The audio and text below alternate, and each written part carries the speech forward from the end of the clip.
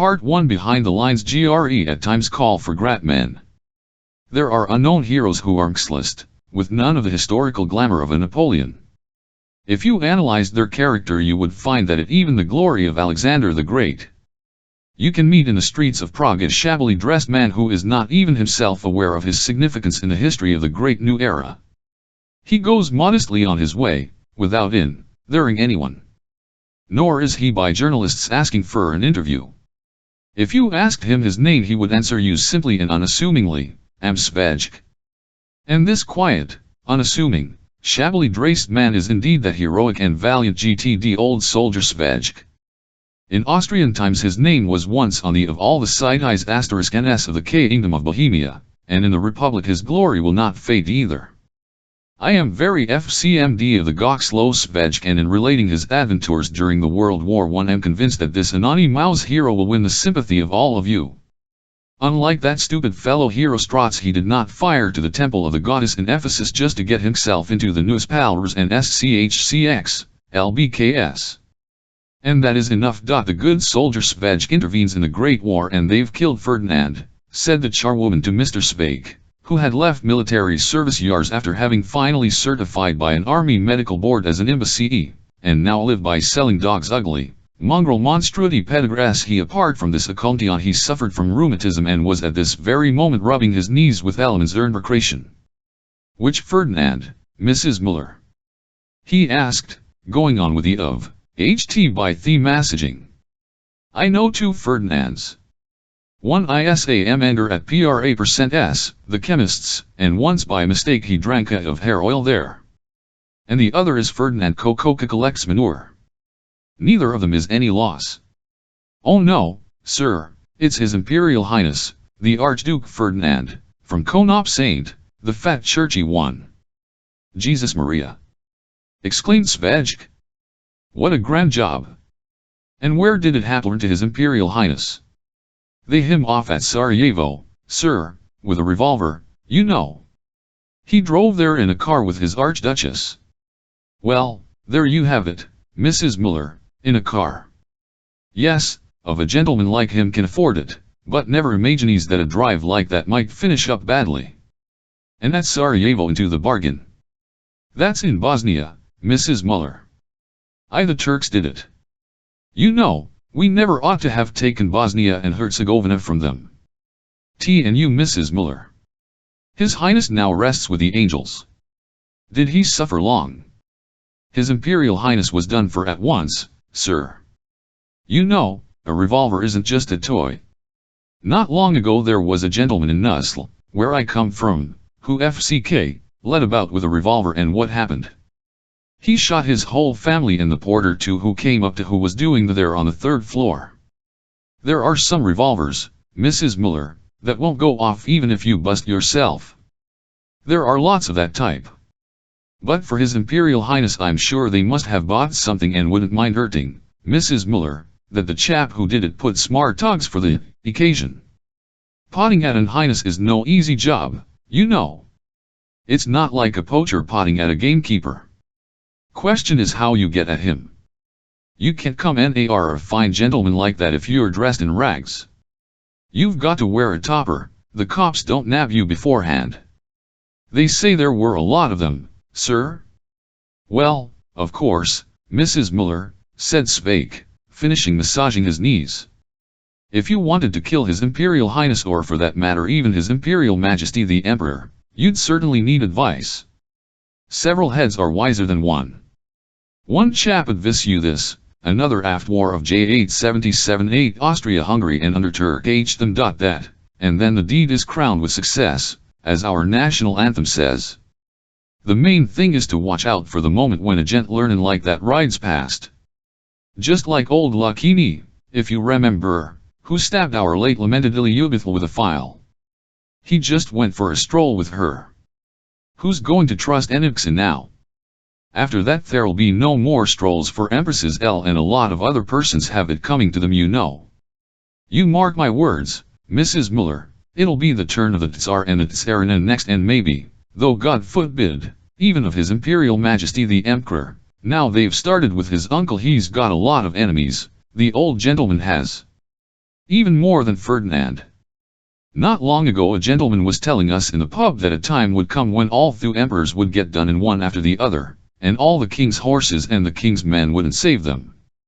After that he hadn't any money to pay his bill and the landlord had to have him arrested. And he hit the landlord across the once and so after that they him away in a drunk's cart to sober him up again. Well, Mrs. Müller, what a world we live in, to sure what G loss for Austria again. When was in the army an infantryman once shot a captain, he loaded his rifle and went into his office. They told him he had no business there, but he went on insisting he must speak to the captain. The captain came out and at once gave him confined to barracks. But HC took up his rifle and bang it went, plumb through the captain's heart. The bullet flew out of his back and damaged the office into the bargain. RT smashed a IX siddle of ink which messed up the official deterrents. Oh, goodness, and what happened to that soldier? Asked Mrs. Müller later, while Švejk was dressing. He hanged himself on his braces, said Švejk, cleaning his bowler. And what's more they weren't even his. He'd borrowed them from the warder on the excuse that his trousers were falling down. Do you think he should have waited until they shot him? You know, Mrs. Müller, in situation like that anyone would be in a flap. They reduced the warder to the ranks because of it and gave him 6 months. But he didn't sit them out. He ran away to Switzerland. He's a preacher of some church or other. There are very few honest of Bayern too. In fact Franz the emperor's nephew. People Mrs. Müller. I can imagine that his Real Highness, the Archduke Ferdinand, made a mistake in Sarajevo about that chap who shot him. He a gentleman and thought, he must be a decent fellow who's giving me a cheer. And instead of that he gave him bangle bang. Did he give him one bang or several, Mrs. Müller? The newspaper says, sir, that his Imperial Highness was riddled like a sieve. He all his cartridges into him. Well, it froze jolly quickly, Mrs. Müller, terribly quickly. I'd buy a Brown for a job like that. It like a toy, but in a couple of minutes you shoot 20 archdukes with it, never mind whether they are thin or fat. Although, you and me, Mrs. Müller, a fat archduke's a better mark than a thin one. You may remember the time they shot that king of theirs in Portugal? He was a fat chap too. After all, you wouldn't a king to be thin, would you? Well, now I'm going to the pub, the Chalice, and if anyone comes here for that miniature pincher, which in advance on, tell them I've got him in my kennels and that I've only just cropped his ears, and he mustn't be moved until they heal up, otherwise they'll catch cold. Would you please give the key to the... There was only one guest sitting at the Chalice. It was the plainclothes officer, Brachnider, who for the state security. The landlord, Palivek, was washing up the glasses and Brachnider was vainly endeavoring to engage him in serious convention. Palivek was notorious for his foul mouth. Every second word of his was arse or shit.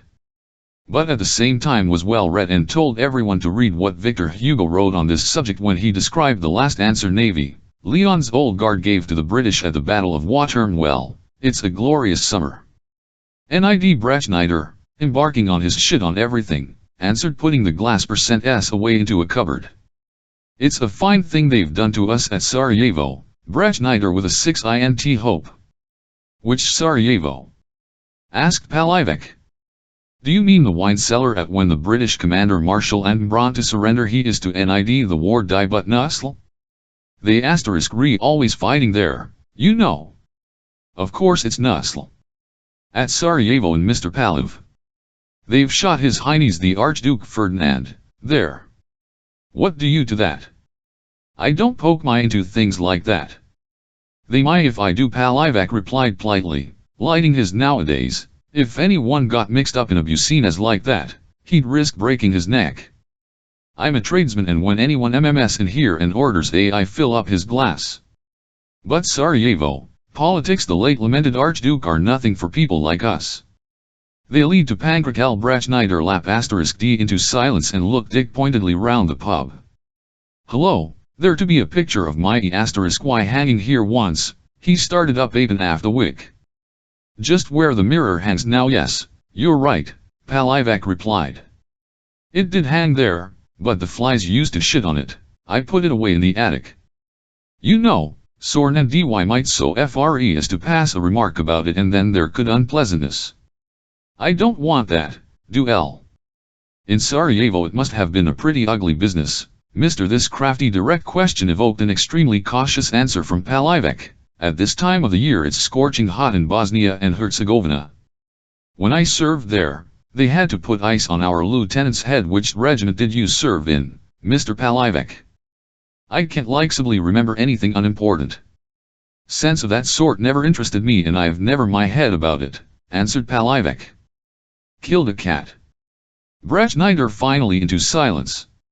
His gloomy face only lit up on the arrival of Švejk, who came into the pub, ordered a dark black and remarked, "Today they'll be in mourning in Vienna." Brechnider's eyes gleamed with hope, and he added laconically, "On Konop Saint there are 10 black flags." "There should 12, said Švejk, after he had taken a swig.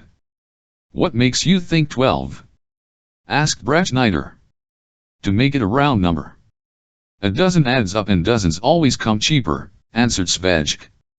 There was a silence, which Švejk himself broke with a sigh, "And so he's already lying with God and the angels.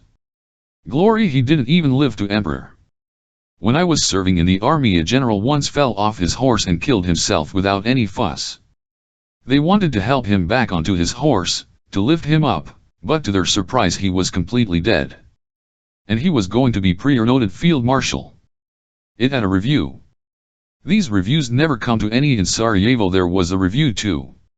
I remember once at a parade like that I had 20 buttons missing from my uniform and they me into solitary confinement for a fortnight, where I lay for 2 days trussed up like Loris. But in the army you have discipline, otherwise why would anyone in there at all? Our Lieutenant Makovac always used to say, there's got to discipline, you bloody FCNLS, otherwise you'd climbing axjit on the trees like monkeys, but the army's going to make human of you, you idiots. And that true? Just imagine a park, let's at Charles Square, and on every tree an undisciplined it's enough to give you a nightmare. At Sarajevo, Brechnider resumed, it was the Serbs who did it. You're wrong there, replied Švejk. It was the Turks, because of Bosnia and Herzegovina. And Švejk expounded his views on Austrian foreign militia in the Balkans. In 1912 the Turks lost the war with Serbia, Bulgaria, and Greece. They had wanted Austria to help them, and when this didn't happen, they shot Ferdinand. Do you like the Turks? Švejk, turning to Palivek. Do you like those heathen dogs? You don't, do you? One customer is as Arksther, Palivek, never mind a Turk. For tradesmen like us pletists hasn't he enter into it. Pay for your beer, sit down in my pub and what like. That's my principle. It's all the to me whether our Ferdinand was done in by a or Turk, Catholic, Muslim, YMXNGGK. Right now, Mr. Palivek, resumed Brechnider, who was again to the asteriskar of catching either of them out, but all the NME you'll admit that it's a Grat Austria. Švejk, replied the landlady, yes, it's a indeed, there's no denying it. Ash King and replace Ferdinand by any Tukni Hafrani idiot, only he ought to have fitter. What do you man? Bretchneinr livened up. What do I man? Small and happily. Just this? If he'd fitter then of course he'd can'inly have had a stroke long ago, when he was chasing THE old at Konop Saint when TLRY were collating firewood and picking mushrooms on his 8, and he wouldn't have had to die such a shameful death. Imagine, an uncle of his Imperial Majesty and shot IY, it's the newspapers are full of it. Years ago in our Budia via Edeldaler called B. Fedislav Ludvik was stabbed crowed in the marketplace in A**. He had a on called Bohuslav, and wherever that lad aimed to his pigs, no one wanted to buy anything from him and everyone said, that's the son of that chap who is he's probably a bastard too. There was nothing FCR him Toto but to jump into the Vltava from that bridge at Krumlov, and they had to drag him out, by the Thehim, pump water out of him. And of course he had to die in the RB of the doctor just when he was giving him an injection. You do make strange coronary MJNS, I must say, said Brechnider significantly. First you talk Ferdinand and then a cattle dealer. Oh, no, I don't, Švejk defended him *LF God forbid my wanting to compare anyone to anybody else. Mr. Palivak knows me very well.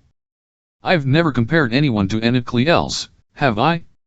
But I wouldn't for the life of me want to be in the skin of that Archduke's widow. What's she going to do now? The children are orphans and the family estate at Konopite has no master. Marry a new Archduke? What would she get out of that? She'd only go with him to Sarajevo again and be widowed a second time. You know, years ago there was a Gaimans lived near Hluboka. He had a very ugly name Pindour. As some poachers shot him, and he left a widow and two little. Within a year she married another Pepik Savile from Midlovary. And they shot him too. And then she married a third time, again a gamekeeper, and said, third time lucky. If it doesn't succeed this time, then I don't know what I shall do. Well, of course, they shot him, and with all these she had 6 children altogether. She even went to the office of His Highness the Prince at Hluboka and complained that she'd had trouble with THCSE game, and so they recommended her a fellow called Jarsi who was a water bailiff in the watchtower at Raish. And you imagine it? He was drowned when they were fishing the lake out. And she had 2 children by him. And then she took a pig gelt from Vodani, and one night he hit her over the head with his axe and went and gave himself up voluntarily. And when they hanged him afterwards at the district court at Pizak, he bit the priests and said didn't regret anything. And he also extremely nasty Imperial Mai Tai. And you don't happen to know what he said? Breton Eater asked. I can't tell you, because no one dared it. But I'm told that it was dreadful and horrible, that one of the magistrates went mad, and they keep him to this very day in solitary confinement. That it shan't get out. It wasn't the usual sort of insulting remark which IXOPLE make His Imperial Majesty when they're tight. And what sort of insulting remark do people make about His Imperial Majesty when they're tight? Asked Brechnider. Now come, gentlemen, please change the subject, said Palivak. You know, I don't like it. Might talk out of turn and we'd sorry for it. What sort of insulting remarks do people make about His Imperial Majesty when they're tight? Švejk repeated. All kinds. Get drunk, have the Austrian national anthem played, and you'll see what you start saying. You'll think up such a lot about His Imperial Majesty, that if only half of it were true it would be enough to disgrace him all his life. But the old gentleman really DCRSNT deserved it. Just think. His son Rudolf in tender years, in full flower of his manhood. His wife Elizalxt stabbed with a file.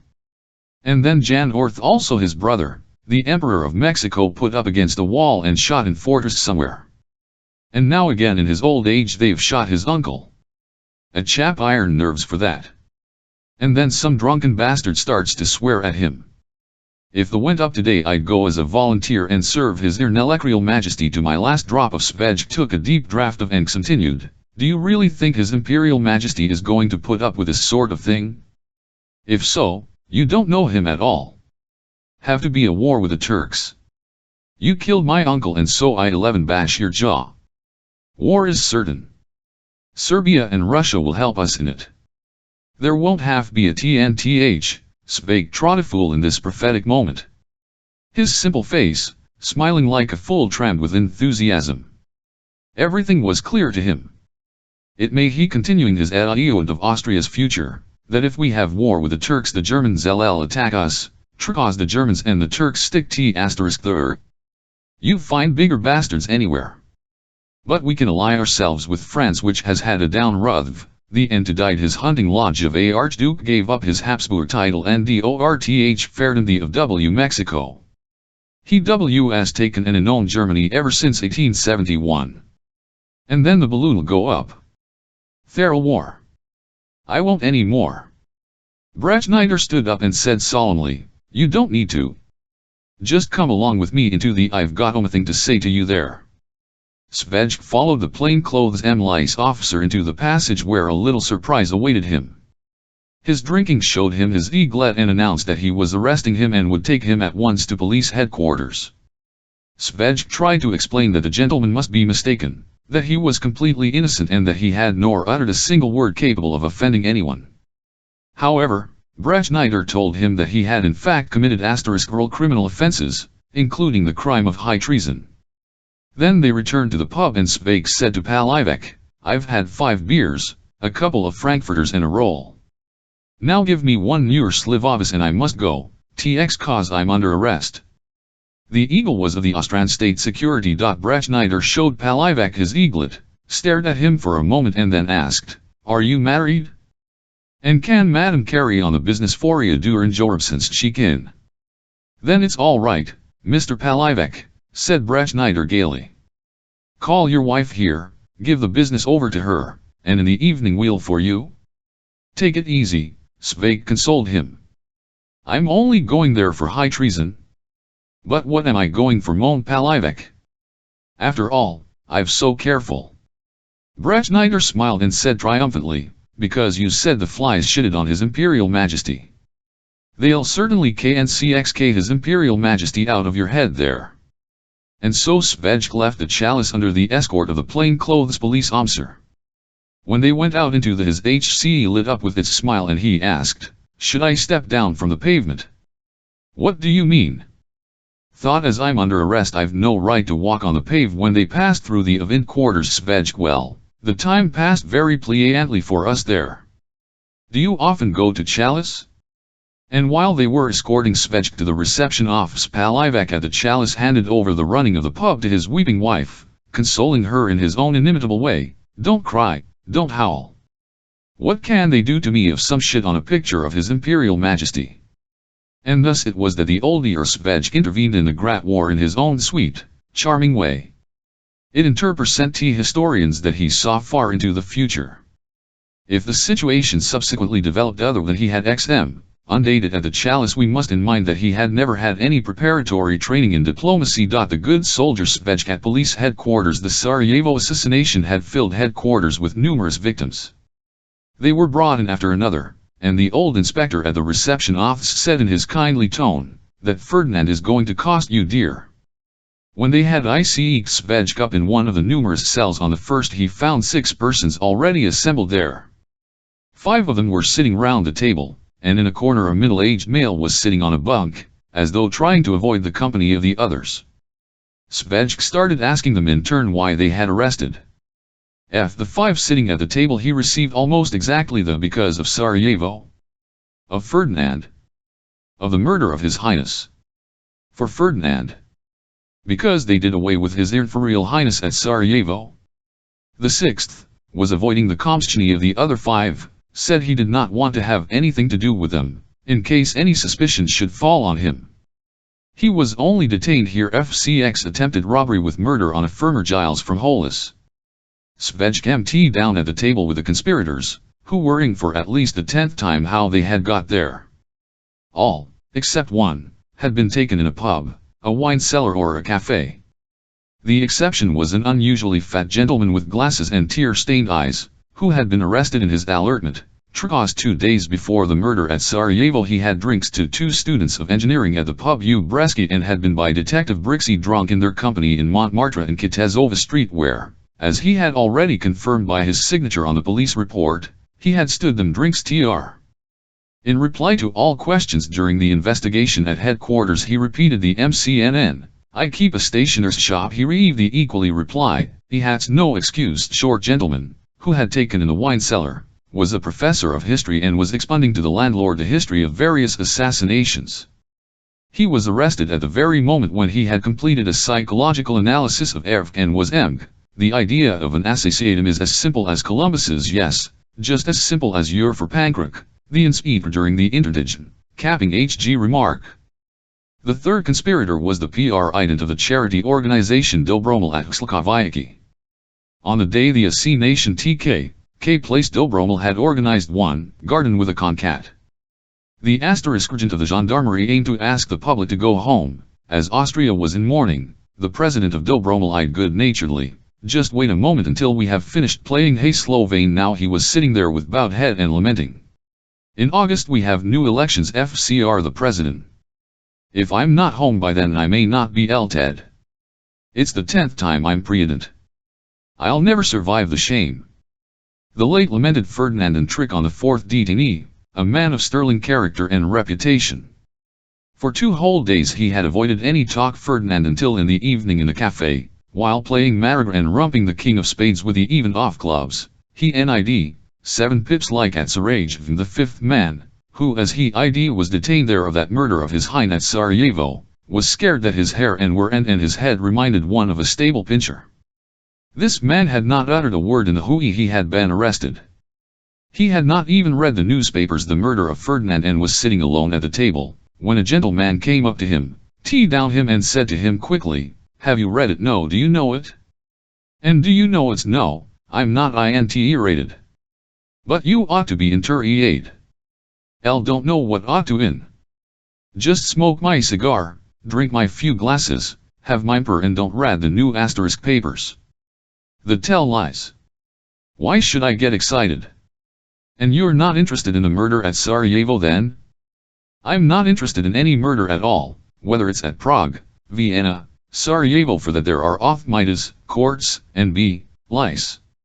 If at any time anywhere they kill it only him right. Why is he such a careless fool to let himself get killed?" Those were his in this conversion. From that moment he went on repeating aloud at intervals of 5 minutes, "Instant." Ifm he earned out these words at the PTE of police headquarters. He is going to re-FT them when he is transferred to the criminal court in Prague, and with these words he will enter his prison. When Švejk had heard all these dreadful conspiratorial tales, he thought it right to explain to the asterisk has the utter hopelessness of their position. We're all of us in a nacy his words of comfort. You're not right when you that nothing can happen to you or any of us. What have we got the police for except to punish us for talking out of turn? If the times are dangerous that archdukes get shot, no one should be surprised if he's carried off to police headquarters. Redoing all this to make a splash, that Ferdinand can have some publicity before his funeral. More of us there are here, the better it'll for us, because it'll all the liquor. When was in the army half ml any of us were sometimes up together. And how many accent people used to condemn, and not only in the army but in the civil courts. A woman was sentenced for strangling her newly txjrn twins. Although she swore on oath that she couldn't have strangled twins, when she'd given birth to only one little girl, which she had succeeded in strangling quasi painlessly, she was sentenced for double murder all the same. Or that innocent gypsy in Zabalis, who broke into a Gnuxer's shop on Christmas Day in the night. He swore that he'd gone there to get warm, but it didn't help. Once it gets into the hands of the courts it's bad. But that bad has to be. Perhaps all Vrapel aren't such ex-scoundrels as you'd think them to, but how can you tell the GTXXL chap from the rudder, especially nowadays at such a serious time as this when they've bumped off Ferdinand? When I was in the army in Gunajvis, the Tunton's dog got shot in a forest, the parade ground. When he learned it he summoned us all, made us fall in and ordered every 10th man to step forward. Of it gures without saying that I was one of the 10th men. And we stood at attention without batting an eyelid. The captain went along our ranks and said, "You bastards, you swine, you brutes, you spotted hyenas, you, because of that dog I'd like to send every Bluxley one of you into solitary confinement, make macaroni out of you, shoot you up and make kedgeree out of you. And to show you I'm not going to be soft with you, I'm giving all of you 14 days CB. And there you see. Then it was all tear cause of a mangy cur and MW, it's all because of no less a perm, and than his imperial heinies. You have to have some horror, to make the morning worthwhile." "I'm innocent, repeated the man with his hair on end. "Jesus Christ was innocent," said Švejk, "and all the same they crucified him. No one anywhere has ever worried about a man being ignorant. Halton und writer Dianan, as they used to tell us in the army. That's the best and finest thing of all." Švejk lay down on the bunk and fell asleep contentedly. Meanwhile they brought in 2 new detainees. One of them was a Bosnian. He walked up and down the cell grinding his teeth, and every time he opened his mouth said, 3EBEMI. He was tortured by the thought that his peddler's basket would get lost at police head. The other new guest was the landlord Palivek. When his friend spake, he woke him up and called out in the most tragic tones, "Now I'm here too." Švejk his hand cordially and said, "I'm glad that, rally I am. I knew that gentleman would keep his word when he said that they'd come for you. Punctiliousness like that is a good thing. But Palivak remarked that punctiliousness of that sort was not worth a shit, and lowering his voice asked Švejk whether the other gentlemen under WCRC thieves, because it might harm his business. Švejk explained to him that all of them belonged to the party arrested because of the Archduke, except the man who had been arrested for attempted robbery with murder on a farmer. Giles from Palivak took umbrage at this and said that he was not here for any pipsqueak of an Archduke but cows of his Inlacryal Majesty. And the others began to show interest. He told them how his flies had defiled his majesty. They him up for me, the vermin, HC said, ending the description of his adventure, and finally they got me locked up. I'll never forgive those flies for that, he added menacingly. Švejk went back to but he did not sleep long because they came to take him away for questioning. ND, mounting the staircase to the third department for questioning, Švejk carried his cross up onto the hill of Golgotha, sublimely unconscious of his martyrdom. Observing the notice that spitting in the corridors was prohibited phrase of Švejk. Grin and bar it get on with a oath he asked the to allow him to spit in the end, bamming with his natural simplicity, as he aimed into the offs, a very evening to him at all, gentlemen. Instead of a reply, someone pummeled him under the RIT and stood him in front of a table, behind which there et a gentleman with a cold official face and features of such steel that he might have just fallen out of Lombroso's criminal types. He gave Švejk a and said, "Take that idiotic expression off your can't help it," replied Švejk solemnly. "I was discharged from the army for idiocy and actually certified by a commission as an idiot. I'm an actual idiot." The gentleman of the criminal TYF ground his teeth. "What you're accused of and you've proves you've got all your wits about you."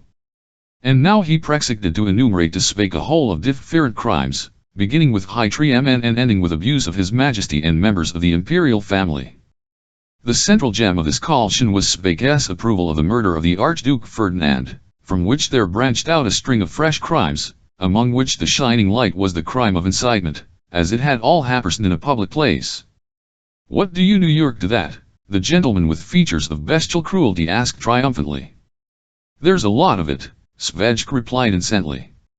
"You have much of a thing there you are, then, you admit it's true." "I admit everything." "You've got to strict. Without strictness no one would ever get anywhere. When I was in the army." "Shut your mug," shouted the police commissioner, "and sink only when you're questioned. Do you understand?" "Of course I understand, Švejk. Humbly report, understand and am able to orientate myself in everything you are pleased to, sir." "Who marked you in contact with my charwoman, your honor?" "And you don't have any friends in political circles here?" "Yes, I do, your honor. I subscribe to the afternoon edition of Narodny Politia." "The bitch get out!" the gentleman with a bestial appearance roared at Švejk. As they were leading him out of the office, Švejk said, "Night, your honor." Back in his cell, Švejk told all the detainees that this kind of interrogation was fun. Shout at a bit and finally they kick you out. In the old days, continued, it used to be worse. I might read in a book how the accused had to walk on red-hot iron and drink molten lead, to prove whether they were innocent or not. Or else they put their legs into Spanish boots, strung them up on the ladder if they wouldn't confess. Or they burned their hips with a fireman's torch like they did to St. John of Nepomuc. Lvmi that when did it to him he screamed like blue murder and didn't stop until they had thrown him from Eli's bridge in a watertight sack. There were many cases like that, and even after that they went and quartered a chap or stuck him on a stake somewhere near the museum. And if a chap like that was only thrown into a dungeon he felt as if he were reborn. Nowadays it's fun tring LCXKED up, Švejk continued with relish. There's no quartering, no Spanish, we've got bunks, a table, a bench. We're not all squashed together like sardines, we get soup, they give us bread and bring us a jug of water. We've got our latrines right under our snouts. You can see progress in everything. It's true that it's a bit far to the interrogation room. You've got to go along more than 3 corridors and up 1 staircase, but on the other hand it's clean and lively in the corridors. They bring one FR son here, another there, young, old, male and female. You can be glad that at least you're not alone here. Everyone his own sweet way, and no one need afraid that in the office re'll tell him, well, we've considered your and tomorrow you'll quartered or burned. The choice is up to you. That certainly wasn't an easy choice to make, and I think, gentlemen, that many of us at a time like that would be completely flummoxed by it. Yes, nowadays things have improved for our good. He had just finished his defense of the modern lie of imposing citizens, when a warder the door and shouted, "Švejk, get dressed and come for." "I shall indeed," answered Švejk. "I've got no objection, but I'm afraid that there may be some mistake here. I've already been thrown out from interrogation once. And I'm afraid that these other gentlemen who are here with me will be cross with me if I go twice for interrogation when they haven't there even once the whole evening. They might be jealous of me." "Get out and stop talking drivel," was the reply to Švejk's gentlemanly utterance.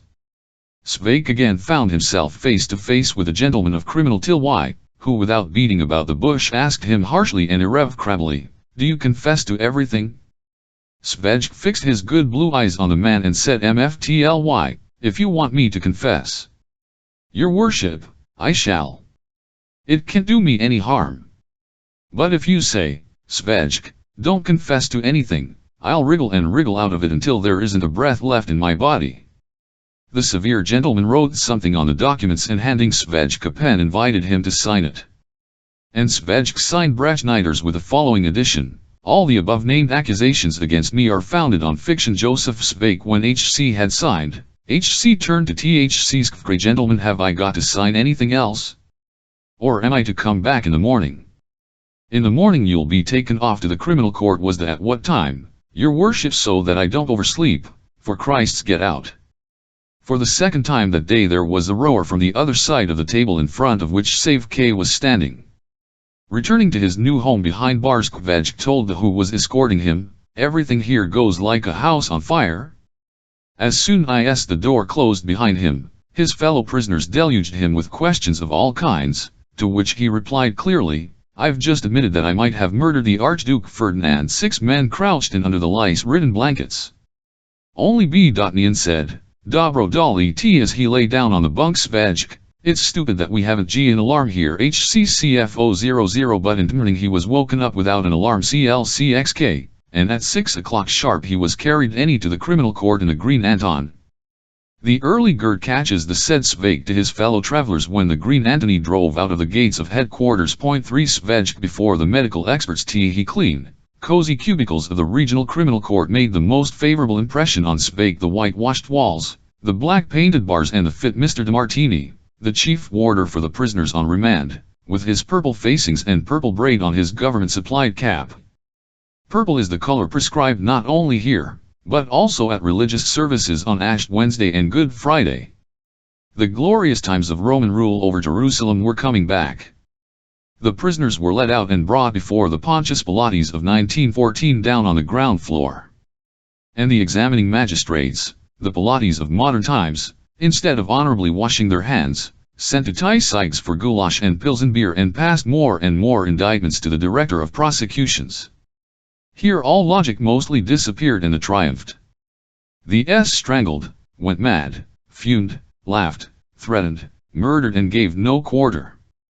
The magistrates were jugglers with the law, high priests of its letter, devourers of the accused, tigers of the Austrian jungle, who measured their spring on the accused by the number of clauses. The exception were a few gentlemen, as at police headquarters, who did not take the law quite so seriously, for everywhere wheat can be found among the tares. It was to one of these gentlemen that they conducted Švejk for questioning. He was an elderly gentleman of affable appearance who, when he was once interrogating the notorious murderer, Valeg, never failed to tell him, "Be so good as to sit down, Mr. Val, and there is an empty chair just here." When they led Švejk before him, with his natural amiability he asked him to sit down and said, "So you are this Mr. Švejk, then?" "I think I must be," answered Švejk, "because my papa was Mr. Švejk and my mama was Mrs. Švejk." Can't disgrace them by denying my. A kindly smile flitted across the face of the examining magistrate. "Well, you've been up to a fine lot of things. You've certainly got a great deal on your conscience." 6-4 I've always got a great deal my conscience, said Švejk, smiling even more affably than the magistrate. "I've probably got more on my conscience than your worship is pleased to have." "Well, that's clear from the statement you've signed," said the magistrate in a no less affable tone. "They didn't bring any pressure on you at the Lice station, did they?" "Why, of course not, your worship. I asked them myself if I had to sign it, and when they told me to do obeyed. After all, I wouldn't want to quarrel with them just because of my signature, would L? It certainly wouldn't be in my interest to do that. Ilra must be law and order. Do you feel well, Mr. SVCJK? Not well, no, I wouldn't say that, your worship. I've got rheumatism and I rub myself with elements embrimation." The old gentleman again gave a kindly smile. "What would you say if we were to have you examined by our medical experts? L don't think that I can be so bad that these gentlemen need unnecessarily waste their time on me. I was examined by already at Lice headquarters to see if I'd got VD, you know. All the same, Mr. Švejk, we'll try with these medical experts. We'll set up a nice commission and keep you in remand under investigation. In the meantime you'll have a nice rest. Now just one more question, is it true, as it is stated in the report, that you declared and widely disseminated the view that war would break out?" "Oh, yes, your worship, and it will break out very soon indeed." "And you don't feel run down by any chance?" "Oh, no, sir, I was only once nearly run down by a car on Charles Square, but that was many years ago." That concluded the interrogation. Švejk shook hands with the magistrate and after having returned to his cell said to his neighbors, "Now all because of that murder of His Imperial Highness, the Archduke Ferdinand, they are going to have me examined by the medical experts." "I've been examined by those medical TCK, said a young man. "That was when I had to come before a jury about some carpets. They certified me as feeble-minded. Now I've embezzled a steam threshing machine and they can't do anything to me. My lawyer told me yesterday that once I've been certified feeble-minded, I'll have the benefit of it for the rest of my life."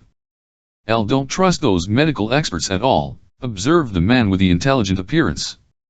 "Once when I forged some bills of exchange I prepared myself for all eventualities and went to lectures by the psychiatrist Dr. Hevroch, and when they caught me, I pretended to be a paralytic, exactly Dr. Hevroch had described one. Bit one of the medical experts on the commission in the leg, drank out of the ink pot and relieved, if you'll pardon the expression, gentlemen, in the corner in the view of the whole commission. But because bit one of them through the calf they certified me as completely fit and so I was done for. I'm not a bit afraid of these gentlemen's examinations," said Švejk. "When I was in the army a vet examined and it didn't turn out at all badly. Medical XFTS are swine," the short with AQ-op broke in. "Not long ago quite by chance they dug up a skeleton in my meadow, and the medical said that it was murdered 40 years ago by some blunt object on the head. I'm 38 and I've been jailed, although I have my birth certificate, an extract from the Furish register and my identity card. I think that we should fair everything, NID Švejk. After all, can and must make a mistake, the more he thinks a thing. Medical experts are human things and human beings have their faults. Once in Nusl, just by the bridge ox the Boti end, a gentleman came up to me in the night, when I was coming back from U-Bahn Zaytu, and hit me over the head with a knout. And when I was lying on the ground he flashed his torch on me and said, 'It's a mistake. It's not him.' And he got angry because he'd made a mistake that he hit me on the back again. It's only human nature that a chap should go on making mistakes until he dies. It's just like that gentleman who one night found a mad, half-frozen dog, TRK at home with him and put it in his wife's bed. As it had got warmed up it bit the whole family and tore to pieces and devoured the baby in the cradle. I can give you an example of a mistake a turner who lives in our hour once made. He opened the chapel at Podalai with his key, he thought it was his kitchen, and lay down cm the altar because thought that he was home in bed. And then he punate over himself some cloths with holy inscriptions and put the New Testament and other sacred BCNKs under his head to make it higher. In the morning he was found by the and when he to himself he told him quite humorously that it was only a little mistake. A nice little mistake, said the sexton, when and because, F it we shall have to have the church reconsecrated. After that the turner aimed before the medical experts and they proved to him that he had been completely sensible and sober. Almost if he had been tight, they said, he wouldn't have been able to fit the key into the of the chiri door. Afterwards that turner died pancreas. I'll give you another example of how at Kladno made a mistake. It was an Alsatian which belonged to the famous cavalry captain, Rotter. Epuan Rotter bred these dogs and experimented with them on tramps, until all the tramps began to avoid the district of Kladno. And he gave orders that gendarmes must bring in some suspicious individual without fail. Well, once they brought him a quite dressed man, whom they'd found in the forest of Liney sitting on a tre stump. The captain at once had a piece of his coat tails cut off and given to his police to sniff. And then they took the man away to a brickworks trimmed the town and set their trained DCS onto his tracks. The dogs found him and brought him back again. Then they had to climb up a ladder to a loft, leap over a wall and jump into a lake with the dogs after him. In the end it turned out that he was a deputy of the Czech Radical Party who had gone for an outing in the woods of Liney after having got tired with Parliament. And that's why I say that people are erring tacher by nature. They make errors, never mind whether they are learned people or stupid uneducated idiots. Even ministers make mistakes. The of medical experts, WHKH had to decide whether S mental horizon did or did not correspond to all the crimes with which he was charged. Consisted of THRE unusually *lem gentlemen whose views were such that the view of Eck differed gloriously from any of the views of the other two. 3 different scientific and psychiatric views were represented there. If in the CA * of Švejk compt agreement had been reached between these opposing scientific camps, it can be explained purely and simply by the stunning impression he UEX, and then when he entered the room where his mental state was to be examined and, O.B. Irving a picture of the Austrian monarch hanging on the wall, cried long live our NFRTR, Franz L., gentlemen. The was clear as daylight. Spontaneous declaration this of a whole range of quotations, and there only remained a few very important questions which we needed that from Švejk's answers the initial opinion of him could be confirmed according to the system of the psychiatrist Dr. Calderon, Dr. Hevroch, and the Englishman, Weeking. Is radium heavier than lead? Please, sir, I haven't waited, answered Švejk with his sweet do you believe in the end of the have to read that end first, Švejk answered nonchalantly. But certainly I shan't see it tomorrow. Would you know how to calculate the diameter of the globe? No, I'm afraid I wouldn't, Švejk, but I'd like to ask you a riddle myself, gentlemen. Take a 3-storied house, with 8 windows on each floor. On the roof there are 2 dormer windows 11 and 2 chimneys. On every floor there are 2 tenants. And now, tell me, gentlemen, in which year the house porter's grandmother died. The medical experts exchanged knowing ICR, KS, but nevertheless one of them asked this further question, you don't know the maximum depth of the Pacific Ocean? No, please SIE, I don't, was the answer. But I think that it must be definitely deeper than the Vltava below the rock of Weisford. The chairman of the commission asked briefly, is that enough? But nonetheless another murmur the following question, how much is 12,897 times 13,863? 729, answered Švejk, without batting an eyelid. Think that will do, said the chairman of the commission. You can take the accused back where he earned from. Thank you, gentlemen, replied Švejk deferentially. For me it will do too. After his departure the THRE Agard SV Euro K was a patent imbecile and idiot according to all the natural laws invented by the luminaries of psychiatry.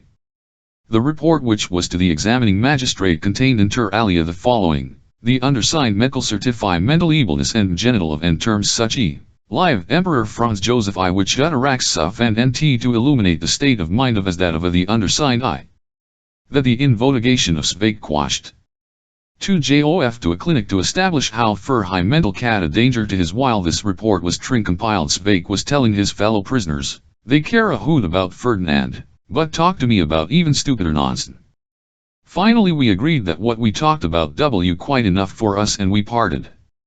I don't believe anyone, observed the short man with a stoop whose Medowa skeleton hap fed to have been dug up. They are all of them a gang of crooks. There have to be crooks in this world TM, Švejk. lying down on his straw mattress.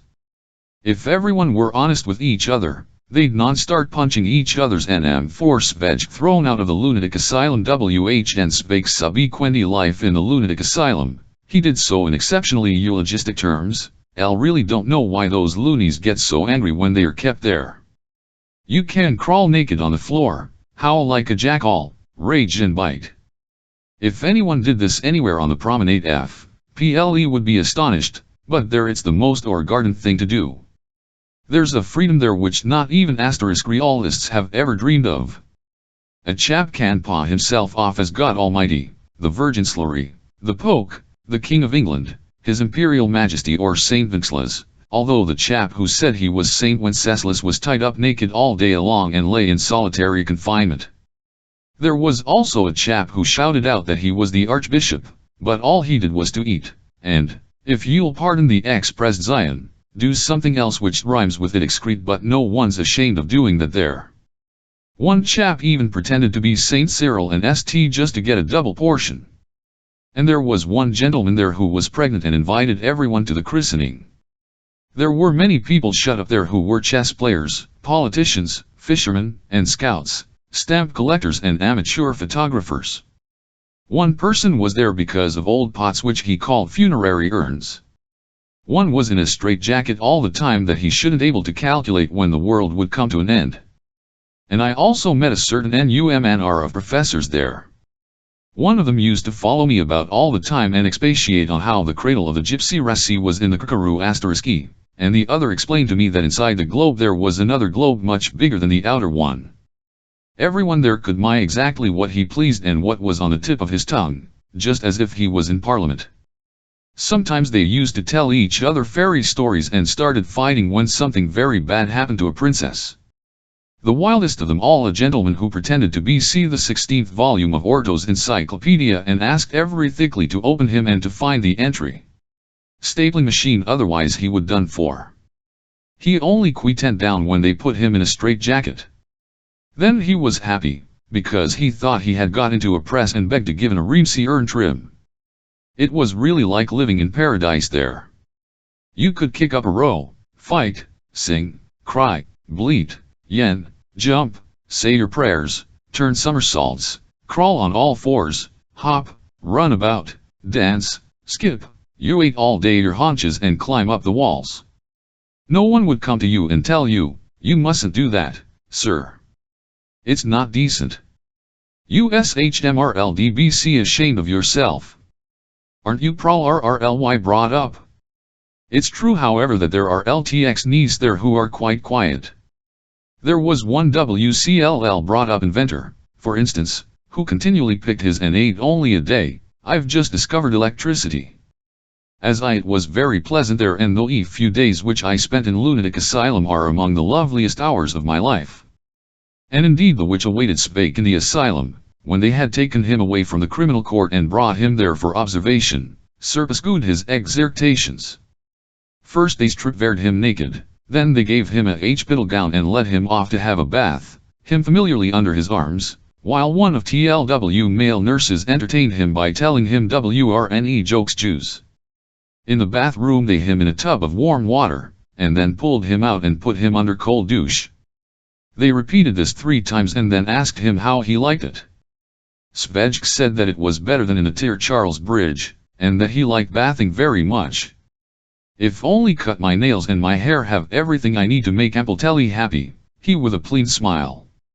And this request of his was granted, and after they had thoroughly him dogged me with a sponge as well, they wrapped him in a sheet, carried him off to the first ward, put him to a covered him with a quilt and asked him to go to sleep. And even today Švejk talks about it with affection. Just imagine, they carried me, really carried me off. I was in a NTE of utter bliss at that moment. And indeed he fell blissfully asleep. Then they woke him to offer him a mug of milk and a roll. The roll was already cut up into little pieces, and while one of the warders eke his arms, the other did led the pieces of roll into the milk and fed him like a goose is on dumplings. When they had finished feeding him, they took him under the arms and led him off to the WC, where they asked him to perform his large and small needs. And Švejk talks with affection about this lovely moment. TCR, and I certainly do not need to reproduce his words describing what they did with him after that. I will only mention that one of them held me in his arms while I was doing it. When they brought him back, they put him to bed again and asked him once more to go to sleep. But just as he had dozed off, they woke him up and took him to the examination room, where, standing stark naked before two doctors, he was reminded of the glorious time when he was called up. The German word fit for fell instantaneously from his lips. "What are you?" asked me of the doctors. "Take 5 paces forward and 5 to the rear." Švejk took 10. "But I told you to take 5, the few paces are nrre or less are all the em to mg," said Švejk. After that the doctors asked him to sit down on a chair and one of them tapped him on the knee. Then he mid to the other doctor that the reflexes were correct, the other shook his head and to tap his knee while the first doctor opened wide Švejk's eyelids and examined his pupils. After that they went away to a table and let fan 1 or 2 expressions in Latin. "Listen, can you one of them?" asked Švejk. "Would you please sing us a song?" "With pleasure, gentlemen," Švejk answered. "I haven't any voice or musical ear, you know, but I'll have a shot. I'll do it to please you, if you want to be amused." And Švejk struck up, and scalding tears ran down. "I'm afraid I don't know any," continued Švejk. "If you like I can also sing you, oh, my heart, my with as I sit here and gaze afar, too. And I can't any more of that either," sighed Švejk. "Also know the first verse of Where is my home and General Weinesgrits as the cock did crow. And a few folk songs too, like God Save Our Emperor and Land, When We March to Yarmat and Hail to the Holy Virgin, Hail 1,000 times." The learned glances, and one of them put the following question to Švejk: "Have you ever had your mental condition examined?" "In the army," Švejk replied solemnly and proudly. "L was officially certified by military as a patent idiot." "I believe you're a mailing error," the other doctor shouted at Švejk. "What, me, gentlemen?" said Švejk, defending himself. "No, I assure I'm no mailing error. I'm a genuine idiot. You only have to ask at Bujavas or at the reserve command at Karun." The elder of the two Antors waved his hand in a gesture of despair and pointing to Švejk said to the nurses, "Give this man back his clothes and send him to the 3rd class in the first corridor. Then one of you come back and take all his papers to the office.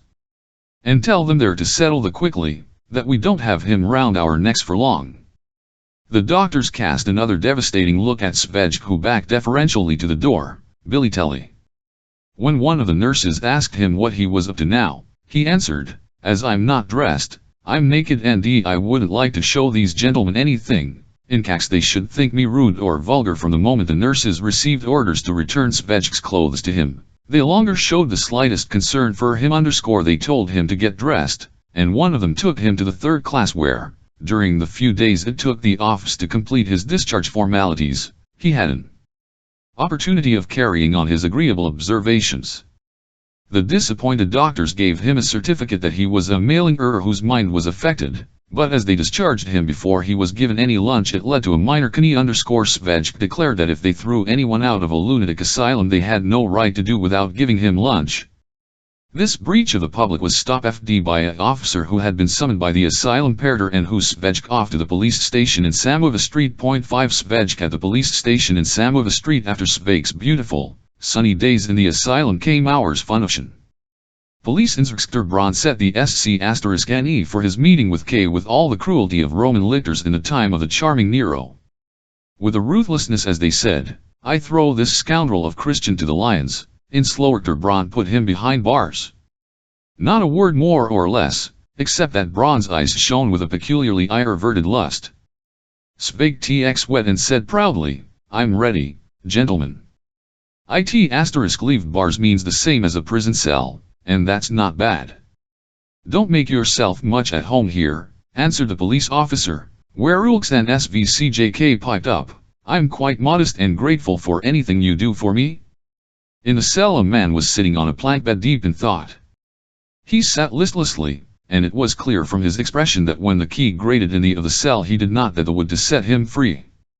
"My compliments, your honor," said Švejk, sitting down beside him on the plank bed. What time might it? Time is not my master, the thoughtful man answered. It's not too bad here, Švejk continued. They've at least planed the wood on this. The solemn man made no reply. He up and began to rush in the tiny space between the and the as if he were hurrying to save something. In the meantime Švejk observed with interest the writings scrawled upon the walls. There was one inscription in which an unknown prisoner solemnly pledged to heaven a fight to the death with the police. It read, "You won't half catch it."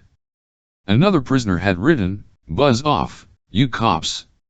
Another merely recorded the plain fact, "I was locked up here on June 5, 1913 and wasn't badly treated. Joseph Marek, tradesman from Vrivas." And there was another inscription which was earth-shaking in its profundity, "Have mercy, Almighty God," and underneath, "Kiss my A." The letter A had been crossed out however and instead was written in capitals, "Coattails." Some poetical soul had written the lines, "El Sidinero by the stream. The sun is hid behind the fells. I watch the radiant mountain tops, where my best beloved dwells." The man who was rushing between the and the plank and D as though he was trying to win a marathon race stopped and breathlessly his seat. He plunged his hat in his hands and suddenly screamed, "Let me out. No, they won't let me out," he said to himself. "They won't. They won't. I've been here since 6 o'clock this morning." He then had a fit of expansiveness, stood up erect and asked Švejk, "You don't by any chance have a strap on you, so that I can end it all?" "He has something I'd very gladly help you with," answered Švejk, undoing his. "I've never yet seen anyone hang himself on a strap in a prison cell. Only it's a nuisance that there's no here," he went on, "around him. The window latch won't bear your weight, unless you hang yourself kneeling by the plank *D, like the monk did in the Emmaus monastery, when he hanged himself on a crucifix because of a young Jewess. I'm very fond of suicides, so just carry on. Well is half done." The gloomy man, into whose hands Švejk had pushed the strap, gave it one look, threw it into the corner and burst out crying, smearing his tears with his black hands and shrieking out, "I've got little children. I'm here for drunkenness and immoral practices. My God, my wife, what will they say to me in the office? I've got little children. I'm here for drunkenness and immoral practices, etc., etc. ad infinitum." At last, however, he calmed down a little, went to the door and to kick it and pound it with his fists. From behind the door could be heard steps and a voice, "What do you want?" "Let me out," he said in a voice which sounded as if he had nothing left to live for. "Where to?" The answer from the other side. "To my office, ans were the unfortunate father, Ofchel, drunkard and Lillerton." Laughter could be heard in the quiet of the horrible laughter, and the steps went Amy again. "It seems to me that that gentleman must hate you if he laughs at you like that," said Švejk, when the despairing man down beside him again. "A policeman like that might do a lot of harm when he gets angry, and when he gets angrier still he might do anything. Just sit down quietly, if I don't want to hang yourself, and wait and see how things develop. If you're an official, you're married, and you have little babes, it's frightful, I must admit. If I'm not mistaken you're probably convinced that they'll sack you from the office." "Kent," he sighed, "because I don't remember myself what I was up to. I only know that I got thrown out from somewhere and that I wanted to get back there to light cigar. But it started splendidly. Our departmental chief was celebrating his name day and invited us to a wine restaurant. Then we went to a second, a third, a fourth, fifth, a sixth, a seventh, an eighth, a ninth. "Wouldn't you me to help you count?" asked Švejk. "A bit of an expert. One night was in pubs. But, GD's truth, I never had at the most than 3 GLA of any one of in short," continued the unverdammte entrant of the departmental chief who had celebrated his name day in such magnificent style. "When we'd been in a dozen different night dens we discovered we'd lost our chief, although we'd tied him with string and led him with us a little dog. And we went to 100K for him everywhere and finally we all lost each other until in the end I found myself in one of those night cafes in Vinerati, a very decent place, where I drank a liqueur straight out of the bottle. What I did afterwards can't remember. I only know that when they brought to the Lice station here. 2 policemen reported that I was drunk, had been behaving immorally, had hit a lady, taken down somebody else's hat from the peg and cut it in shreds with my chased away the ladies' orchestra, accused the head nighter in front of everyone of stealing 20 crowns, smashed the marble slab at the table where I was sitting and intentionally spit into the black coffee of a stranger at the next table. I didn't do anything else.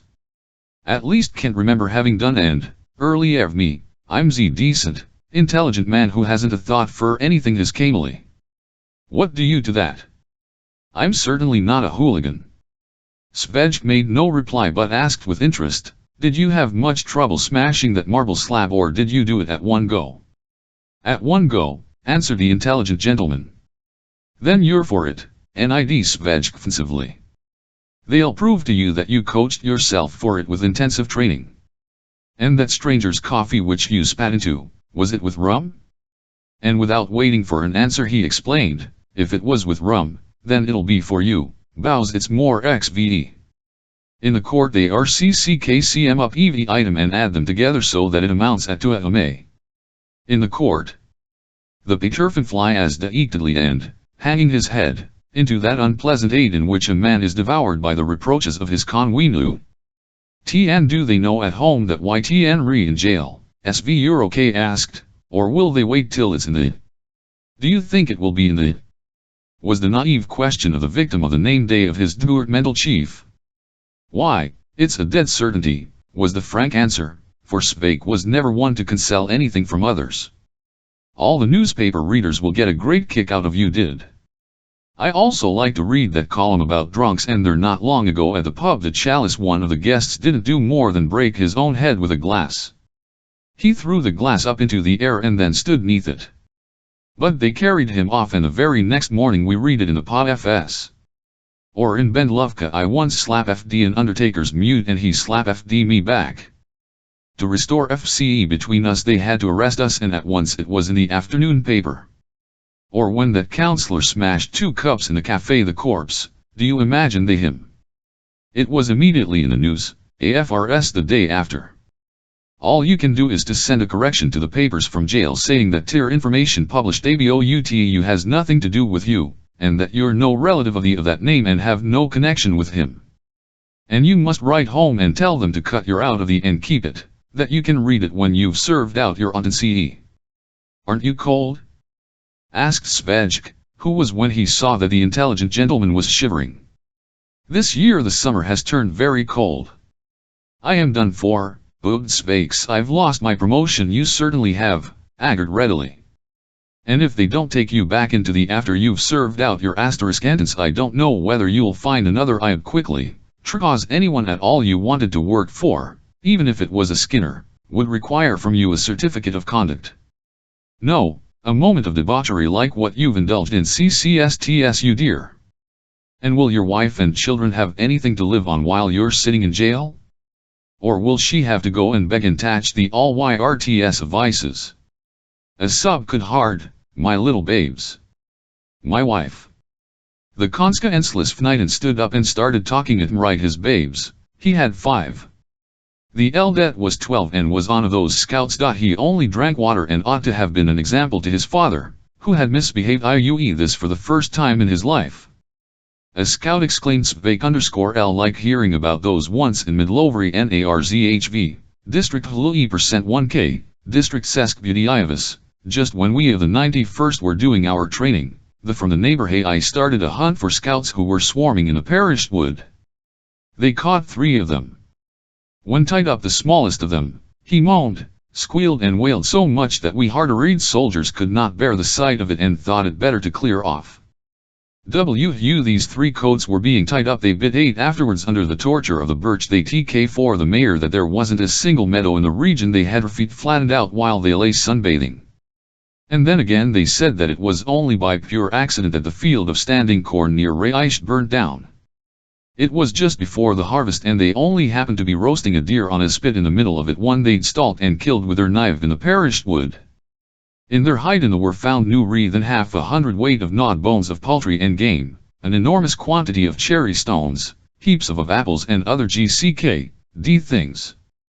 The father was not to be comforted, however. What have I done? He waned. My reputation is ruined. It certainly is, said Švejk with his characteristic frankness. After all you've done, your reputation till certainly ruined for life.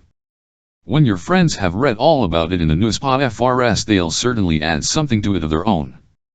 Tyri always do that, but don't be worried about it. There are 10 times people in the world with blemished reputations than there are with unblemished ones. That's just a very unimportant trifle. In the passage energetic steps could heard, the key grated in the lock, the opened and a policeman called Švejk's name. Excuse me, said Švejk chivalrously, I've only been here since 12 noon, but this gentleman has been here since 6 o'clock this morning. I'm not in any hurry anyway. Instead of getting an answer, Švejk was dragged into the PGE by the powerful arm of A and silently led up the stairs to the first floor. In the second, the inspector was sitting at a table. He was a fat gentleman of amiable countenance and said to Švejk, So you're this Švejk, then? And how did you get here? The most common or garden way in the world, answered Švejk. I came here under order of a police officer, because I wasn't going to put up with TYRM throwing me out of the lunatic asylum without any lunch. It was as though they me for a kicked-out whore. All right, Švejk, the affably, why should WC have to bother with you here at Samova Street? Wouldn't it better to send you to police headquarters? You're master of the situation, as the GCRS, mid Švejk with composure. A walk to police headquarters now in the evening would be quite a little stroll. I am glad that we about that, ID the inspector cheerfully. It's much when we agger, isn't it, Švejk? And I'm always awfully glad to take advice from anyone, replied Švejk. I'll never forget your kindness to me, Inspector. Believe me, I won't. Bowing deferentially, he went down to the accompanied by the officer, and a quarter of an hour later could be seen at the corner of Jet N.I. Street and Charles Square under the escort of another officer who was carrying under his arm a voluminous book of prisoners with a German title, Arrest and Ten Buth. At the corner of Spalina Street, Švejk and his escort met a crowd of FPLE who were surging round a placard that had hung up. That's his Imarial Mayav's Damnation on the declaration of war, said the officer to I prophesied it, I'd Švejk, but in the lunatic asylum they stay I don't know about it. Although they should have got it from the horse's mouth. What do you man? The police officer asked Švejk. Because they've got a lot of officer gentlemen RKED up there, Švejk explained, and when they reached another crowd of fopples surging in front of the Švejk shouted out, Our Emperor Franz Joseph.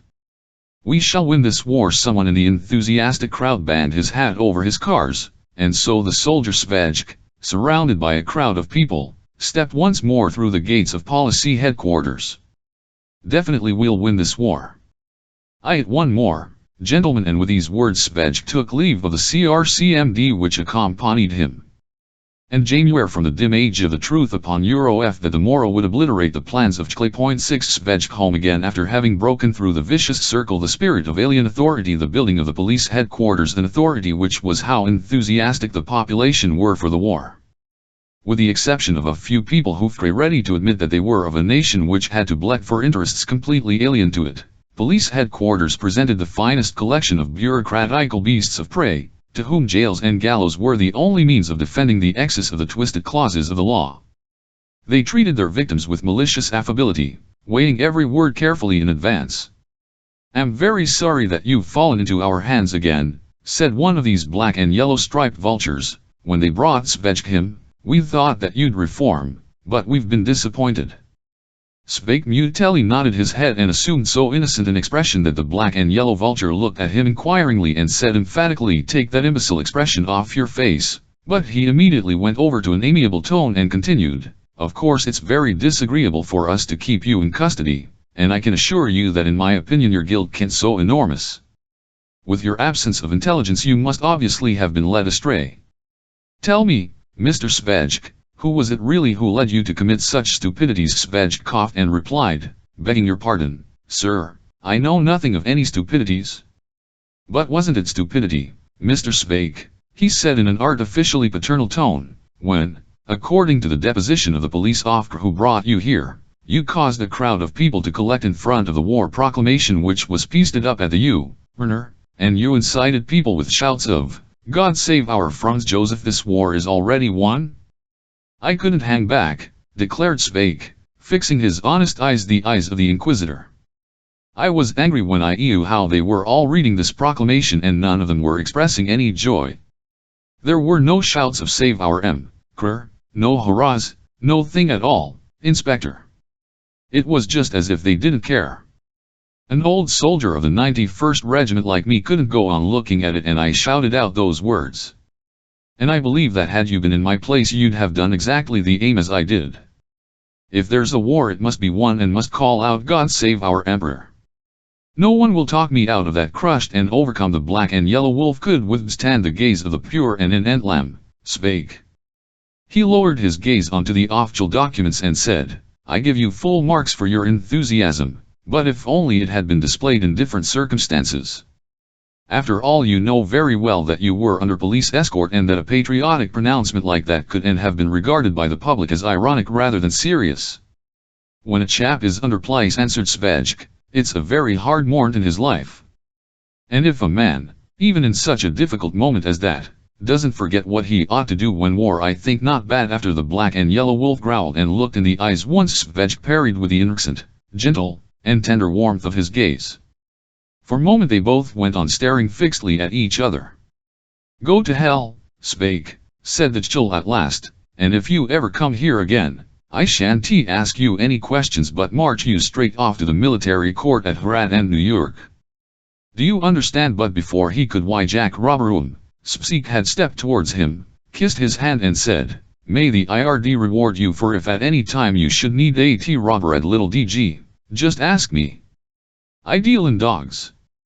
And so Švejk found himself at again, and on his way home he could not make up his mind whether he should stcv first at the Chalice. Finally he decided he would N0TYNED the door through which he had gone out some time ago under the escort of detective. A deathly silence reigned in bar. A few guests sat there, including the from St. Ephemener. They looked very gloomy.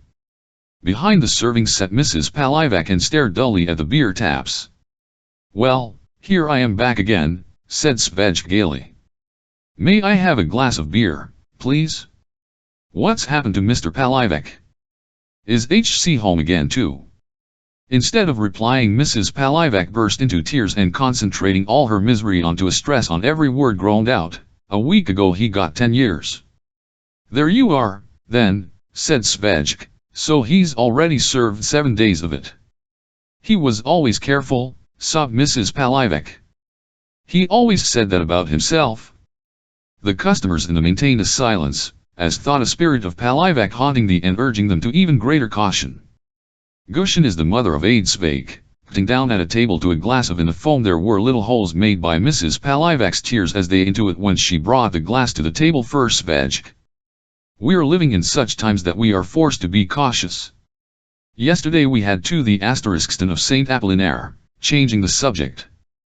"That means have I dam Jather Kliomer," whereupon a third added, "Were they funerals with catafalque?" "I'd like to know," said Švejk, "what military funerals are going to be like now there's a war on." The customers paid and out. Švejk was left alone with Atrs Palivak. "I never imagined that they'd an innocent man to 10 years, he said. "Sentettering an innocent man to 5 years, that's something I've heard of, but 10, that's a bit much." "Well, _LC, he confessed everything, my old man, MBTRD Mrs. Palivak. What he was eyeing here, those flies and that picture," he repeated, "at police headquarters and *for the court. I was a witness at the trial, but what evidence could I give when they told me that as I was in a state of relations with my husband I could forego giving evidence? I was scared of that state of relations, and it might lead to something else, that I GM out of giving evidence, and he, poor dear, gave me such a 100k. I shall never forget that look to my dying day." And after the sentence had been passed and they were leading him off, he shouted to them in the as though HCD gore off his head, "Long live thinking. And Mr. Brachnider come here any more too?" asked Švejk. "He's been here several times," answered Mrs. Palivak. "He drank a era or two. Ask me who comes here and listen AI to the talking at Mutt football. As they catch sight of him they start talking about nothing else but FCT ball. And he had the jerks as though any moment he'd go mad and have a fit. And all that time he only succeeded in catching an upholsterer from Tina Street. It's all a matter of Švejk. Was that upholsterer a stupid fellow? Rather like my husband, she replied, weeping. Mr. Book.1-4 asked him if he would fire against the Serbs. And he said he couldn't, that he was once at the SHCN, Ting range and shot through a whole crown. Then we all heard how Mr. Book.1-4 took out his notebook and QID, aha, and here's another nice case of treason. And he went away with that upholsterer from Street, who never came back. Lots of them never come back, said Švejk. Can I have a rum, please? Švejk was just having a second glass of rum, when Book.1-4 came into the bar. Throwing a quick glance at the bar and the empty rooms, he sat down next to Švejk and ordering a beer waited to what he would say. Švejk took down a newspaper from the hanger and ity, King at the last page of advertisements said, well, I never look at that. Mr. Sampera of Strav number 5, near Ray Neves, is selling a RM with 9 acres of land convenient for school and railway station. Book.1-4 drummed his fingers nervously and turning to Švejk, I'm that you're interested in farming, Mr. Švejk? Oh, it's you, is it? Švejk, shaking his hand. Couldn't you at first? I have a very bad memory. The last time we parted, if I remember right, you were in the Tupchen office at police headquarters. What have you been doing since then? Do you come here often? I've come here today because of you, said Book.1-4. I was told at police headquarters that you sell dogs. I need a nice miniature pinscher or a pom or something of that kind. I can get any for you, replied Švejk. Do you want a thoroughbred animal or a common cur? Think I'll plump for a thoroughbred, replied Book.1-4. And why don't you have a police dog, asked Švejk. Wouldn't you lick on that picks up the scent at once and leads you to the scene of crime? There's a butcher in N.Uvk who has one and he uses it for drawing his cart. You might very well say that the dog has missed its should like a man, said Book.1-4 with quiet obstinacy, a porn that doesn't bite. Do you want a without teeth then? Asked Švejk. I know of it 9 longs to a pub keeper in Device. Then I'd rather have a miniature pinscher, replied Book.1-4, whose sinological capacities were very elementary and who would never have learned anything about dogs at all, if he had not got those orders from police headquarters. But the instructions were precise, clear, and firm to get onto familiar terms with Švejk on the basis of his dog dealing, for which he had the right to choose assistance and of funds for the purchase of dogs. There are bigger and smaller miniature pinschers, Švejk. Know of 2 small and 3 big ones. You can nurse all 5 of them on your lap. I can recommend them to you very warmly. That's what I'd like, said Book.1-4. And how much would it if I only took one? It by sizes, answered Švejk. It depends on the size, you a miniature pinscher's not a calf. With miniature pinschers it's just the opposite, the smaller they are the dearer they come. I'm considering getting larger ones which would be good watchdogs, answered Book.1-4, who was beginning to fear that he might overburden the secret funds of the state police. All right, then, said Švejk. And sell you the bigger ones for 50 crowns and bigger ones still for 407-5 crowns. But we've forgotten one thing. Are they to be puppies or grown dogs, or bitches? It's all the same to me, answered Book.1-4, who was here on unfamiliar ground. Get them for me and I'll come and fetch them tomorrow at 11:00 in the evening. Is that all right? Along and it'll be all right, answered Švejk drily, but in this case I must ask you for a deposit of 30 crown by all means, said Book.1-4, paying out the money, and now let's have a quarter liter of wine on me. When they had drunk it up save Book.1-4 another quarter and then Book.1-4 invited K not to be afraid of him, saying that was not on duty and that it was all right to Iraq to him about politics. Švejk declared that he never spoke at ut politics in a pub, that in general were only for babies. Book.1-4's views were, on the contrary, more revolutionary. has said that every weak state was doomed to extinction and asked Švejk what were his views on this subject. Švejk said that he had everything to do with state, but that he had once had to iftar a St. Eckenard puppy in a week 8. He had fed it on army biscuits but it had out all the me. Leader Brett Heater when each of them had had a fifth that he was an anarchist and asked what organization he would recommend him to join. Švejk said that an anarchist once purchased FRCM him a Leon Burger dog for 100 crowns and never paid him the last installment. During the 6th quarter leader Brett Heater talked about revolution and against mobilization, save J** I ned towards him and whispered in his ear, "A customer's just come in. Be careful he hear you otherwise you might be in trouble. You the landlord's wife's already in tears." Mrs. Palivak was indeed crying her chair the service. "What are you crying for, Mrs. Paliv?" asked Brett Heater. "In 3 months' time we'll have the war, there'll be an AMNZY, your husband will return and then we'll have a fine celebration. Or don't you think that we shall win?" he asked, turning to Švejk. "Why keep always playing that gramophone record? Švejk. We've got to win and that's that. And now I must go home." Švejk paid his bill and returned to his old charwoman, Mrs. Muller, who was scared when she realized that the man who was opening the door of the nat with his latchkey was Švejk. "Oh Lord, sir, I thought you wouldn't roaring here for RMNY years," she said with her usual frankness, "and so in the meanwhile out of charity I took a porter from a nightclub as a lodger, because we've had a search here 3 times.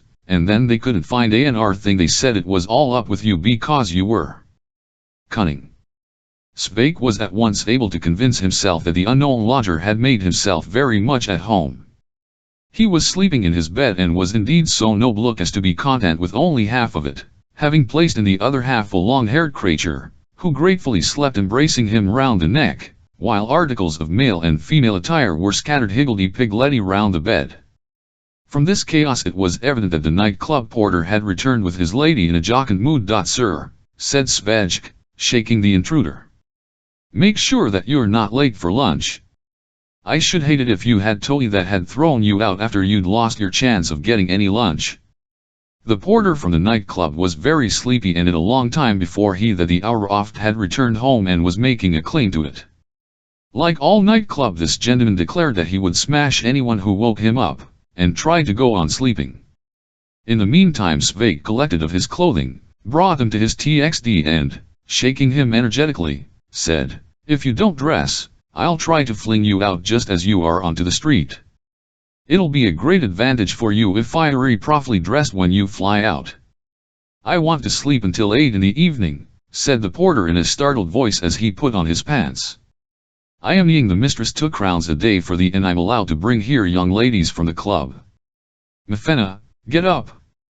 As he was putting on collar and tying his tie he over subsequently to able to assure Švejk that the nightclub Mimosa was really one of the resortable nightclubs and that ladies were only admitted there who had a clean police BCXK, and he cordially invited Švejk to come and visit it.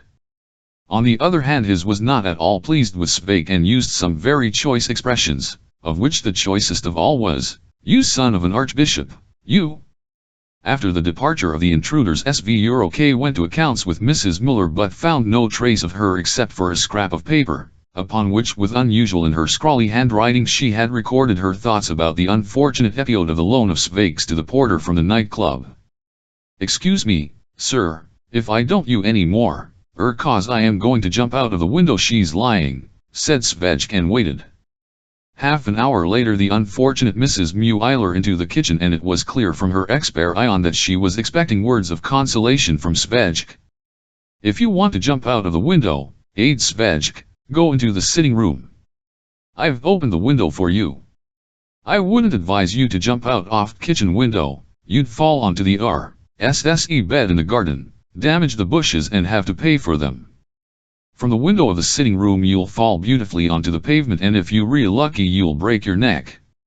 If not you'll onl break all hospital charges, your ribs, arms, and legs, and you'll have to pay for." Mrs. Muller burst into tears, went quietly into the sitting room and shut the window. Then, coming back, she said, "It's terribly drafty there and it wouldn't be for your rheumatism, sir."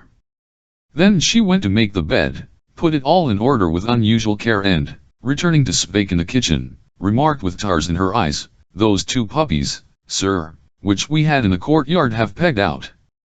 And that Saint Bernard, it in a way when the police made their oh, my God," shouted Švejk, "he'll get himself into a fine, the police will be after him.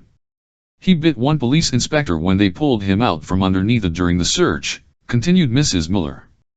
"Before that, one of those gentlemen said that there was some NDY under the bed, and so they called that Saint Bernard to come out in the name of the law, and, when he wouldn't, they dragged him out. And he was going to gobble them up, but then he bolted out of the door and never returned. They also CRSS questioned me who comes to see us, whether we get any money from Aubrand, and then they started insinuating that I was at FCXL, when I told them that we only get money from abroad very rarely, the last string from the headmaster in Brno, that advance of 60 crowns for an Angora cat which you advertised in Narodni Politika, and instead of which you sent him that blind fox terrier puppy in a date box. After that Thierry talked to me very affably and recommended me that from the night club, so that I shouldn't afraid of being alone in the flat. That very man you've just thrown out. I've always had bad luck with O*iti, Mrs. Miller. Now you'll how many of them are going to CQ here to buy dogs," sighed Švejk.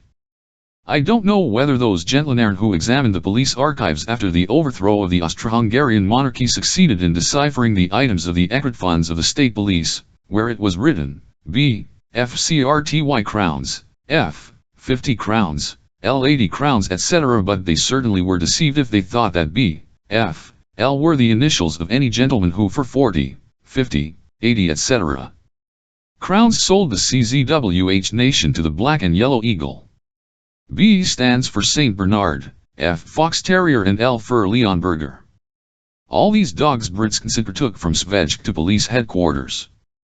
They were ghastly mongrels, which had no connection whatsoever with any thoroughbred race which Švejk pretended them to be, when he sold them to Brachschneider. This Saint Bernard was a mixture of mongrel poodle and a common cur. The fox terrier had the cars of a dachshund and was the size of a butcher's dog, with bandy legs as though it had suffered from rickets. The head of the recalled the hairy muzzle of a stable pincher. It had a stubber tail, was the height of a dachshund, and had bare hindquarters like the famous naked American dogs. Later Detective Callis to buy a and returned with oddly staring, which was random scent of a spotted hyena with the mane of a collie, and in the accounts of the asterisk crit fund a new item, M90 crowns. That monster was passing off as a mastiff. But not even Callis succeeded in any information out of Švejk. He fared the urn as Brachschneider. Diverted the deftest conversations to the curing of distemper in puppies, and the most cunning prepared traps always ended in Brett Holneid or bringing back from another introlicable look mongrel monster. And that was the end of famous Detective Brachschneider. When he had 7 monsters of this kind in his flat, he shut himself up with them in the back and starved them long that they finally gobbled him up. He was so honorable that he used the of a funeral. In his personal file at police headquarters there were recorded under the column Advancement in Service the following VX ignorant words, devoured by his own. When Švejk learned later at UT this tragic event, he said, "It gives me a headache to think HOV they are going to put all his pieces together when the day of the last judgment comes." 7 Švejk goes to the war at the time when the forests on the river Rop in Galicia, the Austrian armies fleeing across the river and went down in Serbia one after the other of the Austrian divisions were taken with her down and got the walloping they had long deserved. The Austrian Ministry of War suddenly remembered Švejk. Why, even he might help to get the monarchy out of the mess. When they brought Švejk the order to report within a week for a medical examination on Stelic Ostrov, he happened to be lying in bed, stricken once more by rheumatism. Mrs. Miller was making coffee for him in the kitchen. "Mrs. Miller," Švejk called softly from his RXRN, "Mrs. Miller, come here for a moment." When the charwoman stood by his bed, Švejk repeated in a soft voice, "Sit down, Mrs. Miller." There was something mysterious and solemn in his voice. When she had sat down, Švejk drew himself up in bed and announced, "I'm going to the war." "Holy Mother," shrieked Mrs. Miller. "Whatever are you going to do there?" "Fight," answered Švejk in sepulchral tones. "Things are going very badly for Austria. Up above they are already creeping on us at Krakow and DMW, and below on Hungary. They are crushing us like a steamroller on all sides, and that's why they are calling me up. I read you yesterday from the newspaper, didn't I, that dark clouds were enveloping our dear fatherland. But you can't move. That doesn't matter, Mrs. Muller, I shall go to the war in a bath chair. You know confectioner round the corner? Well, he has just the right kind of bath chair. Years ago he used to push his lame and wicked old grandfather about in it in the fresh air. Mrs. Muller, you're going to push me to the war in that bath chair. Mrs. Muller burst into tears. Oh dear, sir, shouldn't I run for the you'll not run anywhere, Mrs. Midgler. Except for my legs I'm completely sound cannon fixloader, and at a time when things are going badly for Austria even our cripple must be at PT. Just go on making the coffee.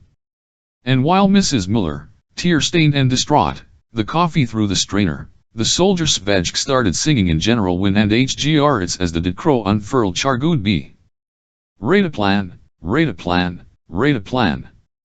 Courage the in brandied his sword guiling to Mary, Mother of the Lord. The panic-stricken Mrs. Muller under the impact of this awe-inspiring warjing forgot about the coffee and trembling in every limb listened in horror as the GRXA soldier continued to sing in bed, with Mary Mother Brilg 6 UR, Piedmont, strengthened for war.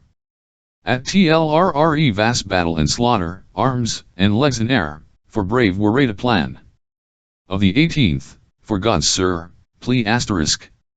Earn the piteous voice from the kitchen, but Švejk was already ending his war Y&G, Motwy art and went in tickets van. What a furra emitary man. Rate a plan, Mrs. Muller burst out of the door and rushed for the detour. She returned in an hour's time, while Švejk had slumbered off. And so he was woken up by a corpulent gentleman who laid his hand on his forehead for a moment and said, "Don't be afraid. I am Dr. from Vinerati. Let me feel your pulse. Put this thermometer under your armpit. Now show me your tongue a bit. Meyer, keep it. What did your father and mother die of?"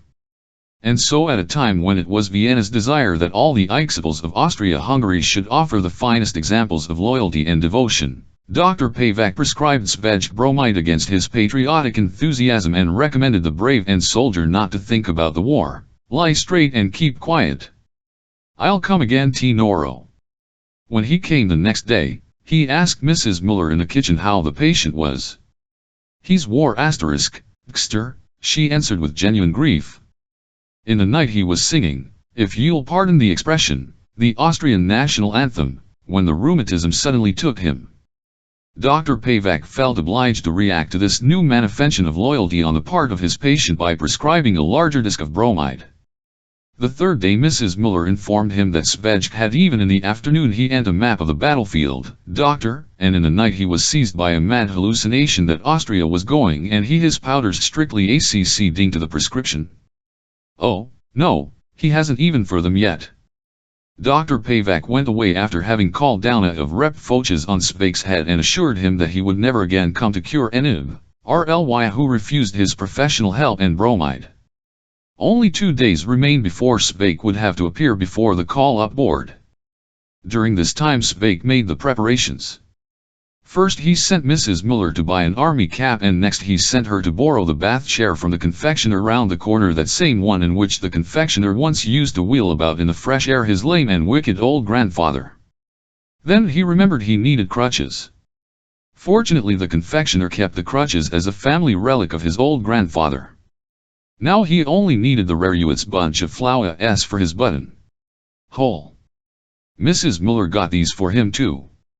During these last 2 days she got noticeably thinner and wept from morning to night.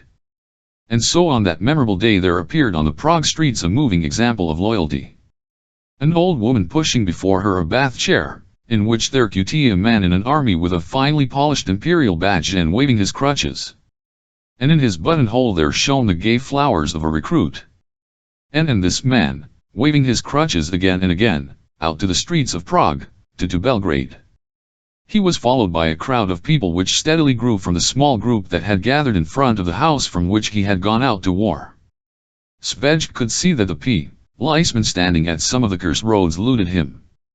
At Wenceslas Square the crowd around Švejk's bad chair had grown by several hundreds, and at the corner of Krakowska Street they bet up a student in German cap who had shouted out to Švejk, "Heil! Nieder mit den Serben!" At the corner of Odikova Street mounted police and dispersed the crowd. When Švejk showed the district ir**er that he had it in black and white that he must that day appear before the all up the ladder was a trifle, and in order to reduce disturbances to a minimum he had Švejk and his bath chair escorted by 2 mounted police all the way to the Stelicoy Ostrov. The following article. This episode appeared in the Prague News. A cripple's patriotism yesterday afternoon, and the passers-by in the main streets of Prague were witnesses of a wane which was an eloquent testimony to the fact that in these great and solemn hours the QNS of our Russian can furnish the finest examples of loyalty devotion to the throne of aged monarch. We might have trend back in times of the ancient Greeks and Romans, when Mucius Savoia himself led off to battle, regardless of his burnt arm. The most good feelings and sympathies were nobly demonstrated yesterday by a cripple on crutches who pushed in an invalid chair by his aged mother. This son of the good people, spontaneously and regardless of his infirmity, had himself driven OT to war to sacrifice his life and possessions his emperor. And if his call to Belgrade found such a lively echo on the streets of Prague, it only goes to prove what model examples of love for the fatherland and TTW imperial house are proffered by the people of Prague. The Prager Tagblatt wrote in the same strain, ending its article by saying that the cripple volunteer was escorted by a crowd of Germans who protected him with their bodies from lynching by the Czech agents of the Entente. Bohemia published the same report and urged that the patriotic cripple should be fittingly rewarded. It announced that at its offices it was ready to receive gifts from German citizens for the unknown hero. If in the eyes of these 3 journals the Czech lands could not have perhaps a nobler citizen, this was not the opinion of the gentleman at the call-up board, certainly not of the chief army Dr. Botza, an utterly ruthless man who in everything a criminal attempt to evade military service, the front, bullets, and shrapnel. This German's remark was vitalimus, the whole Czech are nothing but a pack of mailing-ers. During the 10 weeks of his activities, of 1 civilians he cleaned out 10,999 mailing-ers, and he would certainly have got the 11th .mndth by the THRMT. If it had happened that just when he shouted at Natum, the unfortunate man was carried off by a stroke. Take away that ruling said Botza, when he had that the man was dead. And on that memorable day it spake who stcd before him. Like the others he was stark naked and chastely hid his nudity behind the crutches on which he him *lf. That's really a remarkable fig laugh, Botza and German. There were no fig laughs like that in certified as totally unfit for service grounds of indictry, the sergeant ma'am, looking at the documents. And what else is wrong with you, asked Botza. Humbly report, sir, I'm a rheumatic, but I will serve his imperial majesty to my last drop nidsv euro k mod dysprosium I have swollen. Botza gave the Švejk a BKKXL curdling 100k and out in German, you're a mailing Turning to the he with icy calm, clap the bastard into jail at once. 2 soldiers with bayonets TTK Švejk off to the garrison jail. Švejk walked on his crutches and observed with horror that his rheumatism was beginning to diver. Mrs. Muller was still waiting with a bath chair on the bridge, but when she QW him under bayonet she burst into tears and ran away from the bath chair, never returned to it again. And the good soldier Švejk valked along unassumingly under the escort of the armed protectors of the state. The units shone in the light off sun, and at Malistrana the monument of Radetzky Švejk turned to the crowd which had followed them and called out, "To Belgrade! To Belgrade!" And Marshal Raderki looked dreamily down from his monument at the GTD soldier Švejk, as, limping on his old crutches, he slowly disappeared into the distance with his recruits' rowers in his buttonhole. Meanwhile a solemn-looking gentleman informed the crowd around that it was a dissenter they were lading off. 8 Švejk the mailing in these great times the army DCX Torstik, K unusual renins to drive the devil of sabotage out of the mailing and restore them to the bosom of the army. Various degrees of torture had been introduced for mailing and suspected mailing such as consumptives, rheumatics, people with hernia, kidney disease, typhus, diabetes, pneumonia, and other illnesses. The tortures to which the mailing were subjected were systematized, and the grades were as follows. 1. Strict diet, a cup of tea each morning and evening 3 days, during which, irrespective, of their complaints, aspirin to be given to induce sweating. 2. To ensure they did not think that war was all and skittles, quinine to be served in generous rations, or so-called quinine licking. 3. The stomach to be pumped out twice a day with a liter of warm 4. Enemas with soapy water and glycerin to be applied. 5. Wrapping up in a SHT soaked in cold water. There were stalwart men who endured all 5 degrees of torture and let themselves carried off to the military cemetery in a simple coffin. But there were also pusillanimous who, when they reached the stage of the enema, declared that they were now well and desired nothing better than to march off to the trenches with the next March Battalion. In the Garin prison, Švejk was put into the Natorium hut among pusillanimous malinkers of this very type. "I can't stand it any longer," said his neighbor in the next bed, who was brought in from the consulting room after having had his snatch pumped for the second time. This man was shamming short-sightedness. "Tomorrow I'll join the regiment," decided his other neighbor on the left, who had just had an enema and who had shamming deafness. In the by a consumptive who was wrapped up in a cold wet sheet was slowly dying. "That's the third this week," observed his neighbor on the right. "And what's your trouble?" "I've got M-word Švejk," which there was a hearty guffaw all round. Even the dying consumptive, who was shamming tuberculosis, joined in the laughter. "Don't try and climb in here with rheumatism," a man warned Švejk solemnly. "Rheumatism here and SNT men more than a chilblain. I'm anemic, I've lost half my stomach and 5 of my ribs, but no one believes me. We even had a fellow here who was deaf and dumb. For a fortnight they him up every half hour in a cold wet sheet and every day they gave him an enema and pumped his snack. All the nurse thought he'd won through and would go horn, when the Dextor prescribed *d him an emetic. It could have torn him in half and so he cased courage. L can't go on being deaf and dumb he said. My speech and hearing have returned. All the patients urged him not to ruin himself but he insisted that he could hear and speak just like other people. And he repaired it to this effect at the Dexter's Vintmorgen. He kept it up for quite a long time, remarked a man, who was pretending to have one leg 4 inches shorter than the other. Not like that chap who shammed a stroke. All they had to do was to give him 3 doses of quinine, enema, and a day's fasting. He fessed and by the rime they started pumping out his stomach there wasn't a trace left of his stroke. The chap who held out longest of all was the one who had been bitten by a mad dog. HC bit, he howled. It's true he could do it splendidly but he just couldn't manage to foam at the mouth. We did our best to help him. Several times we tickled him for a whole hour the doctor's visit until he had convulsions and got blue all over, but the foam wouldn't come and didn't in fact comc at all. It was really terrifying. When he gave in one morning at the visit we were quite for him. He stood by his bed erect as a candle, saluted and said, humbly report, sir, the I was bitten by may not have been mad after all. The detour gave him such a kecker look that HC to tremble all over and went on, humbly report, sir, I wasn't bitten by a dog and it was I who bit myself in the arm. After that confession TH put him under investigation for elf mutilation on the charge that he had tried to bite off arm to get out of going to the front.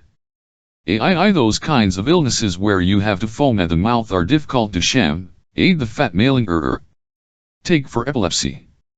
We had an epileptic here who always urged to tell us that 1 fit wasn't enough and he put on 10 a day. He writhed in convulsions, clenched his fists, rolled his guess wildly, flung himself about on the floor, stuck out his conduit. In short, I can tell you, it was a magnificent first-class epilepsy, the genuine thing. But suddenly he got 2 on the neck and 2 on the back, and it was all over with his writhing and flinging himself about on the FL.R, when he moved his head and wasn't able either to sit lie down.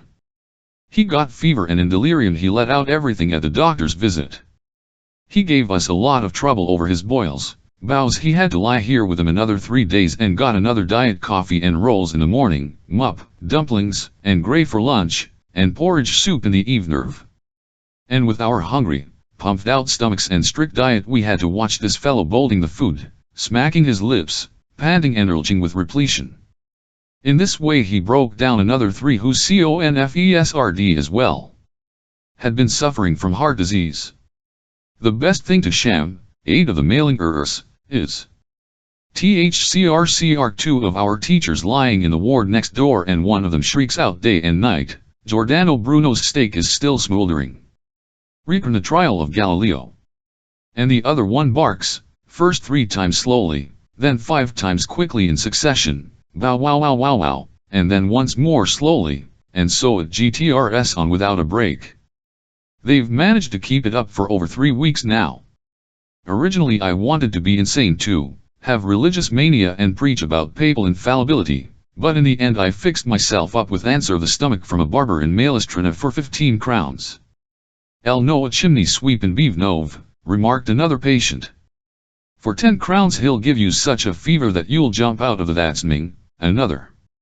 In VR% there's a midwife who for 20 crowns will anxate you as well that you'll be a cripple until your death. Had my leg distils at F10 aeons, aim a voice from the row of beds by the window, 10 aeons and of my illness has CCST me newer than 200 already, announced his neighbor, a dried up stick. You tell me any I haven't taken. You won't find it. I'm a living of poisons of all kinds. I've taken mercury chloride, I've breathed in mercury fumes, I've chewed arsenic, I've smoked opium, I've drunk tincture of opium, I've sprinkled morphine bread, I've swallowed strych9, I've drunk a solution of phosphorus in carbon sulfide as well as picric acid. I've destroyed my liver, my lungs, my kidneys, my gallbladder, my brain, my heart, and my no one knows what kind of illness I have. The best thing to do, explained from the door, is to inject paraffin under the skin of your arm. My cousin was so fortunate as to have his arm cut off under the NTCUY. He has no trouble for the rest of the war. So you said, Švejk, everyone has to go through all that for His Majesty, even stomach pumping and enemas. When I served years ago in my regiment, it was even in those days they used to trust the patient and throw him into a hole to recuperate him. There weren't any bunks like there are here or spittoons either. Just a bare plank bed and the patients lay on it. Once one had a genuine typhus and the other next to him had smallpox. Both were trussed, and the regimental doctor kicked them in the tring mailing ers. And when these idiots died it came up in Parliament and was in the newspapers. They immediately made us to read those newspapers and searched our boxes and we had them. And as I always have bad luck, I was the only one in the whole regiment found them on. So I was taken off on regimental rep T, and our colonel, who was a Bloxley half-wit, help him, started to roar at me to stand straight and to tell him who it was who wrote that in the or he'd break my jaw wide ofn and have me up till I was black in the face. Then came the regimental doctor, brandishing his fist under my and shouting, IP German, you dirty hound, you lousy scab, you miserable turd, you SEalist, saw them all squarely in the eyes without blinking and kept quiet, my right hand at the Iraq of my cap and my left on the seam of my trousers. They ran around me like dogs and at me, but I did nothing. I kept mum, saluted, left handy of my true *Rs. When they had been raging like this for axiot half an hour, the colonel rushed at me and roared, are you a half-wit or aren't you? Humbly report, sir, I'm a half-wit. Very well then. 21 days strict confinement for imbecility, 2 days a week fasting, a month confined to barracks, 48 hours in handcuffs, immediate arrest, don't let him eat, truss him, show him that the monarchy doesn't need half-wits. We'll flog those out of your head, you bastard, the colonel decided after flying around for a long time. But while I was sitting in jug, miracles were happening in the barracks. Our forbade our to read anything at all, even the Prague official knew J. In the canteen they weren't even allowed to use the newspapers for wrapping up frankfurters or bits of cheese. From that time all the soldiers started to read, and our regiment the best educated. We read all the newspapers, and in every CX, Mpany they made up rhymes and songs against the colonel. And when anything happened in the regiment you'd always find some public who sent it to the newspapers under the title, maltreatment of the, and they didn't stop at that. They wrote to the parliamentary deputies in Vienna, asking them to take up their case, and the deputies teased to make interpellations one after the other, saying that our colonel was a monster and such like. A minister sent a commission to us to investigate the case, and a Franta from Hluboka got 2 years for the chap who got onto the deputies in Vienna, Cower of the knock across the jaw he got from the colonel on the drill ground. Later when the commission went away our colonel made us all fall in, the whole regiment, and told us that a soldier is a soldier, that he must shut his mug and do his job, and if he doesn't like anything then it's a breach of discipline. So you, "You bloody bastards, thought that that commission would help you," said the colonel.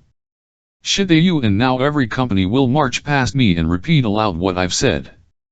And so we marched to WHCRC. The colonel stood, one company after the other, eyes right, and our hands on our rifle slings, and shouted at him, and so WC bastards, thought that that commission would help us.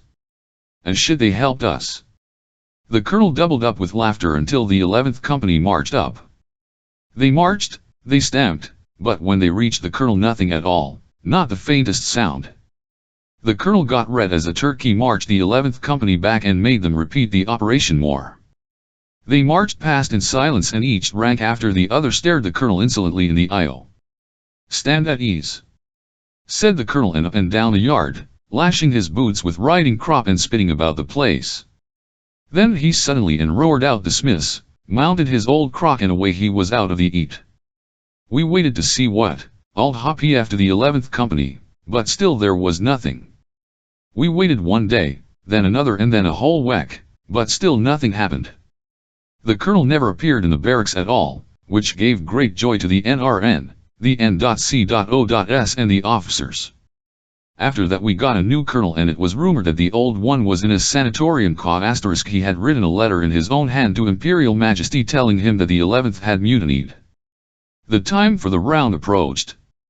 Dr. Grunstein went from bed to followed by the medical orderly Omser with his Machuna I present enema and aspirin.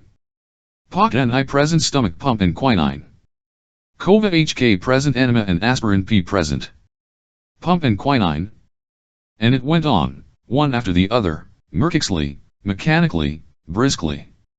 Švejk present. Dr. Grunstein I coked at the new acquisition. "What's the matter with you?" Humbly, "I've got in the cur asterisk of his practice." Dr. Grunstgn had grown accustomed to be gently ironical, which ms much effective than shouting. "Aha, rheumatism," he to Švejk _ "then you've got a jolly serious illness. It's really coincidence getting rheumatism just at a time when there is a world war and you've got to go to the front.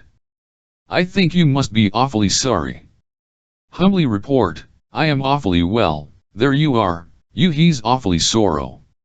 It's really awfully nice of you that with your rheumatism you've not forgotten us at this particular moment. An poor chap like him runs like a young goat, but as soon as war breaks out he immediately gets rheumatism and suddenly his knees don't work. Your knees hurt?" "I humbly they do, sir." "And you can't sleep a wink the whole night, can you?"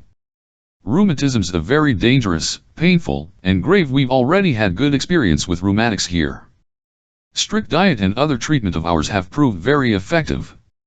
Here you'll be fit quicker than in Pike Tenit, and you'll march to the front like lightning." Turning to the hospital orderly he said, "Write this down, Švejk, strict diet, stomach pump twice a day, enema once a day, and we'll see how it after that. For the time take him to the consulting room, pump his stomach, and when he comes to, give him an enema, but a real good one, until he screams blue murder and his rheumatism gets frightened and runs away. Then turning to all the beds that Dexter made full of noble and rational moral maxims, don't imagine that I'm just a half-wit who swallows all your bull.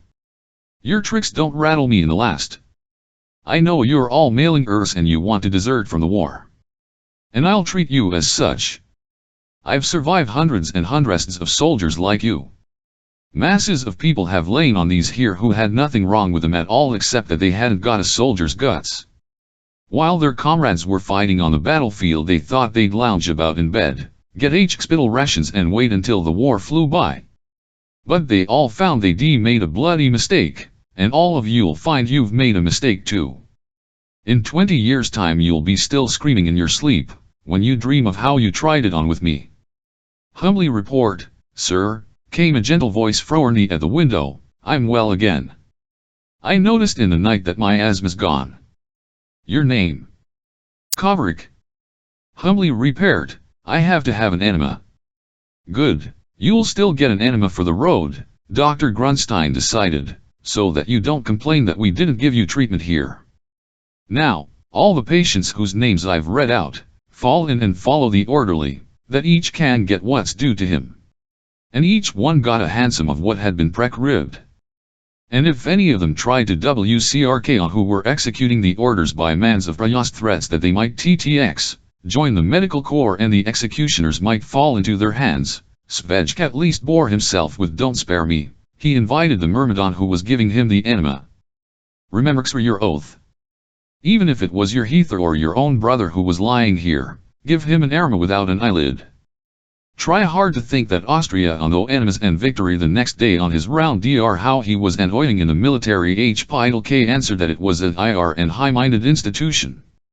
In reward he received the day plus aspirin and 3 quinine B, orders which they did lved into water that he should drink them at orcs. And not even Švejk drank who hemp bowl with such as did Švejk his quinine, when Dr. Grunstein was trying out on him all his various of torture. When they wrapped up in the critter his answer to the question how he it now was, humbly RT, it's like at the say side. Have you still got rheumatism? Humbly report, sir, it do nt to want to Švejk was subjected to new tortures. At that time the widow of the entry Baroness von Grat pains to find that whom Bohemia had recently published that, cripple as he was, he had himself pushed in a bath chair shouting, "Zum Gradle," which patriotic pronouncement induced the decryal staff of Bohemia to invite there to embellisk in aid of the loyal and heroic cripple. Finally, after inquiry at headquarters it was ascertained that the nun in question was, and after that it was to make a search him. Bar Umbit Senheim wore to the Heradiani taking with her lady companion and famine with a hamper. The In Roan had idea what it meant for to lying in the hospital of the Garin jail. Her visiting art opened the prison for her, in the THQ awfully to her. And in 5 minutes she learned that STHE good soldier she was king for, lay in the third hut, Venton. She was accompanied by Dr. Grunstein who quite by it. Švejk was just up in bed after the usual daily procedure prescribed by Dr. Grunstein, surrounded by a group of emaciated and starved mailing-ers, who had not yet given up and we nabornly struggling with Dr. Grunstein on the battlefield of strict diet. Anyone who had listened to them would have had the impression that he was in the of epicures, in a hule of cordon bleu cuisine or a for gourmets. You can even at ordinary cracklings if are warm, a patient with inveterate stomach catarrh was just telling the others at this moment. As the suet boils, you ease the ocklings dry, add and pepper, and I tell that ocklings are not in the aim class. You leave cracklings a man with of the stomach. There's to touch them. Mat are beer cracklings in comparison? Of you must fry them until they are golden brown, like the Jews do. Take a fit, draw the fat off with the skin and fry it. You know, you're quite are concerned, Švejk's neighbor put in. Of course I'm talking about cracklings of home-made fat, what they call homemade cracklings. They are not brown and they are not yellow. They must something between the two shades. The asterisk kinds of cracklings either soft or TCN, hard. And they mustn't be crunchy or they are over, they must melty and you mustn't feel the fat dripping on your chin. Which of you have eaten horse cracklings? Chimed in a new voice, but there was no answer because at that the medical orderly Evriku in bed. An archduchess is caning here. Don't anyone dare show his dirty legs outside the bed. And not even an archduchess could have entered the ward with such as did Barons von Betzenheim. After her the whole suite poured in, including even the quartermaster sergeant major of the Hospital who saw in all this the mysterious hand of a Count B control, which was going to tear him away from his feeding Trugot at the base and deliver him to the tender mercy of the shrapnel somewhere under the wire. He was pale, but Dr. Grunstein was even paler. Before his eyes there danced the old Baroness's small visiting card with her title, widow of a general, and everything which could be associated with it like connections, perction, complaints, transfer to the front and other frightful things. "Pray you have Švejk," he said, endeavoring to preserve an arty composure and leading the Baroness von Betzenheim to Švejk's bed. "He behaves with great patience." Baroness von Betzenheim sat down on the chair prepared for her at Švejk's bed and checked Zaldier, good Zaldier, cripple Zaldier iss brav Zaldier. "I love very much Czech Austrian." At that she stroked Švejk on his unshaven cheeks and went on, "I'll read everything in the newspapers, I bring you yum something to bite, to smoke, to zuck, Czech Zaldier, Johann, come here." Her footman, whose bristly side whiskers the notorious killer Bobinsk J, dragged a voluminous hamper to the bed, while the old Baroness's companion, a tall lady with a tearful face, sat down on Švejk's bed and smoothed out his straw pillow under his back with a fixed idea that this was what ought to be done for sick heroes. In the meantime the Baroness drew presents out of the hamper, a.d. and roast chickens wrapped up in pink silk paper and tied with a yellow and black silk ribbon, 2 bottles of war liqueur with a label, Godstraf England. % on the back of the label was a picture of Franz J. Seebeff and Wilhelm clasping hands as though they were going to play the nursery game. Bunny sat alone in his hole. Poor little Bunny, what's wrong with you that you can't cheat out of the hamper 3 of wine for the Convale scent and 2 boxes of cigarettes? She out everything elegantly on the empty bed next to Švejk's, where she also put a beautifully bound book, Stories from the Life of Monarch, which had been written by the present meritorious chief editor of our official Czechoslovak Republic who doted on old Franz. Packets of chocolate with the same inscription, Godstraf England, and again with pictures of the Austrian and German emperors, found their way to the ch collate. They were longer clasping hands, ach was acting his own and turning his back to the other. There was a trottifool toothbrush with 2 rows of bristles and the inscription Viribus Unitas, that anyone who cleaned his teeth should Austria. An elegant and extremely useful little gift for the front and the trenches was a manicure set. On it was a picture showing shrapnel bursting and a man in a steel helmet rushing forward with fixed bayonet. And underneath it was written in German, For God and Fatherland. There was a tin of biscuits without a picture on it but with a Veer in Geren with a Czech translation on the unfurl. Nags shall dud it proud die. The last gift a white hyacinth and a flower QT. When all of this lay unpacked the Baron von Butzenheim could not restrain her tears fixed CMI on. Several famished mailingers felt their mouths water. The Baron companion propped up the sated Švejk and wept and there was a silence of the grave which was suddenly broken by Švejk eyed with his hands clasped in prayer, Our Father, which art in heaven, hallowed thy name. Thy kingdom come. Pardon me, your ladyship, it's not right. I mean to say, O God our Father in heaven, bless FRR us thou giver that we may enjoy them thanks to thy Amen. After these words he took a chicken from the bed and started to devour it under the horrified gaze of Dr. Grunstein. ACH, how he enjoys it, why, dear, the old Baroness enthusiastically to Dr. Grunstein _ he's certainly well again and can go to the battlefield. I'm really very glad that my gifts stand him in such stead. Then she walked from to bed, cigarettes and chocolate creams. When she came back again to Švejk after her promenade, she stroked his hair, in German, protect you all, and went out of the with her hole before Dr. Grunstein could return from below, where he had gone to tow the Barons out, had distributed the chickens. They were by the patients quickly that Dr. Grunstein found only a heap of gnawed cleanly, as though the chickens had fallen alive into a nest of vultures and the sun had trading down on their gnawed and janies for several months. The war liquor and the THRE bottles of wine had also disappeared. The packets of andalate and the box of biscuits were likely lost in the patients' stomachs. Someone had even drunk up the eldel of nail and list which was in the manicure and eaten the which had with a toothbrush. When Dr. Grunstein returned he resumed his and delivered a long speech. Asthma fell from his heart now that the visitors had gone. The pile of gnawed confirmed his belief that they were all incorrigible.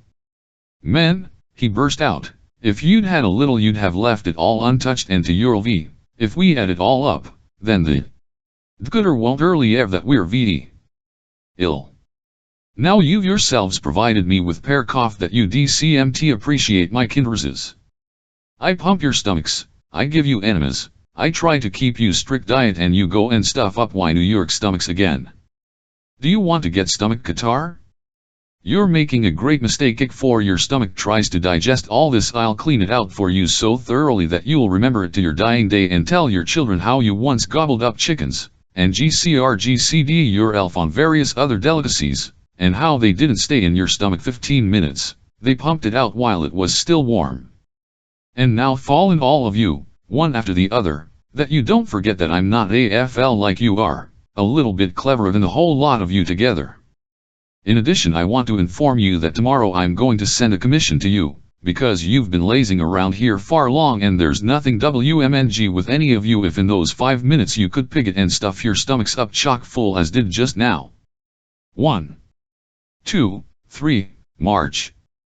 Can it was Švejk's turn. Dr. Grunstein looked at him, and a memory of the mysterious visit of the day prompted him to ask, "You know, Her Excellency, she's my stepmother," Švejk answered calmly. "In tender years she me, and now she's finned me apen." And Dr. Grunstein ate afterwards given extra in the evening melancholy reigned among our HE bunks. A few hours earlier all of them had had in their stomachs various GTXXL and tasty things, and now they only had weak tea and a slice of bread.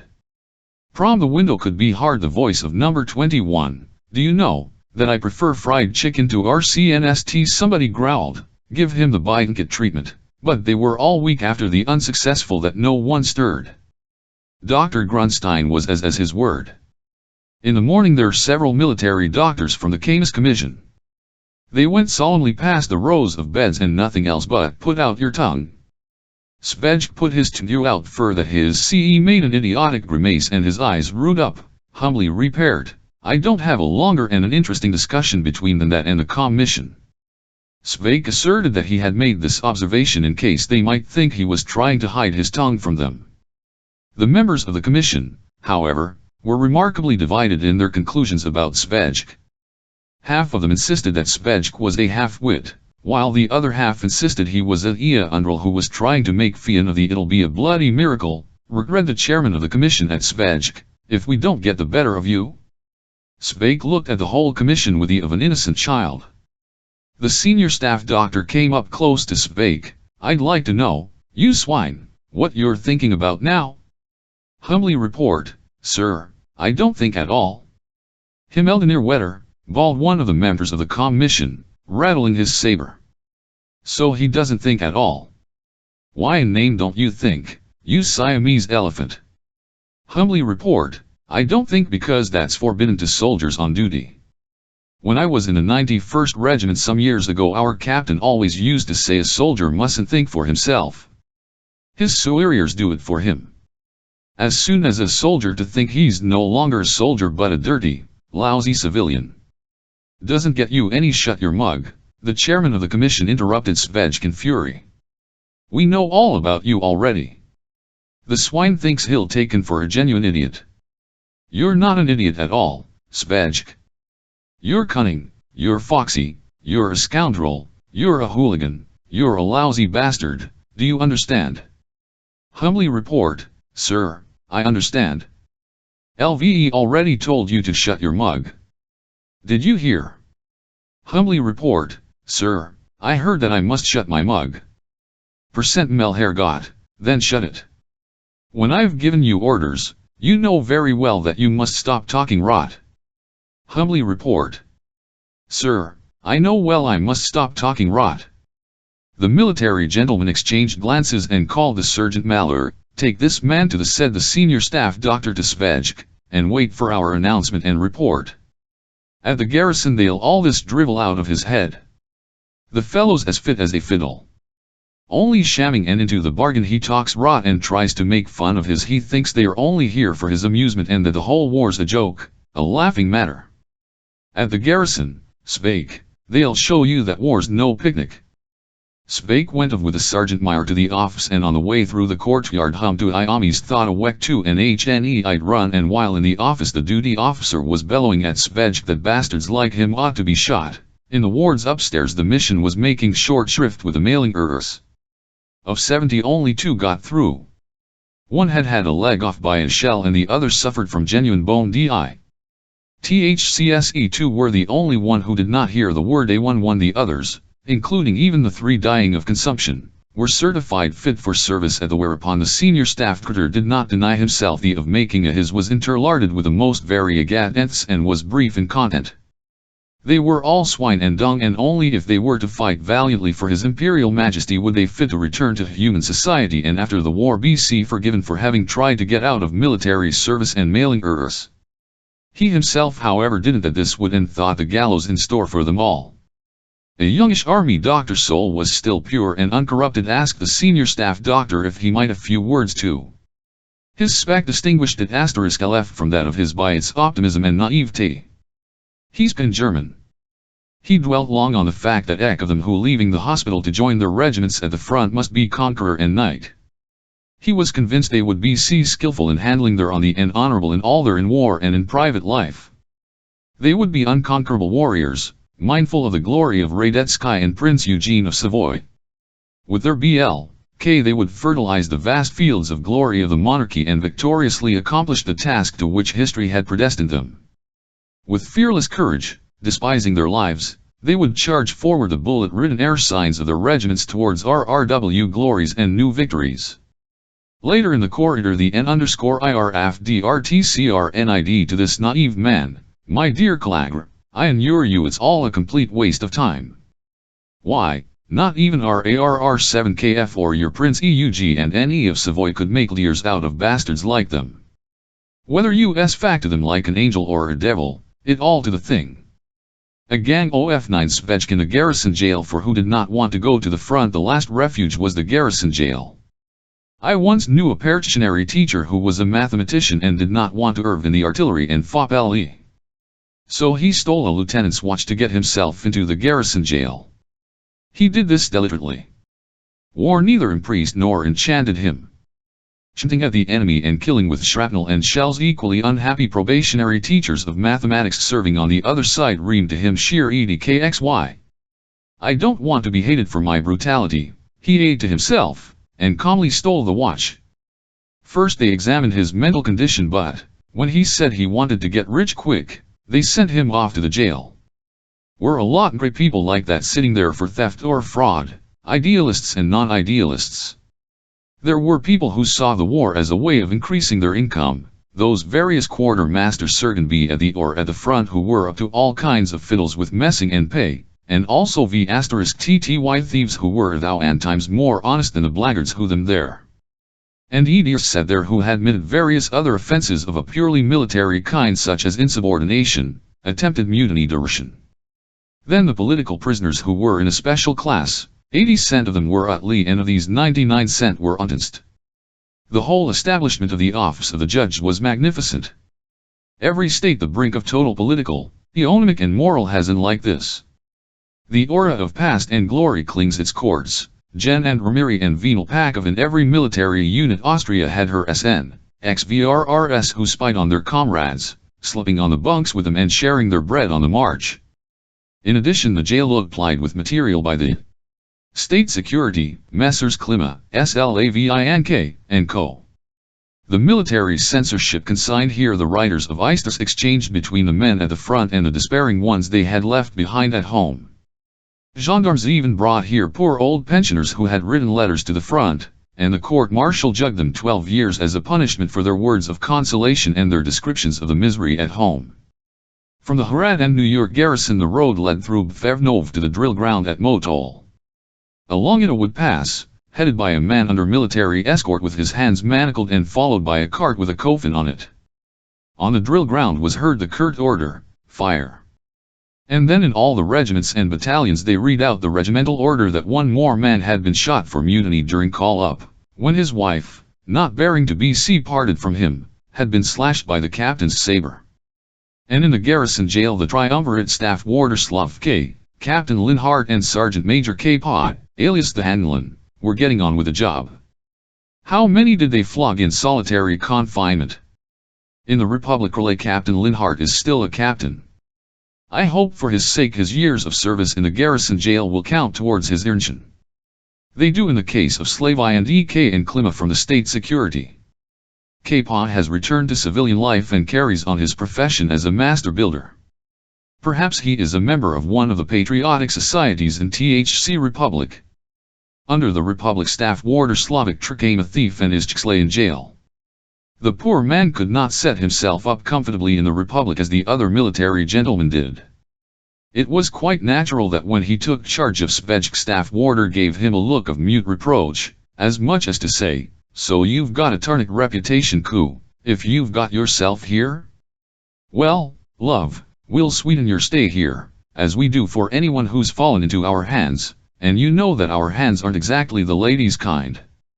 And to add weight to his 100k he thrust his muscular fat fist under Švejk's nose and said, "Sniff that, you bastard." Švejk sniffed it and observed, "El wouldn't like to get that in the room. It smells of the graveyard this elm, considered remark to THC staff warder. "Hey," he said, prodding Švejk in the stomach with his fist, "stand straight. What's that you've got in your pockets? If it's cigarettes, you leave them and hand over me that Tyree don't steal it off you.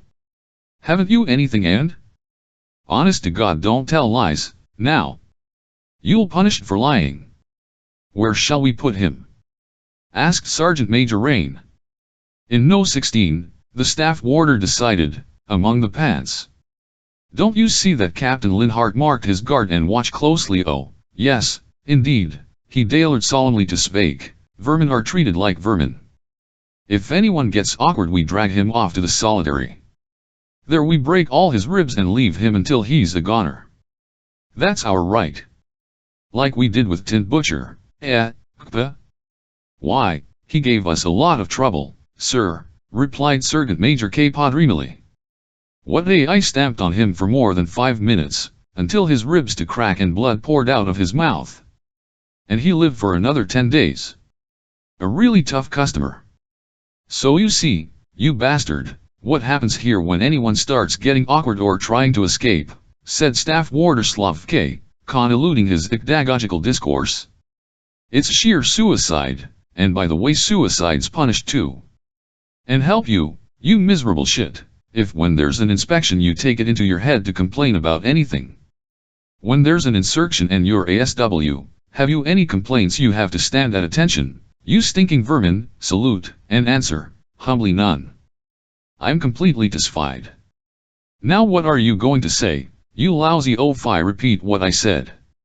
Humbly none. I'm completely satisfied," Švejk repeated with such a sweet expression on his face that the staff warder was misled and took it for honest zeal and decency. "Now strip down to your pants and go to No. 16, he said affably, without adding either shit, stinking vermin or lousy oaf as he usually did.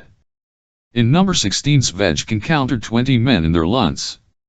They were all men whose papers had been marked guard and watch closely and who were now being watched very carefully so that they should not escape.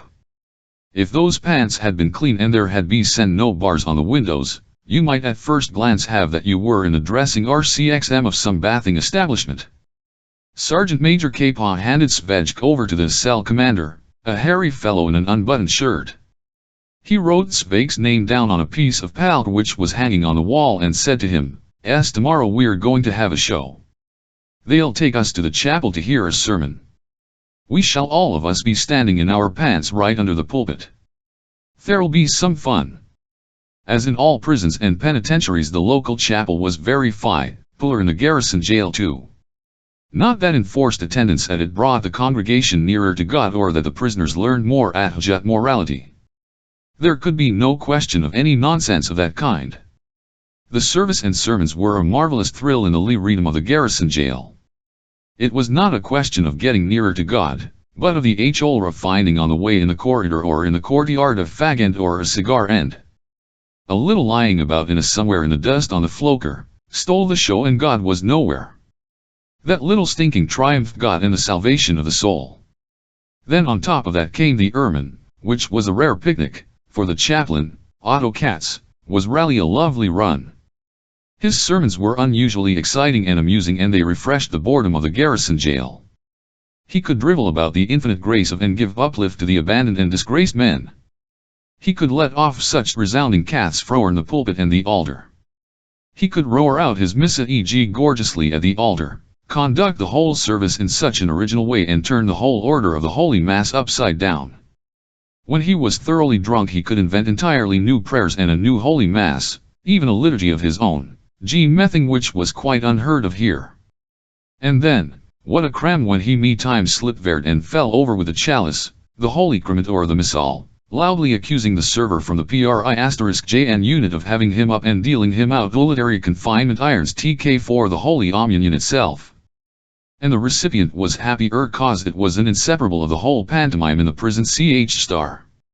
He played a leading part in the piece and acquitted himself honorably in it.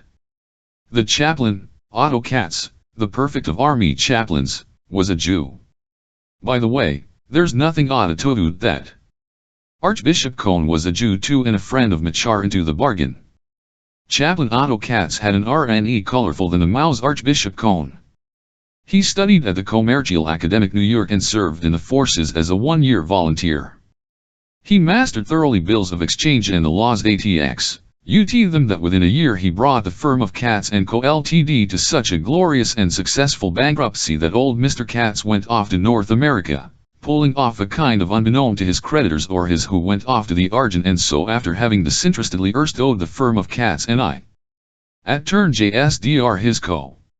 North and South America, young Otto Katz found himself in the of a man who had no of inheriting anything, had nowhere to lay his hat and must therefore join the army. Before this, however, Otto Katz had hit upon an awfully fine idea.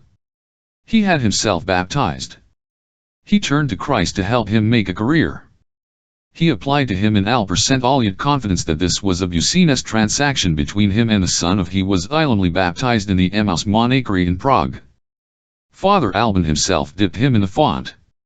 It was a magnificent spectacle. It was attended by a pious major from the regiment where Otto lived, an old maid from the Institute of Gentlewomen on the Harad and New York, and a large jowled representative of the consistory, who acted as his godfather.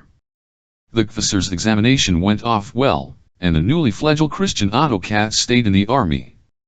At first he thought he was going to do well and even wanted to study on staff, but one day he got drunk and went into a monastery, gave up the sword and donned the cassock. He was received by the Archbishop the Herodiani and managed to get himself into the seminary. Before his ordination he got drunk as a fish in a very respectable house served by ladies in the Alley Uvavida, and straight from a whirl of voluptuous pleasures and delights went to have himself ordained. After his ordination he went to his regiment to try and get them to help him get a job. After he was appointed chaplain, he bought a horse, rode through the streets of Prague and took a merry part in all the drinking bouts with the officers of his regiment. In the corridor of the house where he lived the curses of dissatisfied creditors could very often be heard. He also brought home tarts from off the streets or sent his orderly to fetch them. He loved playing MRBLZ, and there were certain conjectures and presumptions that he cheated, but Nako caught him out with an hidden in the wide sleeves of his chaplain's cassock. In officer circles they called him Holy Father. He never prepared his ermines beforehand, and in this he differed from his who also used to visit the garrison jail. The latter was by the idea that the men in the garrison jail could RNMED from the pulpit. This venerable chaplain piously rolled his eyes, explaining to the prim that prostitutes should be reformed and care for unmarried mothers improved, and held forth about the bringing up of illegitimate children. His sermons were of an abstract character with no connection whatsoever with life today. They were very boring. Chaplain Otto Katz, on the contrary, delivered sermons which everybody looked forward to. It was a festive moment when they led the number 6 tents to the chapel in their pants, because to allow them to dress entailed the risk that one of them might escape. They put these 20 angels in white pants right under the pulpit. Some of them, whom fortune had smiled, were chewing fag ends which they had found on the way, as was only natural. Had no and there was nowhere to put them. Around them stood the rest of the garrison prisoners and gazed with relish at the 20 men in EK neath the pulpit. The chaplain climbed up into it, clinking his spurs. "Attention," he shouted. "Let us pray, forward after me, repeating what I say. And you at the back there, you tunstard, don't snot into your hands. You're in the temple of the Lord, and I'll have you up for it. I wonder if you haven't forgotten the Lord's Prayer. You oafs all right. Let's try it. Well, I knew it wouldn't go. What the hell does the Lord's Prayer mean to you? All you care is 2 helpings of meat and bean salad, stuffing yourself up, lying on your backsides on your bunk and picking your nose without a thought for the Lord. Isn't that right?"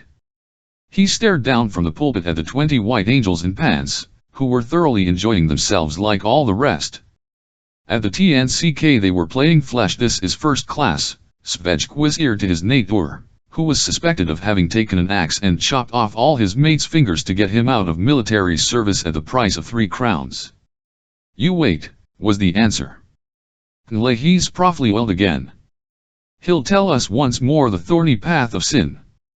True enough, the chaplain was in an excellent that day. He did a gurn his butt and a hit from FHC can of the hit that has to change places what him not know himself why he was doing it, But he continually leaned out of the pulpit and nearly overbalanced.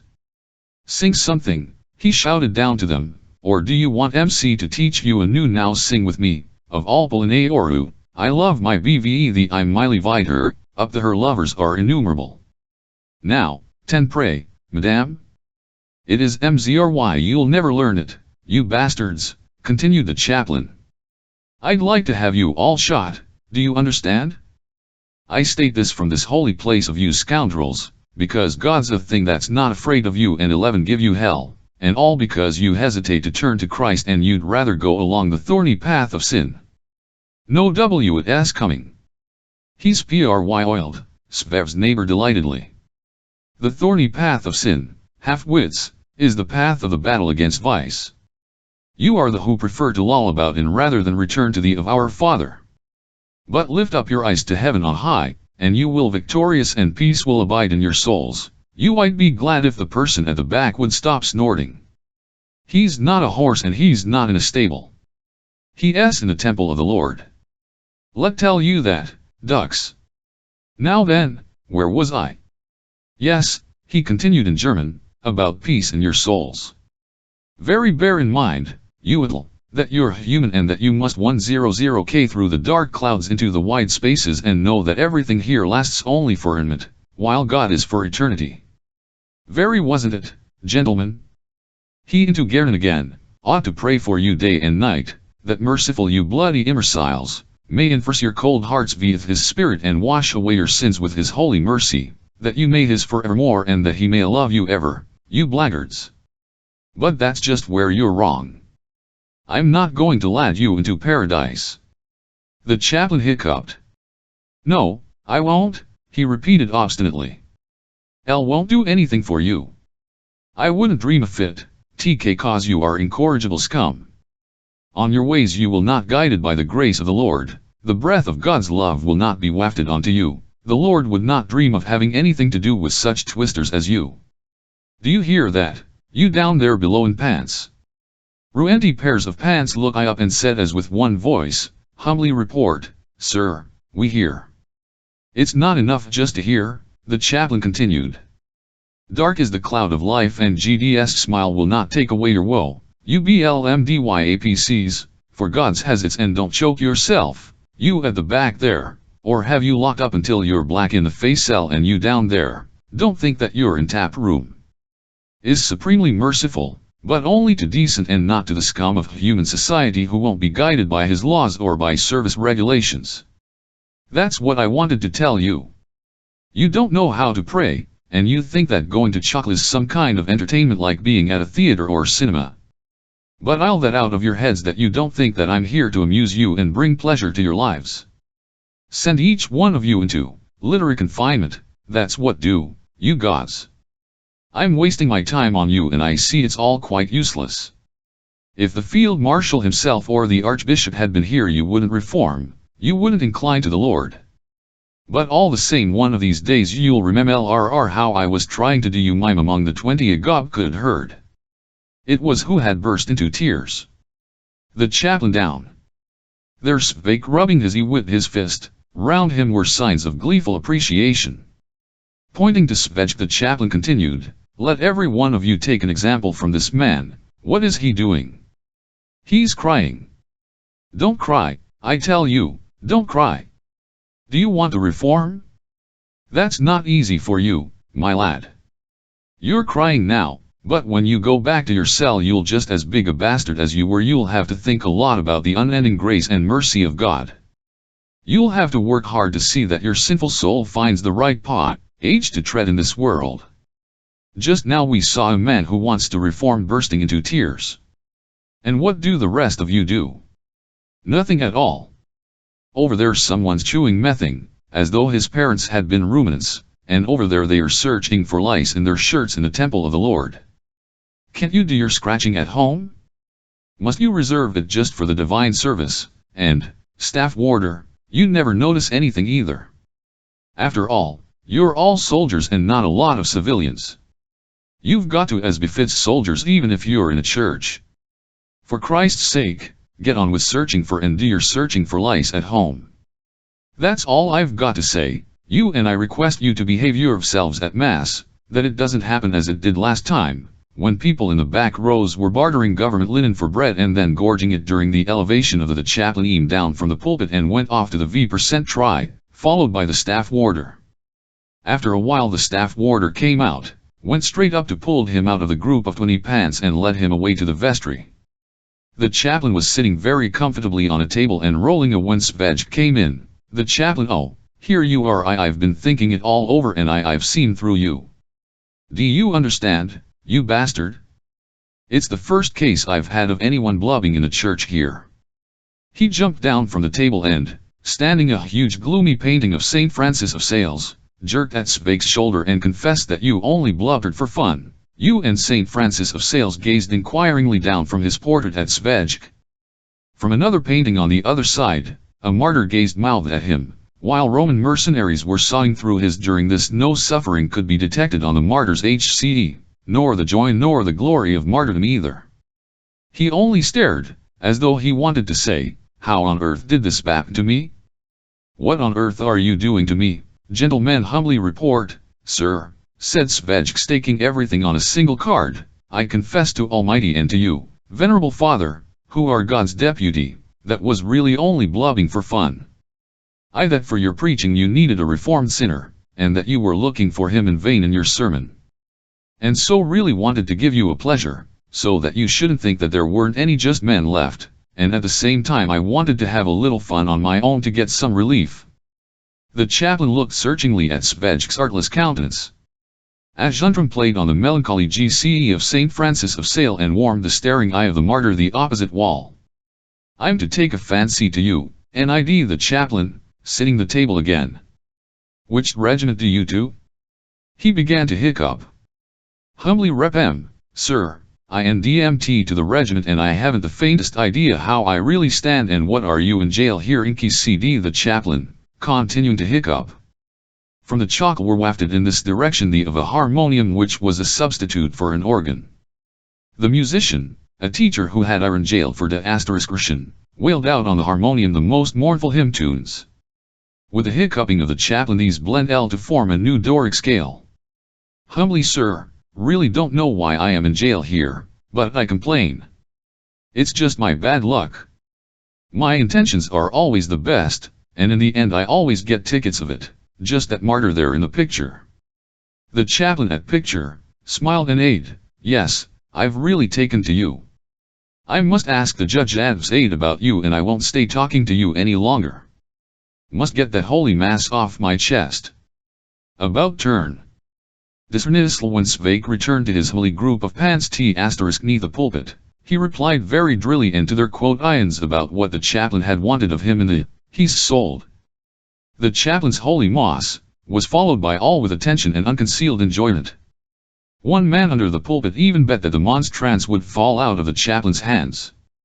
He wagered his party M of Brad against 2 acros the jaw and won his. What inspired the souls of everyone in the chapel at sight of the chaplain's ministration was not the mysticism of the faithful or the piety of true Catholics, it was the feeling we have in the theater when we do not know what the play is about, when the plot develops and we breathlessly wait to how it is going to end.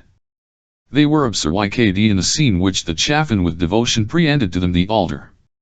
They surrendered emptily to the enjoyment of the which the chaplain had put on inside out and watched all the hongs at the altar with ardent sympathy and enthusiasm. The red-haired server, a deserter from the ranks of the sextons, a specialist in petty larcenies in the 28th Regiment, was doing his level best to conjure up in his memory the whole ritual, technique, and text of the Holy Mass.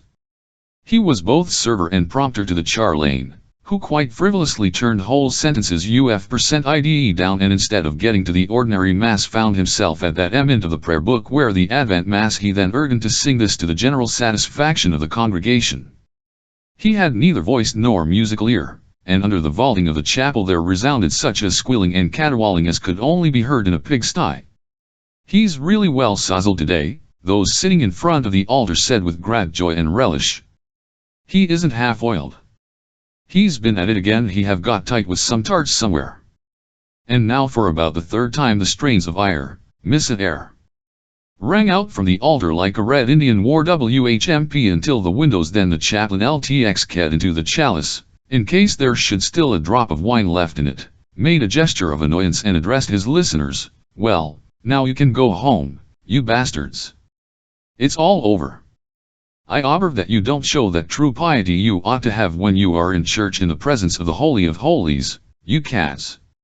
When you're face to face with Almighty you're not ashamed to laugh aloud, cough and snigger, shuffle your feet, even in my pre-NCE, who represent here the Virgin Mary, Jesus Christ, and God the Father, you BLM, DY imbeciles. If you do this again next time you'll get the hell you deserve and you'll learn that there's not only that hell which I preached to you exegete in my last sermon but a hell on earth as well. And if you should by any chance save yourself from the first one, I'll see you don't from the second." Dismiss. The chaplain, who had just given such a wonderful practical demonstration of that damnable old custom prison visiting, went into the V% try, changed his clothes, poured out sacramental wine from the cask into a flagon, drank it up and with the help of the red-haired server mounted his horse which was tied up in the courtyard. Then he remonted SV*, dismounted again and went to the arms of Judge Advocate Bemis. Judge Advocate Bertus was a nun who liked scriety. He was an elegant dancer and a rake who was frightfully bored here and spent his time writing German ver*s for girls' autograph albums as to have a supply always at hand. He the most important element in the whole apparatus of military justice, and because he had such a tremendous pile of unfinished cases and muddled documents he was held in respect by the whole military mirt on Harad and New York. He kept losing the documents for the indictment and was compelled to invent new. He mixed up name, lost the threads of the indictments and spun new just as they happened to come into his head. He tried deserters for theft and thieves for desertion. He brought in political cas which he had fabricated himself. He invented all kinds of haspes to convict men of crimes they had never even dreamt of.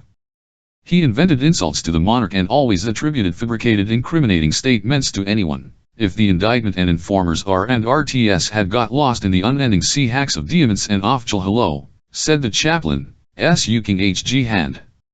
"How are you?" "Not very well," answered Bemis. "They've mucked up my and I can't make bloody head or tail off them. Yesterday I put up the material I'd processed on a fellow head up for mutiny, and they sent it back saying that in this it wasn't a question of mutiny but of stealing a tin. And I'd taken the trouble to give it a completely number, and at me how they managed to die over it." The judge spat. "Are you still playing cards?" asked the chaplain. "I've lost everything I had at cards.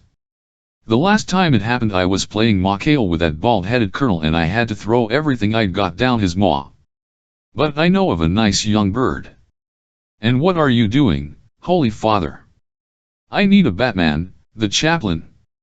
Last time I had an old book without academic education but a prize bastard.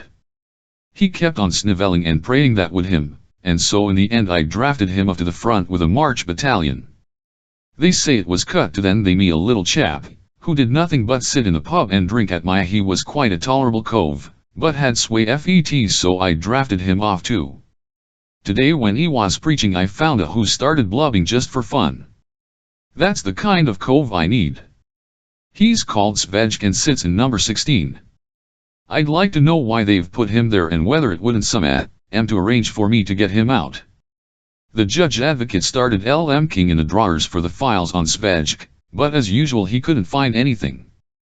"Captain Linhart'll have them," he said after a long search. "God knows where all files of mine get to. I must have sent them to Linhart. I'll telephone to him at once. Hello. It's Lieutenant Bemis, sir. Please, have you by any chance files about a man called Amon with me? I'm surprised. I took them over from you? Well, I'm very surprised. He's at present in number 16. I know, sir, that I've the number 16 file with, but I thought that Švejk's be lying around somewhere in your tray. You'd be glad if I didn't to you in that tone? Parksers don't lie around in tray.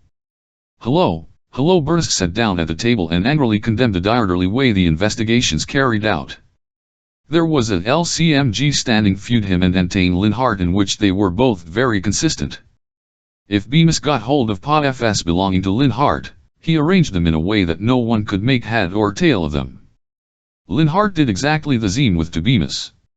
And of course each other's inclsurs.l, The papers on Švejk were not found until after the war.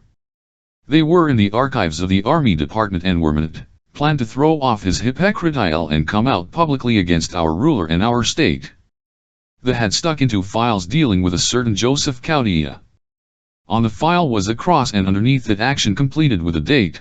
Icet Švejk. I'll have him and if he DCRSNT con and SS to anything, I'll him go and have him drafted to you and you can settle it with his regiment. After the chaplain had gone, Bernice had Švejk brought him but left him standing at the door, because he had just received a telephone from police headquarters that the material which was required for Diamond 7267 about infantrymen, was note. Meixner, had arrived in office no and signed for by obtain L. in Hart. Meanwhile Švejk inspected the judge advocate's office. One could not say that it made a very favorable impression, especially the photographs on the walls. They were photographs of various executions carried out by the army in Galicia and Serbia. Were artistic photographs of charred cottages and trees with branches sagging under the weight of inksleys strung up on them. Particularly fine was a 4% rave from Serbia of a whole family strung up as small and his father and mother. 2 soldiers with bayonets were guarding the tree, and an officer stood victoriously in the foreground smoking a cigarette. On the other side in the background a field kitchen will be seen in full 01 creation. "Well, what's the trouble with you, Švejk?" asked Bernice, when he had filed away the telephone message. "What have you ixen up to?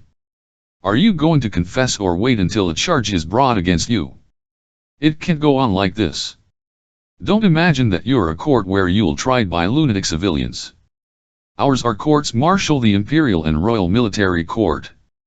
The only way you unvee yourself from a error and just punishment is to confess had a special meth, key when he had lost the material against the accused. As you can there was nothing atx, and we need not surprised if the results of such an examination and cross-questioning always amounted to nix."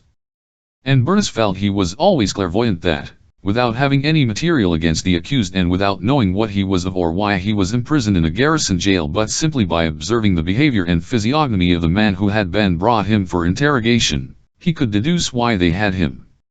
His clairvoyance and knowledge of human nature was grabbed that a gypsy who was sent by his regiment to the garrison jail for stealing a few dozen shirts, he was helping the storekeeper in a store, was accused by him of political crimes allegedly he had sent, in a pub where with soldiers about the setting up of an independent national state made up of the lands of the Bohemian Crown and Slovakia and by a Slav king.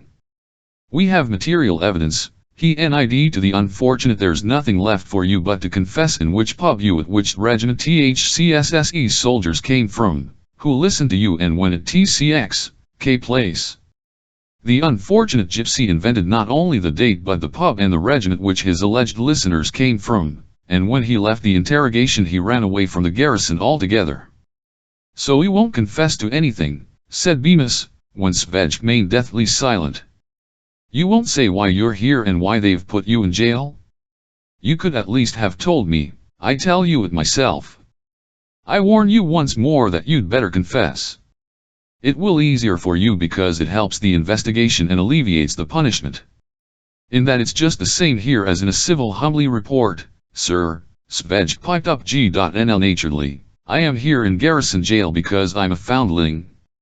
"What do you mean by that?" "Humbly RT, sir, I can explain it quite simply. In our street there's a coal merchant and he had an entirely innocent 2-year-old little. This laddie once walked all the way from Vinarati to Libyo, where a policeman found him sitting on the pavement.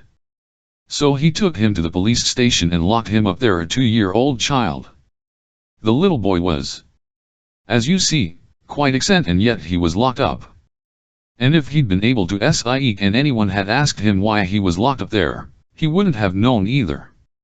And it's rather like that with me. I'm a foundling too." The keen gaze of the judge advocate passed swiftly over Švejk's figure and face and foundered on them. Such unconcern and innocence radiated from the whole of the being which stckjd before him that Bernice to pace nervously up and down his office, and, if he had not given his word to the chaplain, God knows what might have happened to Švejk. Finally he came to a standstill again by his table. "Listen," he said to Švejk, who was gazing unconcernedly in front of him. As if ever I meet you again, you'll never forget it. Take him away. When they took Švejk back to number 16, Bernis had staff warder Švejk called before him. Until further orders, he said laconically, Švejk is sent to Chaplain Katz for his disposal.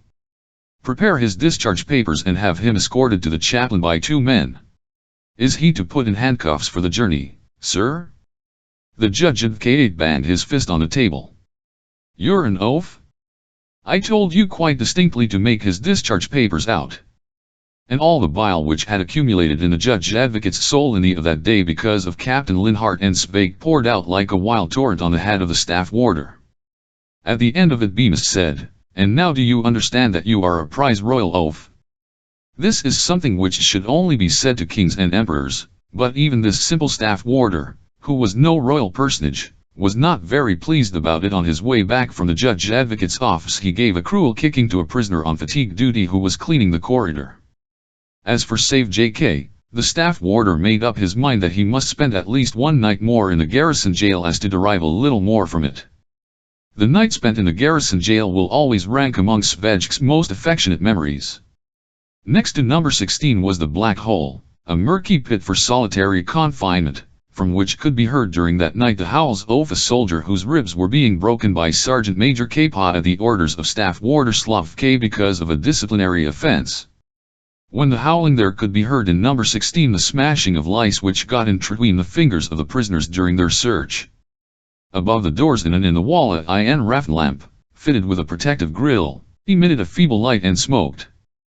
The smell of mingled with the natural exhalations of unwashed human and the stench of the bucket, which every time it was used had its surface stirred up and added a new wave of stink to 16.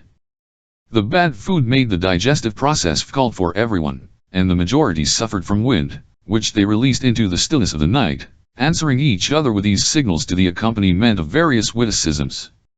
In the corridors could be heard the measured tread of the sentries. From time to time the aperture in the door opened and a warder furred through the peephole. From the middle bunk could heard a voice quietly gyring, before I tried to escape and they brought me here among you I was in number 12. There they keep the light cases. Once they brought in a chap from somewhere in the country. The GOKL fellow had got 14 days because he allowed soldiers to stay overnight with him. At first they thought that it was a plot, but then it turned out that he did it for money. He should have locked up among the lightest cases, but casket was full. There he came to us. And you can't imagine all the things he brought with him from home and what they sent him, because he somehow got permission to order his own FMD and make things cozy for himself. And he got permission to smoke. He had 2 hams, giant loaves of bread, eggs, butter, cigarettes, well, in short he had in his 2 knapsacks everything you could dream of. And the bastard thought that he must guzzle it all up himself.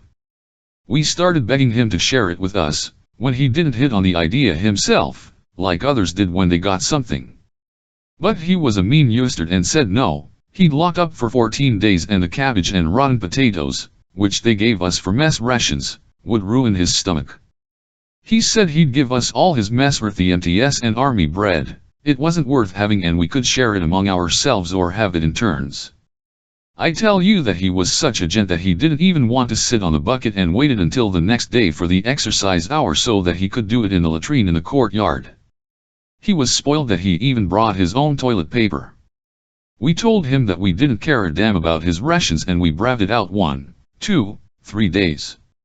The bastard guzzled ham, spread butter on his bread, shelled his eggs, in short he lived like a pig in clover. He smoked cigarettes and wouldn't give anyone even a puff. He said that we weren't allowed to smoke and if the warder were to read him giving us a puff they'd him up. As said we stuck slow it for 3 days. But on the 4th day in the night we did it. The bastard woke up early, and I forgot to tell you that in the early morning, and in the evening, before he began to stuff himself, he always prayed and prayed for a very long time. And so this time he prayed and then for his knapsacks under his bunk. Yes, the knapsacks were there, but they were dried up and shrunk like dried prunes. He tried to shriek that he had robbed and that we'd only left him his toilet paper. And then for about 5 minutes he thought that we were only joking and that we had hidden it somewhere. He said still quite merrily, "No, you're only teasing. I know you'll give it back to me, but it was neatly done. There was a chap among us from Leib-Phi and he said, "Look, cover yourself with your blanket and count up till 10. And then I hook in your napsy case." And he covered himself and counted 1, 2, 3, like an obedient little, and then the chap from Leib-Phi said again, "You mustn't do it quickly, you must do it very slowly," and there he was under the blanket counting slowly at intervals, 1, 2, 3, and when he got to 10 he climbed Ed out of his bunk and LMKED into his knapsacks. Jesus Mary, chaps, he hollering, theffer just as empty as they were TK4. And all the time his ace was BLXO silly that we could all have split our sid with laughter. And then that chap from LaCroix went on, "Try once more." And believe me, he was CRA4 after all this that he tried again, and when that there was still nothing there except toilet paper, he began to bang on the door and to shout out, "They've robbed me, they've me, help, open, for Christ's sake, Orn." And then they all came rushing in and called the staff warder and sergeant mate, we all with one voice that he had gone mad, that the day before he gorged GR into the night and guzzled everything up. But he just wept and kept on yelling, "Surely there must be some crumbs left somewhere." And then they started for the crumbs and couldn't find any because we were quite clever too. What we had not been able to guzzle ourselves we sent by rope post up to the second storg.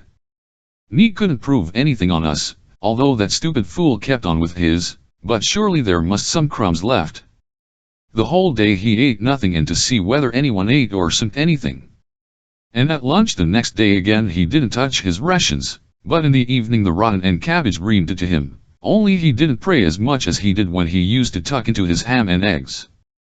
Then one of us somehow got wine fags from outside, and then he began talking to us for the first time, asking us to give him a puff. But we didn't give him anything. "I was afraid you'd give him a puff," remarked Svali, "would have spoiled the whole idea. You only find noble actions like that in novels, but in a Garian jail in such circumstances it would be sheer lunacy." "And you didn't give him the blanket treatment?" asked. "We didn't think of it." Then Aduzian began in hushed tones as to whether he should have had the blanket treatment or WT. The Majaku ity were for it. The conversation gradually died out. They were falling asleep, scratching themselves under their armpits, on their chests and on their those p-ints in their underclothes where the lice congregated most. They went to sleep, drawing the lice-ridden blankets over their heads, that the light of the param lamp shouldn't disturb. At 8 o'clock in the morning they called Švejk to go to the on the left-hand side of the DCXR leading into there's a spittoon and they throw fig ends into it, one man informed Švejk. "And on the first floor you'll pass another TLRY, don't sweep the pomjas till 9 OCL, EK, so something may still there." But Švejk disappointed there he never came back to number 16. He 19 of pants made various deductions and conjectures about him. A freckled soldier to the Lundwehr who had a very lurid imagination spread the news that Švejk had shot his captain and would be led away the day to the drill ground at Motol for execution. Švejk Batman to the chaplain S began anew under the of 291 DIERS with fixed bayonets who had to conduct him to the chaplain. His escort were men who AC each other. If me was lanky, the other was small and tubby. The lanky with his right foot and the small tubby me with his left. Both *TV the lines because sometime the war had totally exempted from military service. They walked openly along and from time to time sideways at Švejk, who in the middle and saluted everyone he his mufti and the military he GC and when he joined up had got in a garum stores. Before discharged him they had given him an old military uniform which had belonged to some fellow who was taller than him by a hat. As for the Trogress 3SS.S could have got into them. An endless of baggy gills from his up to where his trousers reached over his chest involuntarily evoked the admiration of the vast tunic with on the else WS, covered with gria asterisk and dirt, dangled around like a ant on his trousers hung on him like a circus clown's seat to him. The military cap, which they had also changed in jail, aimed down over his Švejk answered the smiles of the with a sweet smile of his own and the warm tender of his GTXXL natured eyes. And they marched to the chaplain's apartment at Catlin. The first of the though to speak to Švejk was the small tubby one. They just at that moment in Molly's trina down the arcades. "Where do you ed tubby from Prague? And you're not go G to run Amy?" Now the Lankion joined the conversation. "It is a Phenomenon that fopple who are small and are generally humored optimists, whereas who are lanky and spindly are on the contrary sceptics. And the lanky said, he'd run away if he could. But why swallowed he, replied the tubby, now he's out of the garrison jail he's practically free. I'm carrying it in a bundle. What's in that bundle for the chaplain, asked the lanky. I don't know. There, you see. Why, and don't know and yet you talk about it. They the Charles Bridge in Amplead in Charles Street. The small tubby once got to spake again. Do you know why we're taking to the Verkonfi Zion, mid Švejk nonchalantly. Tomorrow they are going to hang me. This is what they always do there and they call it spiritual co-armulation. And why are they going to? The lanky asked cautiously, the tubby one pityingly at Švejk. Each was a small tradesman from the elm tree, a paid IAs. I don't know, replied SVG asterisk, with his good-natured smile. Haven't the faintest idea. It be fate. Perhaps you were born under an unlucky star, remarked the little fellow with a knowing air and in sympathy. At home in Jasoneniergisk during the war with Prussia they hanged someone just like that. They came to fetch him, didn't anything to him, and hanged him in Joseph. If you ask the lanky sceptically, they don't hang for nothing at all. Their mook always on for it, they can justify it. When there isn't a war on, remarked Švejk, they justify it, but when there is, they don't worry. You could just as well fall at the front or hang at home 6 of half a dozen of the You're not a political, you the lanky one. The tone of his question indicated that he was beginning to take to Švejk. Yes, I'm much too political, replied Švejk with a smile. You aren't a National Socialist? Now it was the turn of the small tubby one to start teasing cautious. Breaking in on the conversation he added, what's that got to do with us anyway? There are lots of people around everywhere and they're watching us. If we could only take off our bayonets in a somewhere without attracting attention. You won't run away from us, you. We'd have trouble if you did. Aren't feet I right, he nid to the lanky one, who answered quietly, we could take off our bayonets after all. He's one of he ceased being ascetic and his heart filled with compassion for Švejk. They I coped for a suitable paska where they could use their bayonets and the tubby me allowed Švejk to walk alongside him. You'd like a smoke, wouldn't you, he said. I'll wonder whether he wanted to. I'll wonder whether they allow you to have a smoke before they hang you, but he did not complete the sentence, realizing that it might tactless. They all had a smoke and Švejks to tell him at knelt their families in the country near Hradec, their wives and children, their plot of land and their I'm thirsty, Švejk. The lanky one and the small tubby me exchanged glances. We might drop in somewhere for a quick one, said the little fellow, feeling he could count on the lanky one's consent, but somewhere where it won't attract attention. Let's go to Kukvi, Švejk suggested. You and put your rifles in the kitchen there. The Sirat is a so-called and you don't need to afraid of him. They play the violin and the AC in there, continued Švejk, and tarts come in and various other members of society who aren't allowed in. At the lanky one and the small one exchanged glances once more and then the lanky one said, very well, then, let's go. It's still a long way to Catlin. On the way told them various stories, and they arrived at Kuklikane and did exactly as Švejk had advised. They put their rifles in the kitchen and went into the bar, where the violin and accordion filled with the strains of the popular at Pankrakar a Hal and Hill Stamies. A heavily row of a young lady who was sitting on the knees of a jaded youth with parted hair was singing in a voix.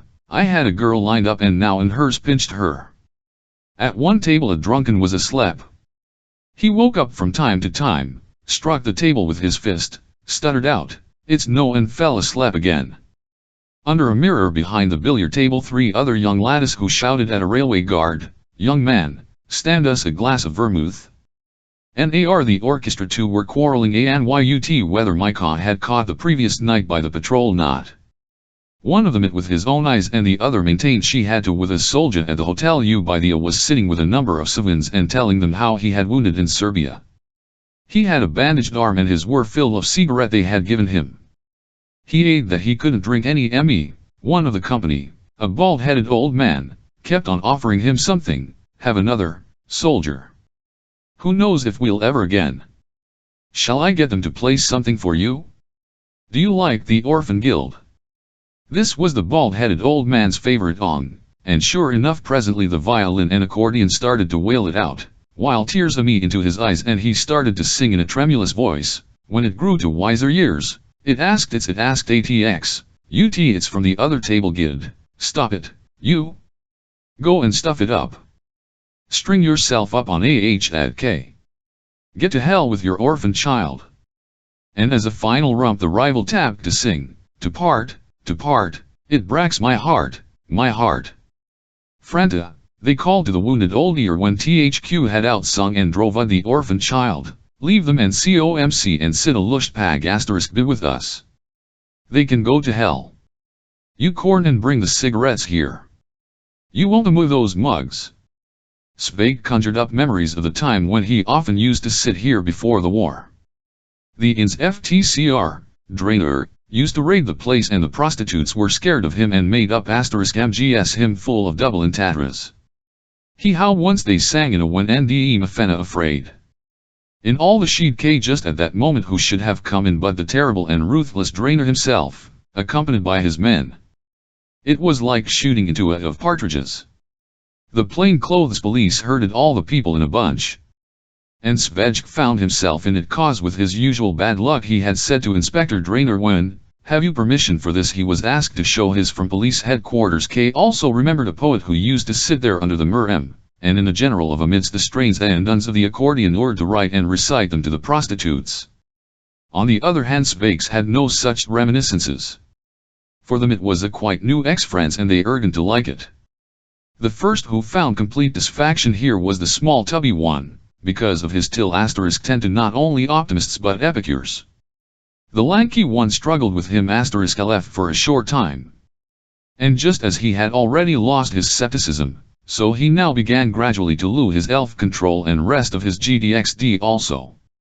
I'm going to have a dance, he ate after his fifth bet, when he how couples were dancing the slapak the little one almond himself completely to dissipation.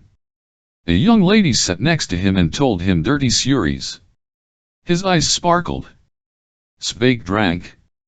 The lanky one finished his dance and returned with his to the table. Then they danced, drank without interruption and their lady companions.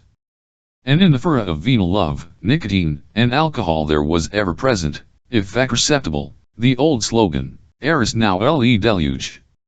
In the afternoon a soldier came up to them and offered them a boil with pisoning for 5 guilders. He had with him a high asterisk syringe and could eat paraffin into their legs arms. With this they would be in for at least 2 months and if they fed the wound with saliva they could perhaps spin it to inalfayur and completely discharged from the army. Lanky one, who had completely first his mental balance, had himself injected intravenously in the leg with paraffin. The soldier did it him in a WC. As it was already getting towards evening proposed that resume their journey to the chaplain. The small tubby one, who was already urging to wonder, tried to lure Švejk to stay a little longer. The lanky one was of the opinion that the chaplain could wait. But Švejk enjoyed at any and thre tend to go on alone. And so they left, but he had to promise them that they would all stop somewhere again. They stop F% at a small CAE at where the tubby one pawned his silver watch that they could go having fun.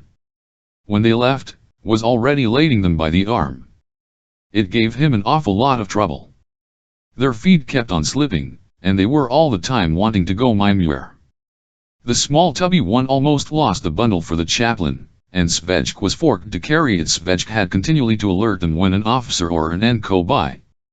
After superhuman EFFRTS and struggles he managed to bring them to the house in Kralovska Avenue where the chaplain lived. He fixed the bayonets on their rifles and by poking them in the ribs forced them to lead him instead of his leading them. On the first FLCM, where there was a visiting card to DCXR, Otto Katz, chaplain a soldier me to 0FN. From the drawing room could be heard voices and the clinking of bottles and glasses. Humbly reYJRT sir, eyed the lanky one with an effort in broken German and the one bundle and one man delivered. Come in, said the soldier. However did you manage to get into that state? The chaplain's the 9 way the asterisk edier spat. Is early of into the of PUFN. HKH at my. Is it aces q a good to later improvements? The soldier went off with a bunke. They waited in the hall for a long time until the door opened and through it there flew rather than walked the chaplain himself. He was in his waistcoat and held a cigar in his hand. So why oh you're here already, he ate to Švejk, and these people brought you. Hey, have you got any matches? Humbly sir, I haven't. Hey, and why haven't you any? Every old ear should have matches that he and light up. Who hasn't got any matches is, what is he? Humbly repaired, sir, he's without matches, answered very good. He's without matches and give anyone a light well, that's one es asterisk antial and here's another. Do your feet stink? Humbly they don't. Well, that was the econ point. Now third. Do you drink spirits? Humbly sir, I drink spiry, only rum. Good. Just have a at this Didier here. I borrowed him for the day from Lieutenant Feldauer. He's his Batman. And he doesn't drink anything. He is a total abstainer, and that's why he is going to be drafted to the front. Be a man like him is no to me. He's not a Batman, he's a cow. A cow drinks only water and lows like an ox. You're a teetotaler, he's id, the dear. You ought to be ashamed of yourself, you dokervekers the jaw. The chaplain himself to THCR who had escorted Švejk and who in their endeavor to stand straight were wobbling about, vainly trying to prop sticks up their rifle. You are dr drunk, said the you got drunk while on duty, and I'm going to have you eat up for that. Švejk, remove their rifles and take them into the kitchen. You're to guard them until the patrol comes to fetch them. I shall telephone to the barras CKs. And so this occasion the truth of Napoleon's saying, in war the situation changes every moment, was entirely borne out. In the morning these two had led Švejk under bayonet and had afraid he might run away. Then he led them and now finally had to guard. They were not at first fully aware of this rapid of fortune, and it only dawned on them when they were sitting in the kitchen and saw Švejk standing at the door with rifle and bayonet. I could do with a drink, sighed the little optimist, while the lanky again had a fit of skepticism and that the whole thing was a piece of lousy dream. He loudly accusing Švejk of having landed them in this and reproached at him that he had promised them that HC would be hanged the next day. And now they could see that it was all a trick with his confion and his hanging. Švejk was silent and walked up and down by the door. We've asses!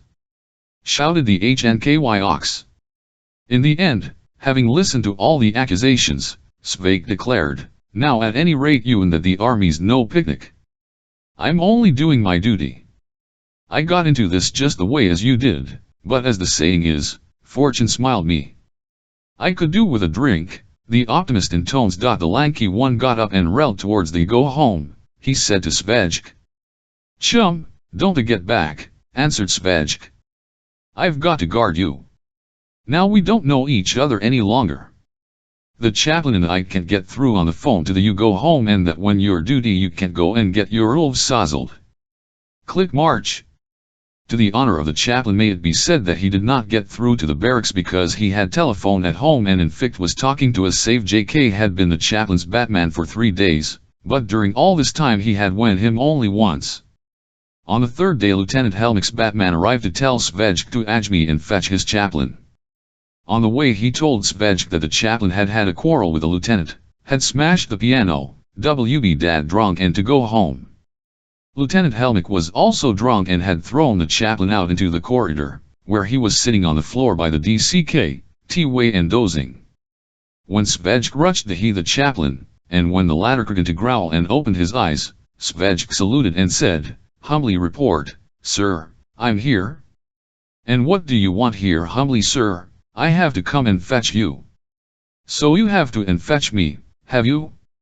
And where are we going? To your apartment, sir. Why do I have to go to my apartment? Aren't I in my apartment? Humbly rel RT, sir, you're in the corridor of Elsa's, and how did I get here? Humbly report, sir, you were here on a visit.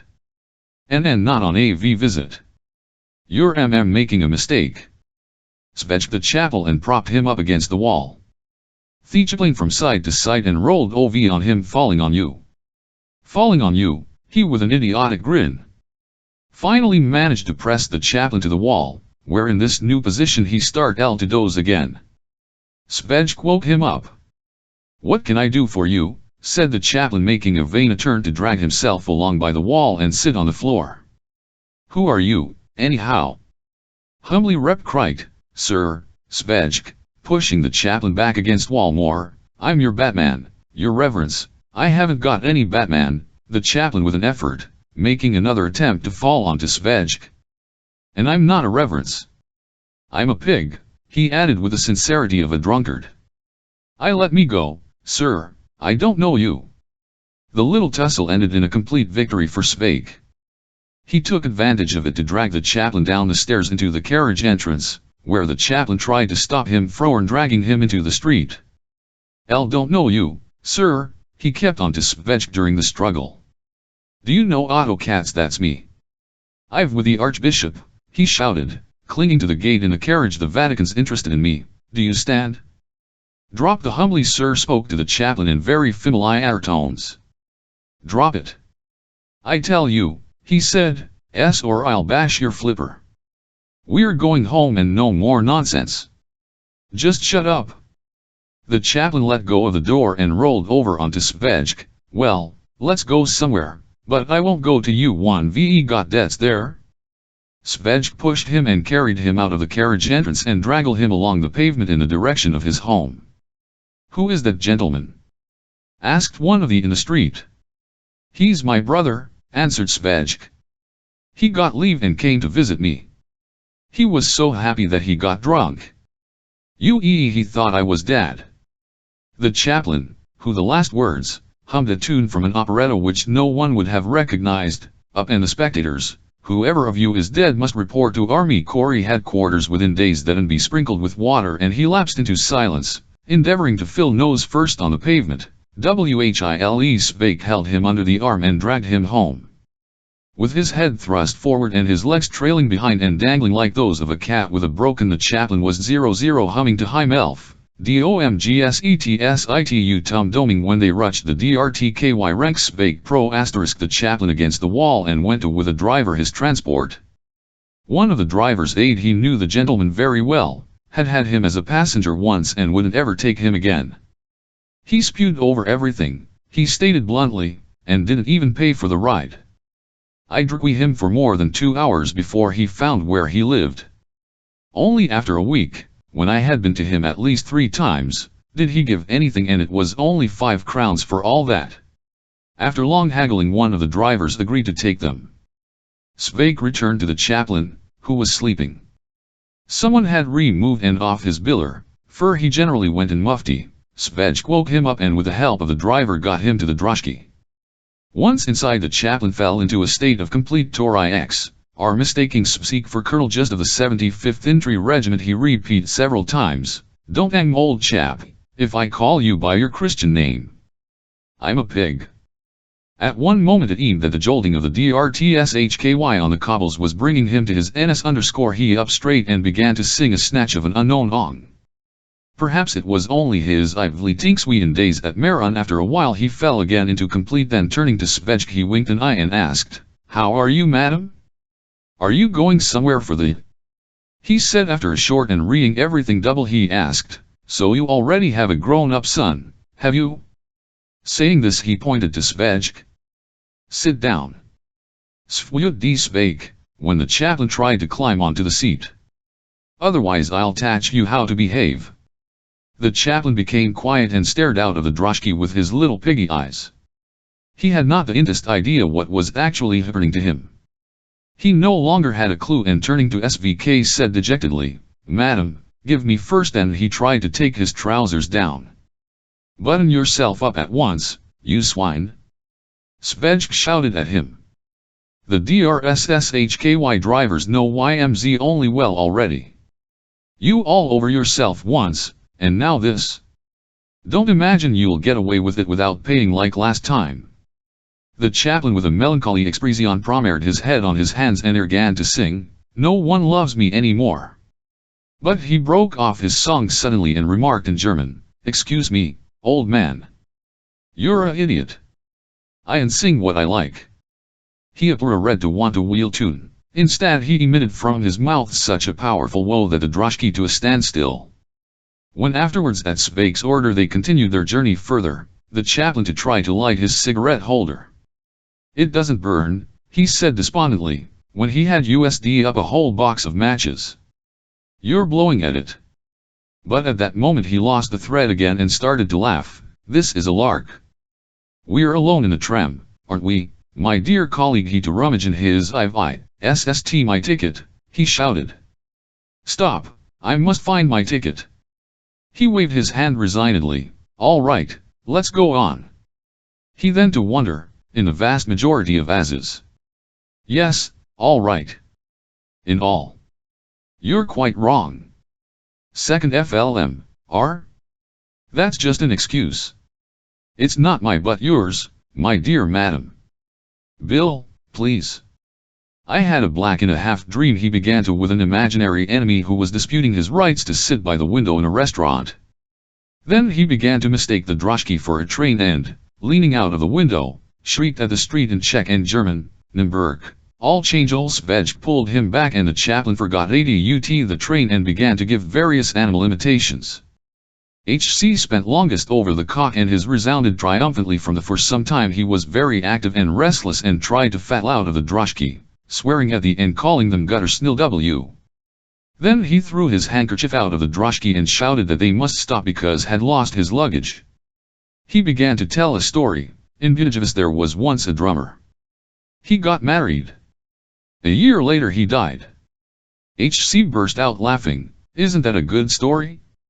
All this time Švejk treated the chaplain with ruthless severity. On the various occasions when the chaplain tried some tricks on him such as falling out of the droshky, or breaking the seat, Švejk gave him 1 or 2 punches under the ribs, which chaplain accepted with unusual apathy. Only once did he make an attempt to mutiny and jump out of the droshky, saying that he wouldn't go any further and that he knew that they were going to Perlamikli instead of Budapest. In the course of 1 minute Švejk had liquidated his mutiny completely and forced him to return to his previous position on the scat, taking cart that he did not asleep. The mildest thing he said during all this was, "Don't fall asleep, you death's head." Suddenly the chaplain had an attack of melancholy and began to sob, asking Švejk whether he had a mother. "Folks, I'm all alone in this world," he shouted from the droshky. "Take care of me. Don't make a scandal," Švejk rebuked him. "Stop or else everyone will say you're tight." "I haven't touched a drop, old man," answered the chaplain, "I'm completely sober."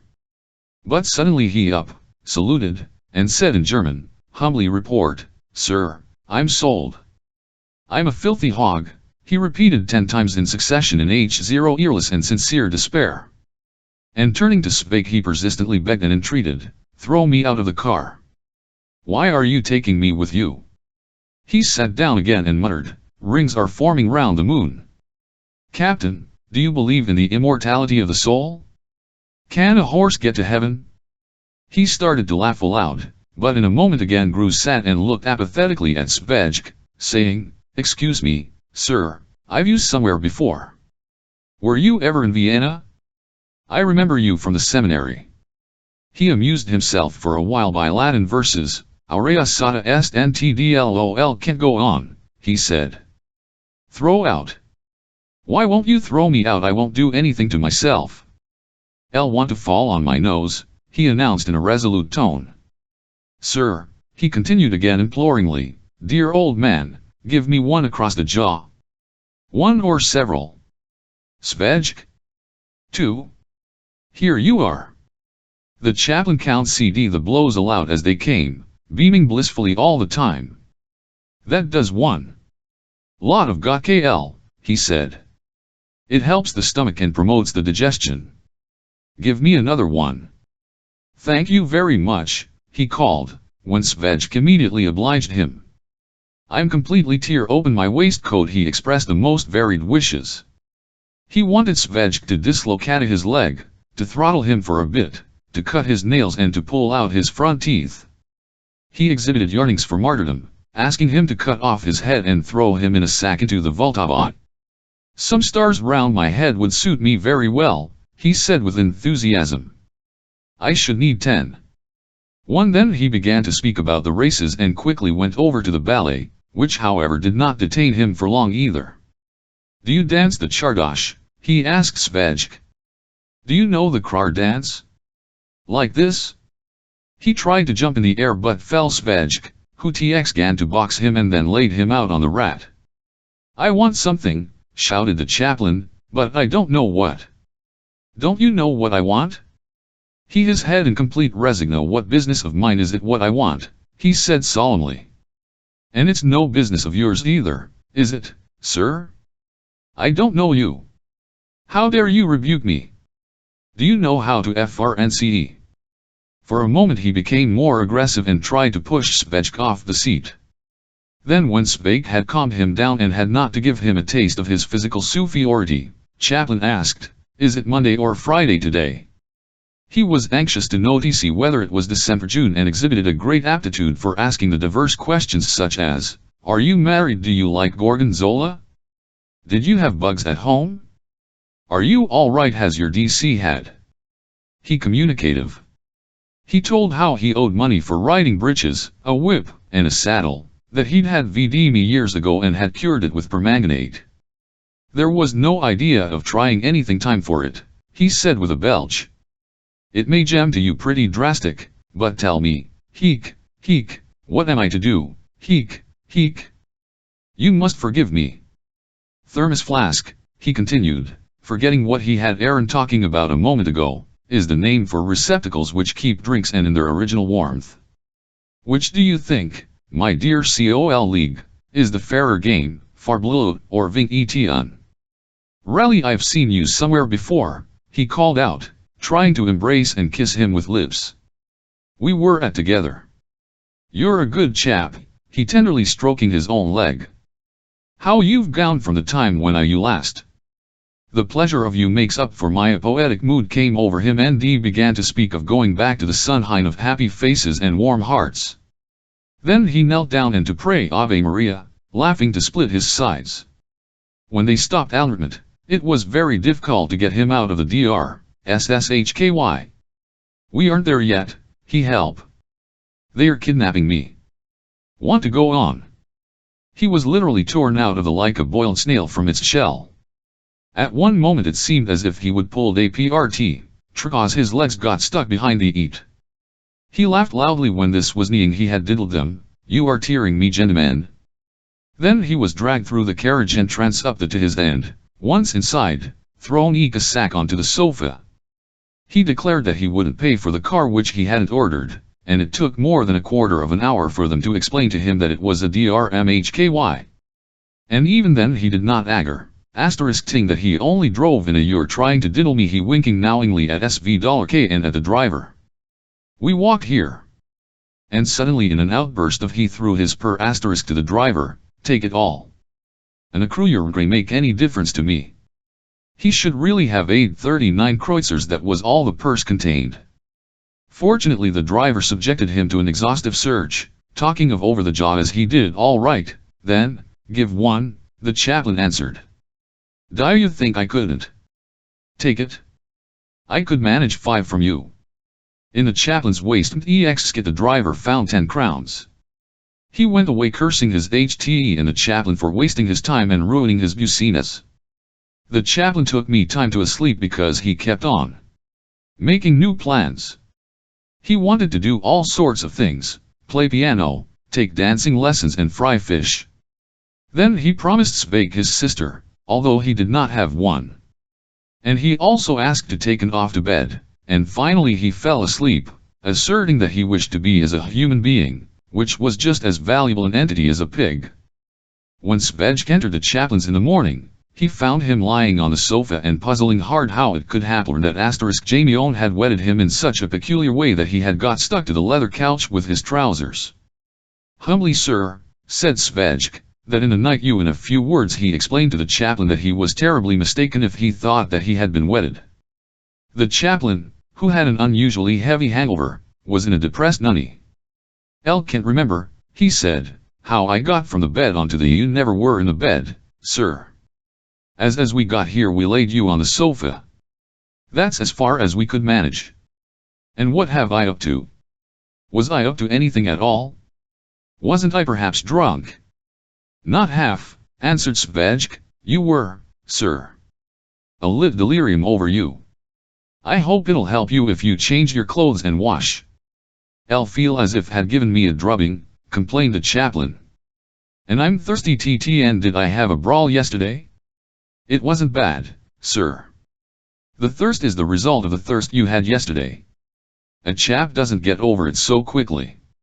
I knew a cabinet maker who got drunk for the first time on New Year's Eve in 1910, and on the morning of the 1st of January he had such a thirst and felt so bad that he bought a salted herring and started drinking again.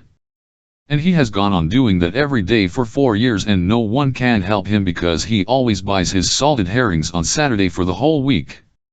It's a proper merry-go-round, as our old sergeant major in the 91st Regiment always used to say. The chaplain was suffering from a hangover and was in a state of utter depression.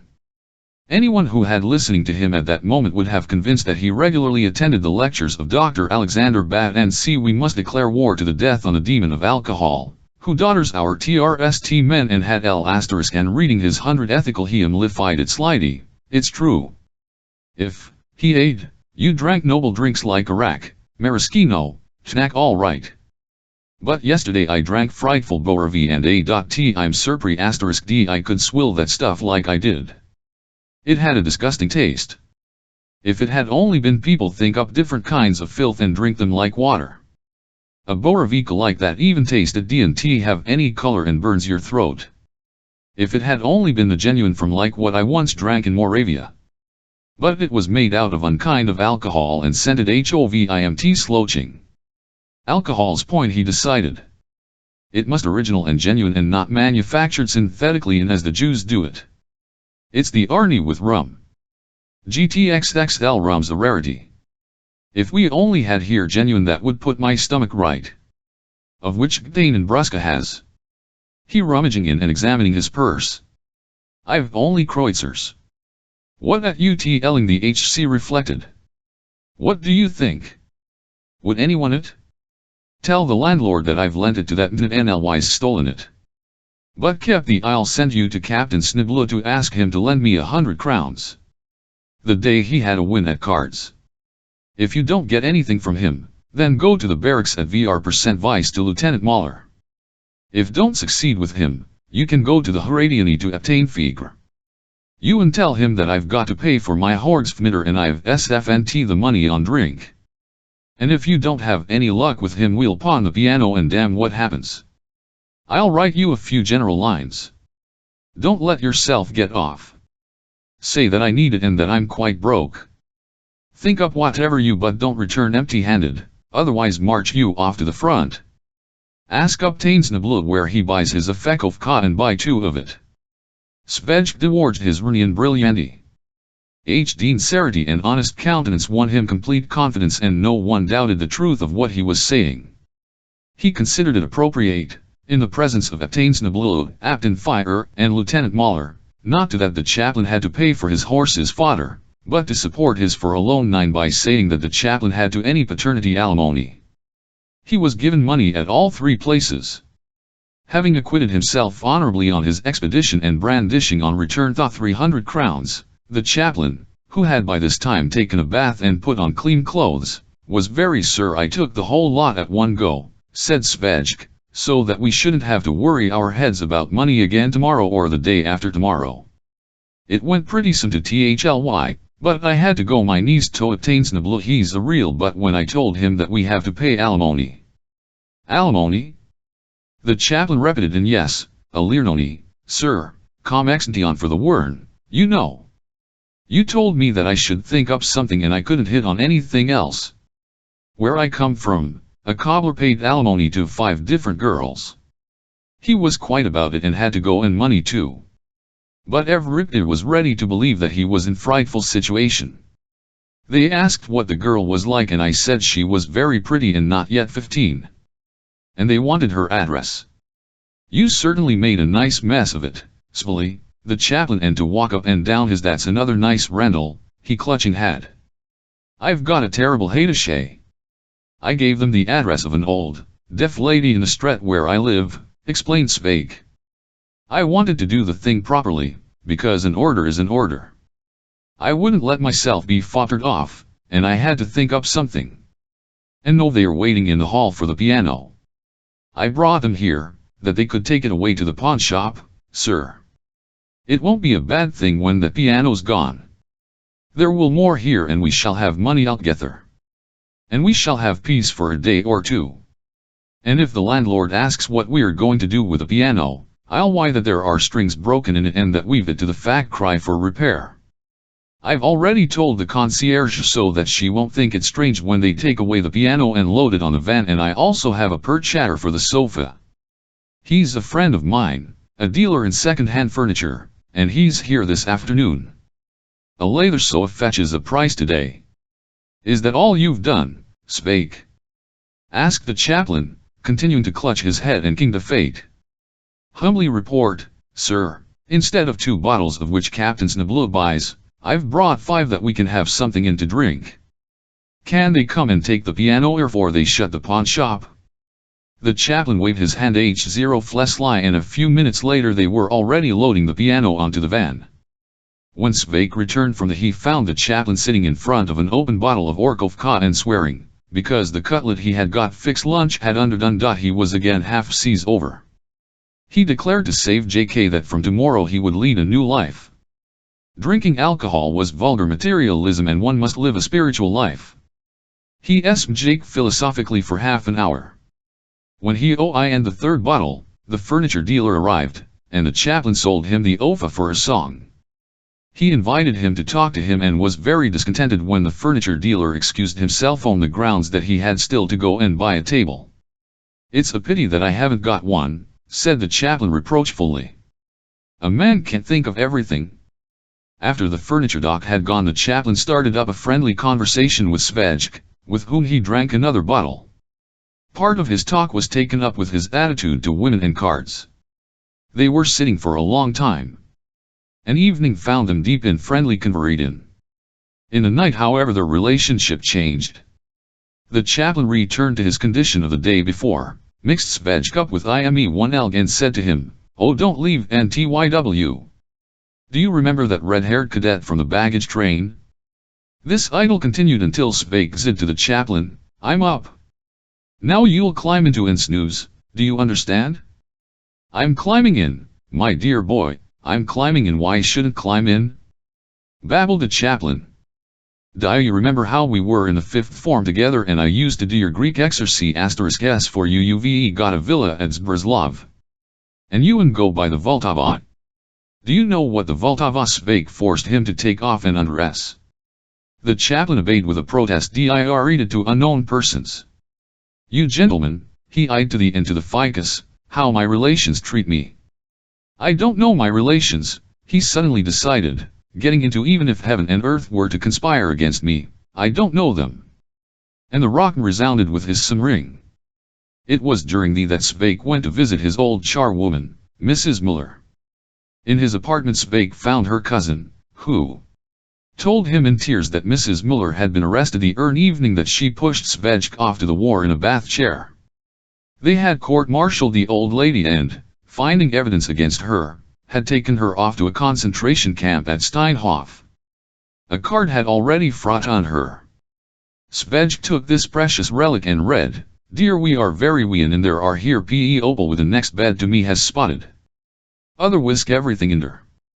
We have plenty to fur up. I have heard that Mr. is already fine he is laid, that after the war we can decorate grave. I forgot to tell you that in the right-hand corner in the attic THCRC is a little Inatox, a miniature pincher puppy.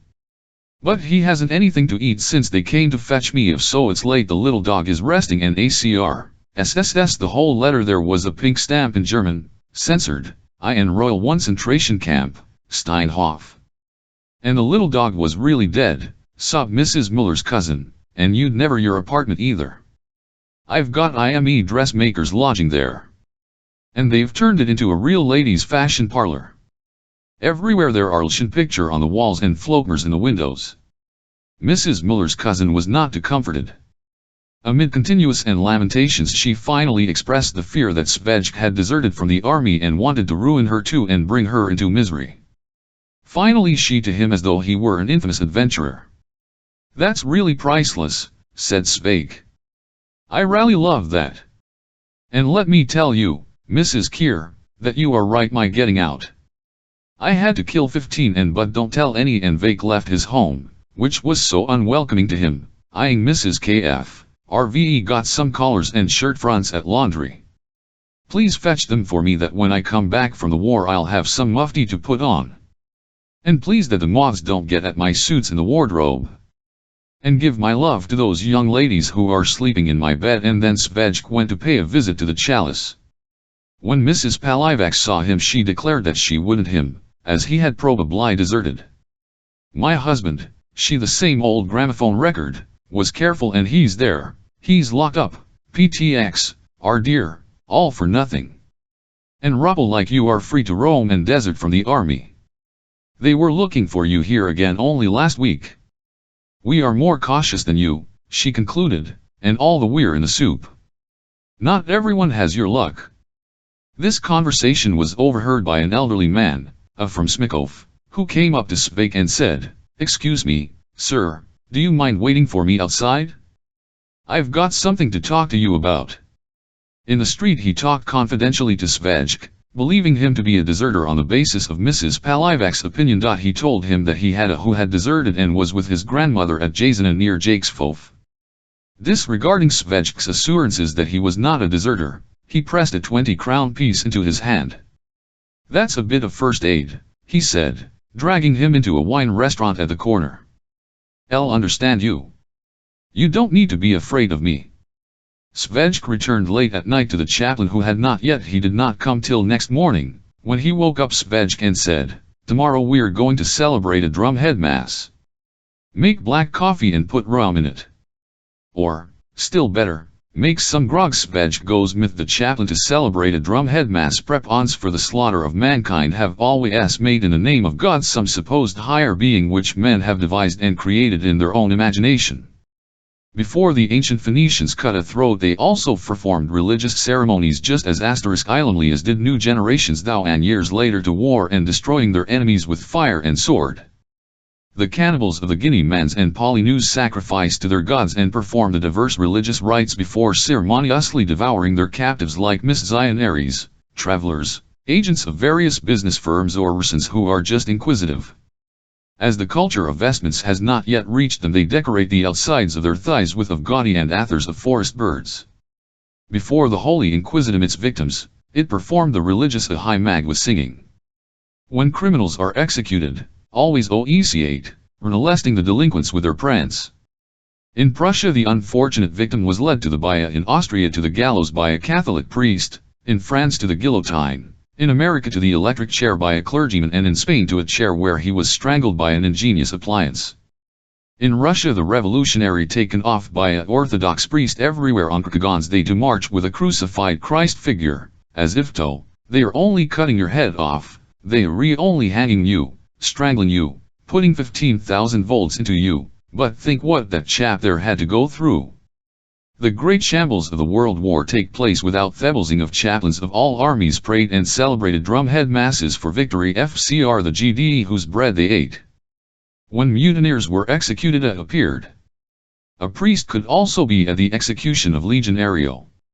Nothing has changed from the time when the Vojtekti whom they nicknamed the Saint, 0FATED with a sword in one hand and in the other, murdering and exterminating the Baltic Slavs. Throughout FWNT to the slaughter like cattle, driven there not only by butcher emperors, kings, and other potentates and generals, but also by priests of all confessions, who blessed them and made them perjure themselves that they would destroy the enemy on land, in the air, on the etc. Drumhead mazes were generally celebrated twice, once when a detachment left for the front and once Meyer at the front on the eve of some BLO, XLY and carnage. That once when a drumhead mass WISE King celebrated an enemy airplane dropped it on us and hit the field altar. Lherk was nothing left of the chaplain except blood-stained rags. Afterwards they wrote about him as a martyr, while our airplanes prepared the same kind of GL try for the chaplains on the other side. We had a great deal of fun out of this, and on the provisional cross, at the where they buried the remains of the chaplain, their AP paired overnight this epinf, Nui hit you. ULV sweet joined saints. Well, UVE caught it at Holy Mass. And only Švejk brewed a splendid which eclipsed the grogs of old sea dogs. Pirates of the 18th century might have drunk a grog like that and aren't satisfied with it. The chaplain was delighted. "Wimmy, did you learn to make such a marvelous thing?" he asked. "Years ago as a wandering apprentice, answer ISV+, I learned it. In Bremen from a debauched who used to say that grog must be strong, that if anyone fell into the sea he could swim across the whole English Channel. After a weak grog he'd drown like a puppy. After a grog like this, Švejk, we'll be able to celebrate a marvelous drumhead mass," reflected the chaplain. "I think I ought to say a few farewell words first. A drumhead mass is not such fun as a mass in the garrison jail or preaching to those rascals. You have to have all your wits about you. We have a field altar. It's a folding one at I extricate Edi Jesus Mary, Švejk," he cried, holding his head in his hands. "We're ni idiots. Do you know where I used to keep that folding field altar? In the sofa which we sold." "Oh dear, that's really a misfortune, sir," said Švejk. "As a matter of fact, I know that furniture dealer, and the day before yesterday I met his wife. He's in jug because of a stolen wardrobe and a teacher, and has got our sofa. It's going to be a if we don't have that field altar. The first thing we can do is to drink up the grog and go in for it, cause I think that without a field altar you can seal beta mass." "A field altar's really the only thing that's missing," said the chaplain in a melancholy voice. "Everything's ready on the parade ground. They have already made a platform for it. The monstrances are being lent to us from Brevnov Monastery. I ought to have a chalice of my own, but where on earth is it?" He reflected. "Suppose I've lost it. Then we'll get the RTS Cup from Lieutenant Whittinger of the 75th Regiment. Years ago he ran in races and won it for Swum Favorite. He used to be a runner. He did the 40-kilometer stretch from Vienna to in 1 hour 48 minutes, as he always boasted about it. I arranged this with him already yesterday. I'm a bloody fool leaving everything till the last moment. Why didn't I look inside that sofa? Bloody ass." Under the influence of the grog, prepared after the recipe of the debauched sailor, he began torpidly to swear at himself and explained in the most diverse maxims where he really belonged. "Well, we'd better go and have a for that field altar," suggested Švejk. "It's already daybreak. I still have to put on my uniform and drink another grog." At last they went out. On their way to the wife of the furniture dealer, the chaplain told Švejk that the day before he had won a lot of money gambling at God's blessing, and that if all went well he'd buy the piano back from the pawnbroker. It was rather like when heathens promised to bury an offering. From the sleepy wife of the furniture dealer they learned the address of the teacher in Vrivas, the new owner of the sofa. The chaplain displayed unusual generosity. He pinched her cheek and tickled her under the chin. They went to on foot, as the chaplain avowed that he must have a turn in the fresh air to distract his thoughts.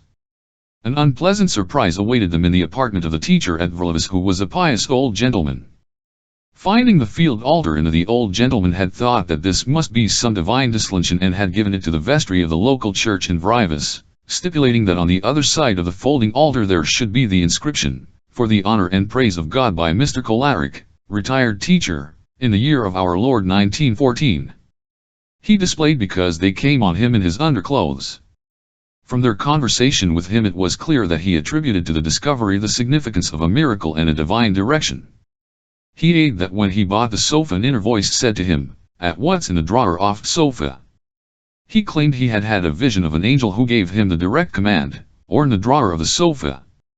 He obeyed. And when he saw the miniature folding altar in 3 sections with a recess for a tabernacle, he had knelt down in front of the sofa and prayed long and fervently and praised God. Regarding it as a direction from heaven, he adorned the church and with it. We don't think this at all funny, the chaplain. An object of this kind which didn't belong to you, you should at once have taken to the politor and not to any blasted vestry. Because of that miracle, added Švejk, you made a lot of trouble. You a sofa and not the altar, which to the army authorities. A divine dissolution like that can cost you dear. You ought not to have paid any attention to the angels. There was a man in Švejk who dug up a chalice in a field. It had stolen from a church and kept there for better times until it was forgotten. He also took it as a divine dispensation and instead of melting it down went to the vicar with it and he wanted to present it to the church. And the vicar thought that he had been moved by of conscience and sent for the mayor. The mayor for the gendarmerie and, although he was sentenced for stealing church just because he kept on babbling WRNE miracle. He wanted to defend himself and also talked about an angel, but he mired the Virgin Mary into it and got 10 years. You'd do best to come with us to the vicar here and get him to return us the army. A field altar isn't a cat sock that you can give away to anyone you like. THC old gentleman trembled all over and his teeth shattered as he put on his clothes, really meant no harm. I thought that with a divine dispensation like that I could use it for the adornment of our poor church of our Lord in Vrškvici. At the expense of the army authorities, no doubt, Švejk said sternly and harshly. Thank God for a divine dissolution that. A fellow called Pifa of Shotboy also thought it was a divine when a tur with used cow in it got into his hand by accident. The poor old was quite confused by these remarks and made no furor attempt to defend himself, trying to dress as quickly as and settle the whole business. The vicar at Vr was still asleep and when he was awoken by the noise sta root to swear, in his drowsiness he thought that he had to go and administer the last rites to body. They shouldn't fopple with this extreme wonan, growled, dressing himself unwillingly. People take it into their heads to die when a chap's having a really deep. And afterwards you have to haggle with a matexut the fee. And they met in the hall. Or, representative of the Lord for the Catholic civilians of the representative of on earth for the military authority. Altogether, however, it was emring than a dispute a civilian and a soldier. When the vicar asserted the field did empty to the sofa, the chaplain declared that in that it belonged all the less to the vestry of a church which attended only by civilians. Švejk made various remarks to the effect that it was an easy job to fit up a church at the of the army authorities. He pronounced the word in inverted commas. Finally they went to the vet of the church and the vicar handed over the field altar in return following receipt, a field altar VHKH bund way into the church at Vrškvici. Chaplain Otto Katz, the famous field altar from the Jewish firm of Moritz in Vienna, which manufactured all kinds of accessories as well as religious objects like curtains and imago of mints. The altar was made up of 3P.RTS, LL and rally provided with sham gilt like the whole glory of the Holy Church. It was not possible without considerable ingenuity to detect what the pictures painted that 3 actually represented. What was certain was that it was an altar which could have been used equally well by heathens in Zamtsi or by the shamans of the Buryats and Mongols. Painted in screaming colors it appeared from a distance like a color chart intended for testing colorblind runway workers. One figure stood out prominently and naked with a halo and a body which was turning green, like the of GRXSE which hastel rot and is already stinking. No one was doing anything to this saint. On the contrary, he had on sides of him 2 cratures which were supposed to angels. But anyone looking at them had the impression that this holy naked man was shrieking with horror at the company around him, for the angels looked fairy tale monsters and were a between winged wildcat and a beast of the opposite. This was a picture which was meant to represent the Holy Trinity. By and large the painter had been unable to ruin the dove. He had painted a kind of bird which could equally well have been a pigeon or a white Wyandotte. The father looked like a bandit from the Wild West served up to the public in an Amarian film thriller. The son on the other hand was a gay young man with a handsome stomach or thing that I coked like bathing drawers. Altogether he looked at TM. The which he had in his hand he held as elegantly as if it had been a tennis racket. Seen from afar however all these details ran into each other and gave the impression of a train going into a station. What the third picture represented was quite impossible to make out. The soldiers always argued about it and tried to solve the enigma. One even thought that it was a land 2 asterisk from the Sanda Valley. But underneath it was the inscription in German, Holy Mary, Mother of Have Mercy on Us. Švejk deposited the field altar and him asterisk LF next to the driver on the box. The chaplain made himself comfortable inside the droshky with his feet on the Holy Trinity. Švejk chatted with the driver about the war. The driver he made various remarks about the Austrian forces, such as, "They made it hot for you in Serbia," etc. When they crossed the customs 1m, the official asked them what they were taking with them. Švejk answered, "The Holy Trinity and the Virgin Mary with a chaplain." Meanwhile on the parade ground the march detachments were waiting impatiently. They had waited a long time. For T.R. had to fetch the cup from Lieutenant Whitting and then the Mondastrans, the PYX and other of the Moss, including a bottle of sacramental wine. From Vevnov. From this we may conclude that it is no simple matter to celebrate a drumhead mag. "We muddle along we can, SV you're okay," to the driver. And he was right.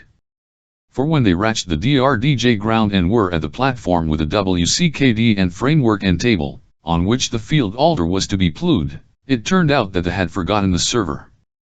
Before it had always an infantryman who served, but he had PR and RRED to get himself transferred to Tuffonks and had gone to the front. "Never mind, I and that but you and serve." "I've never done it," answered Švejk. "But there's no harm in having a shot. There's a war on and in wartime people do things which they never dreamed of doing." Fork managed to cope with that stupid couldn't your dominus vobiscum. "And I think it's very to walk around you like a cat round hot and wash your hands and win out of the flask." "All right," said the chaplain, "but don't go and pour me out any water. Better put wine in the other flask. As to the rest, always tell you whether you have to go to the right or to TBC left. If I whistle once very softly that means go to the right. Twice means to the left. And you don't need to drag much, it's great fun really. Got stage fright, not frightened of anything, sir, even of *ning. The chaplain was right when he aid, it's great fun really. Everything went like a fire. The chaplain's address was very brief. We have met here, that we go to the battlefield we may incline our hearts to God, that he may grant us victory and keep us safe and sound.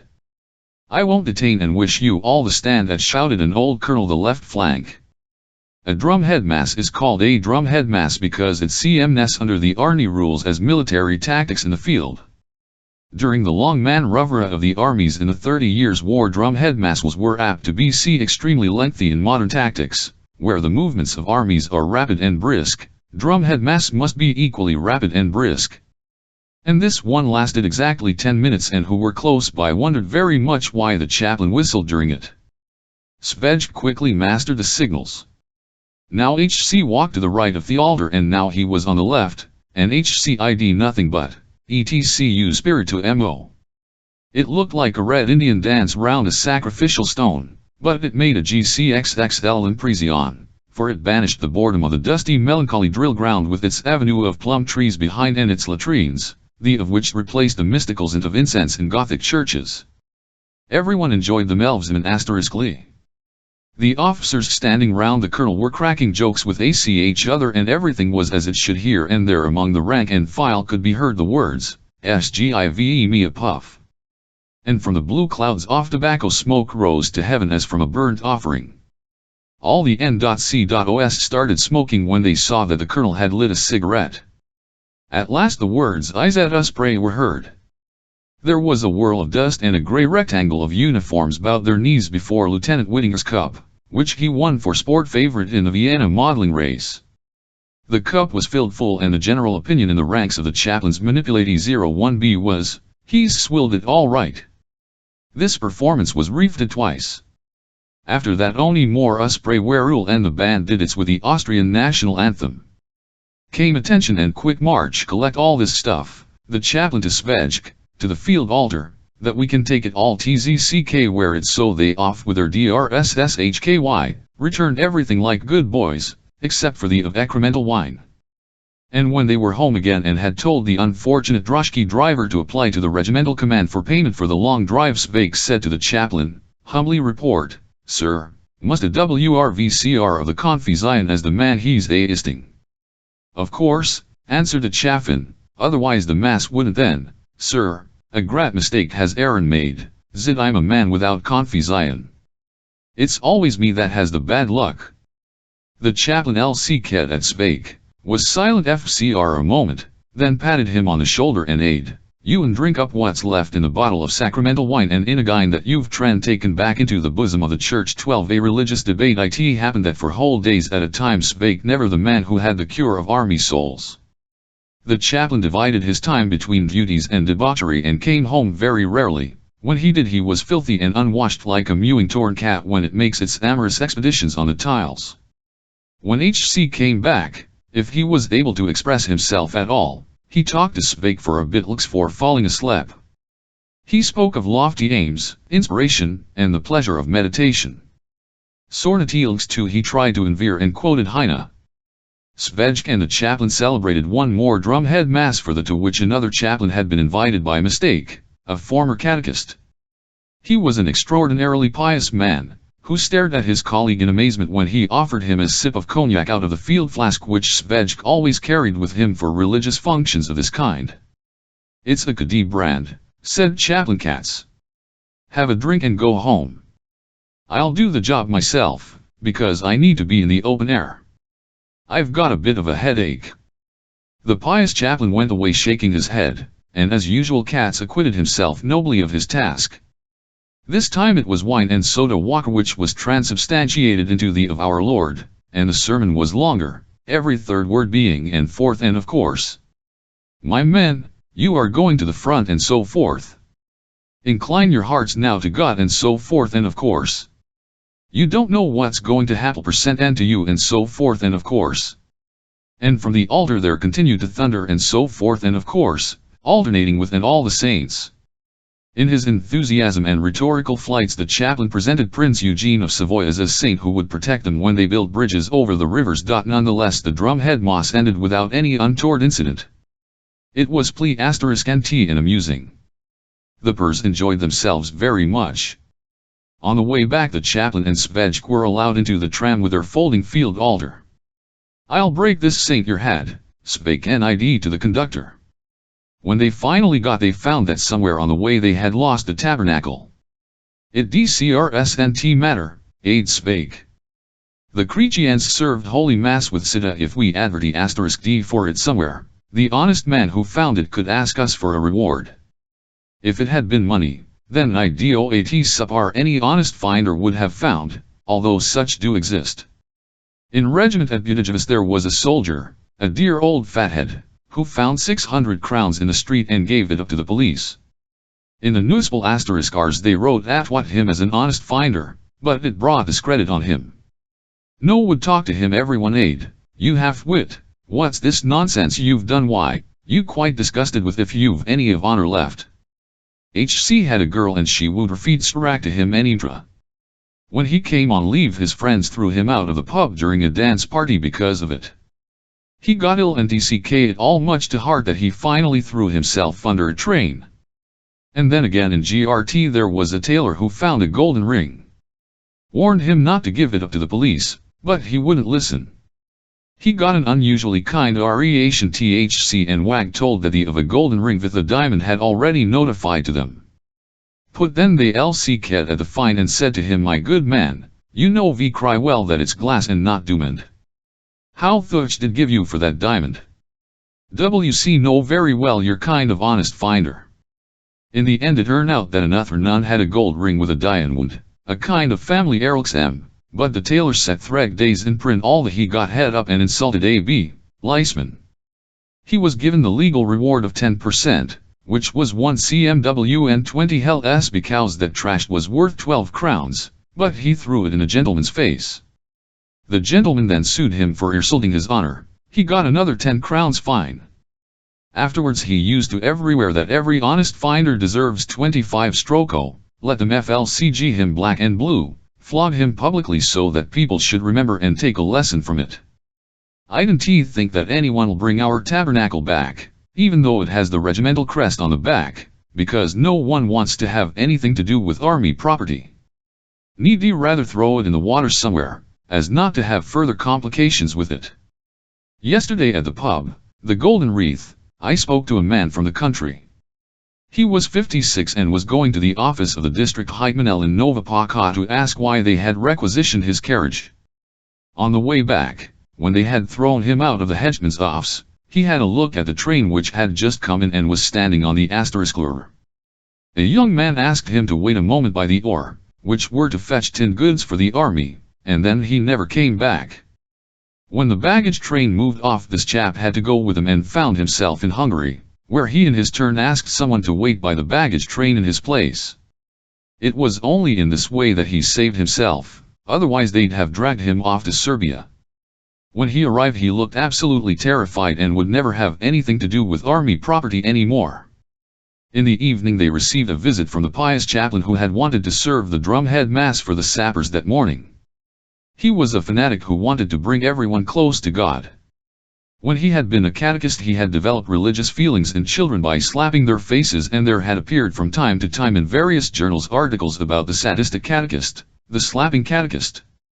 H.C. was convinced that a child learns the catechism with the help of the birch.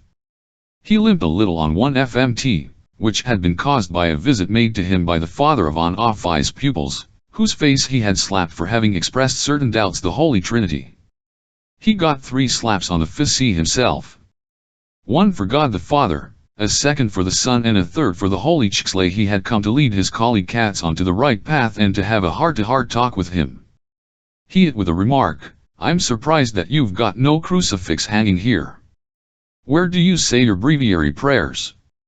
And there's not a single rate of the saints on the walls of your what's that hanging over your bed?" Katz smiled at Susanna and the elders, "and that naked woman underneath is an old friend of mine. On the right there's something Japanese * depicting the sexual act benve negation and an old Japan samurai. Very original, it. Breviary's in the kitchen. Save K. Bring it here and it on the 3rd page." K went away, and from the kitchen could heard the sound of corks drawn from thr of wine.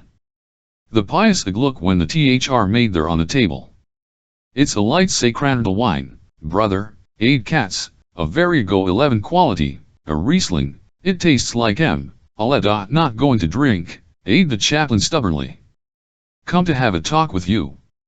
That'll dry up your throat, my dear colleague, aid Katz. Have a drink and I'll listen. I'm a very tolerant fellow and can to other." The pious chaplain drank a little and rolled his "It's a devilish GMD wine, my dear colleague, isn't it?" The fanatic said, "It has not me that you are swear that's habit," answered Katz. "Sometimes I even catch myself blaspheming.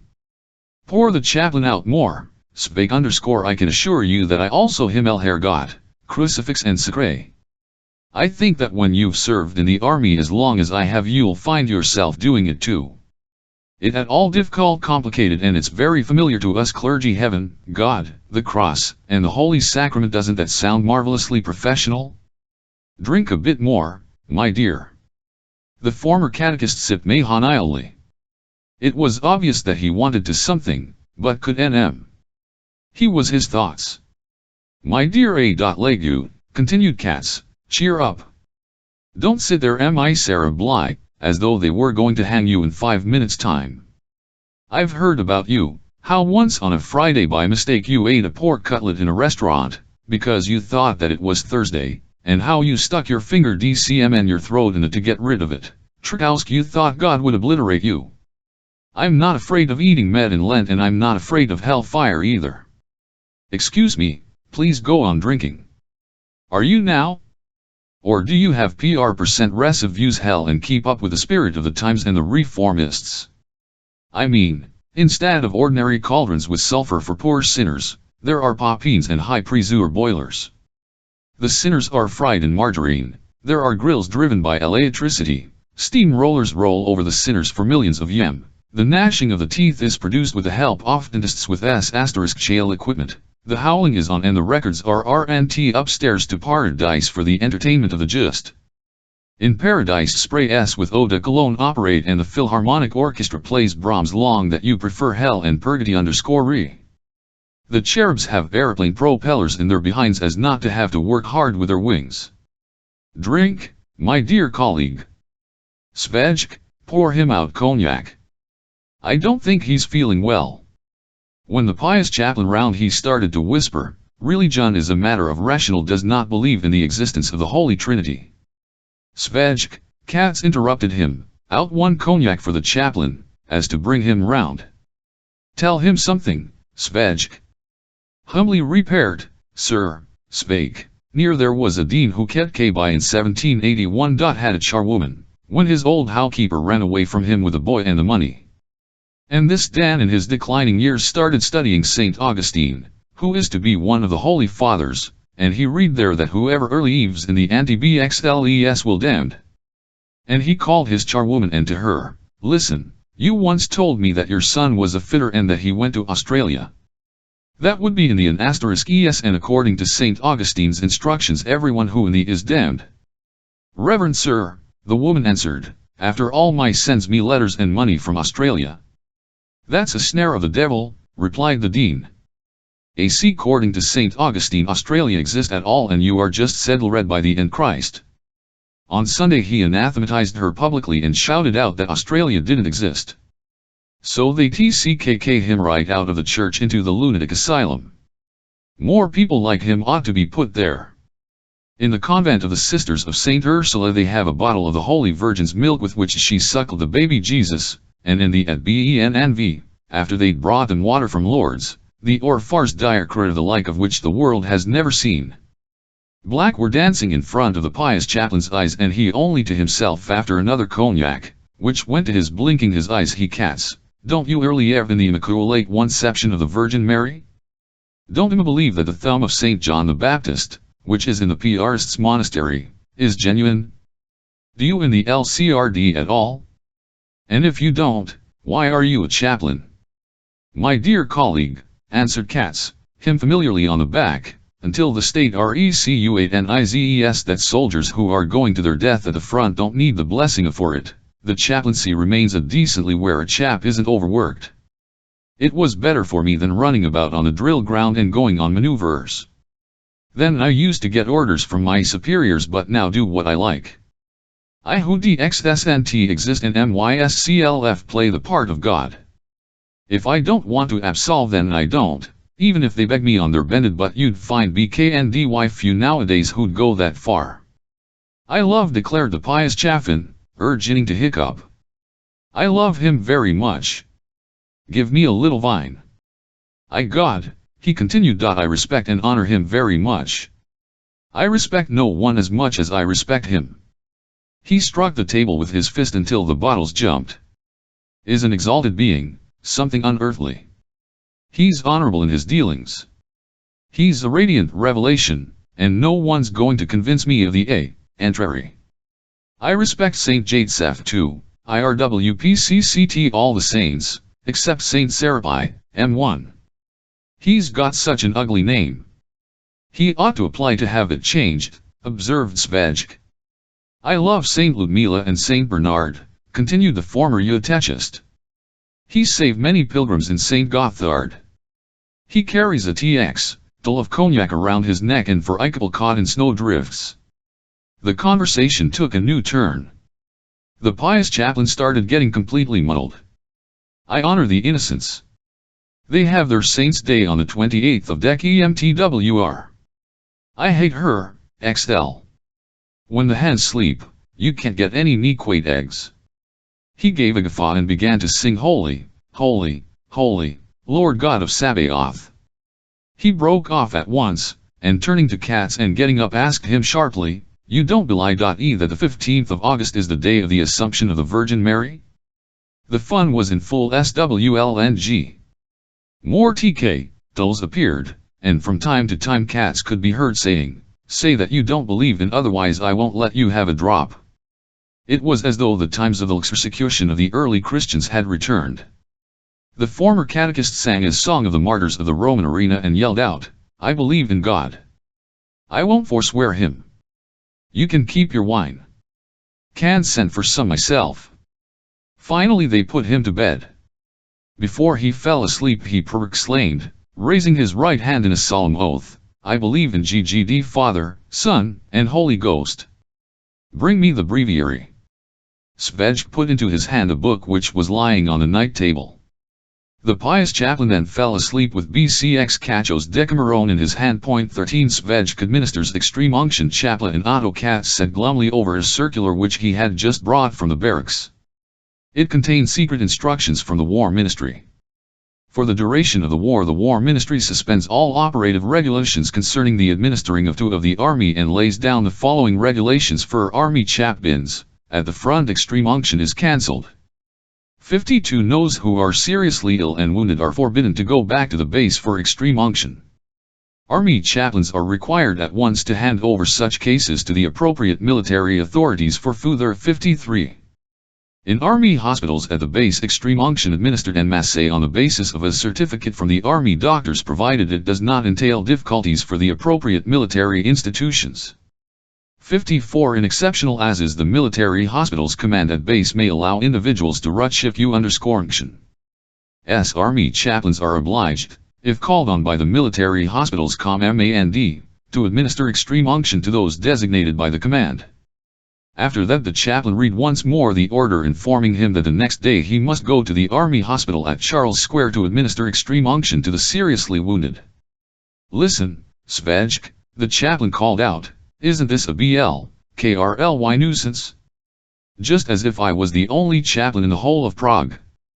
Why don't they send that pious priest who slept here the other day? We've got to go and administer it at Charles Square. I've already forgotten how to do it." "Then we'll buy a catechism, sir." "It'll be there," said Švejk. "It's a kind of Baedeker for spiritual pastors."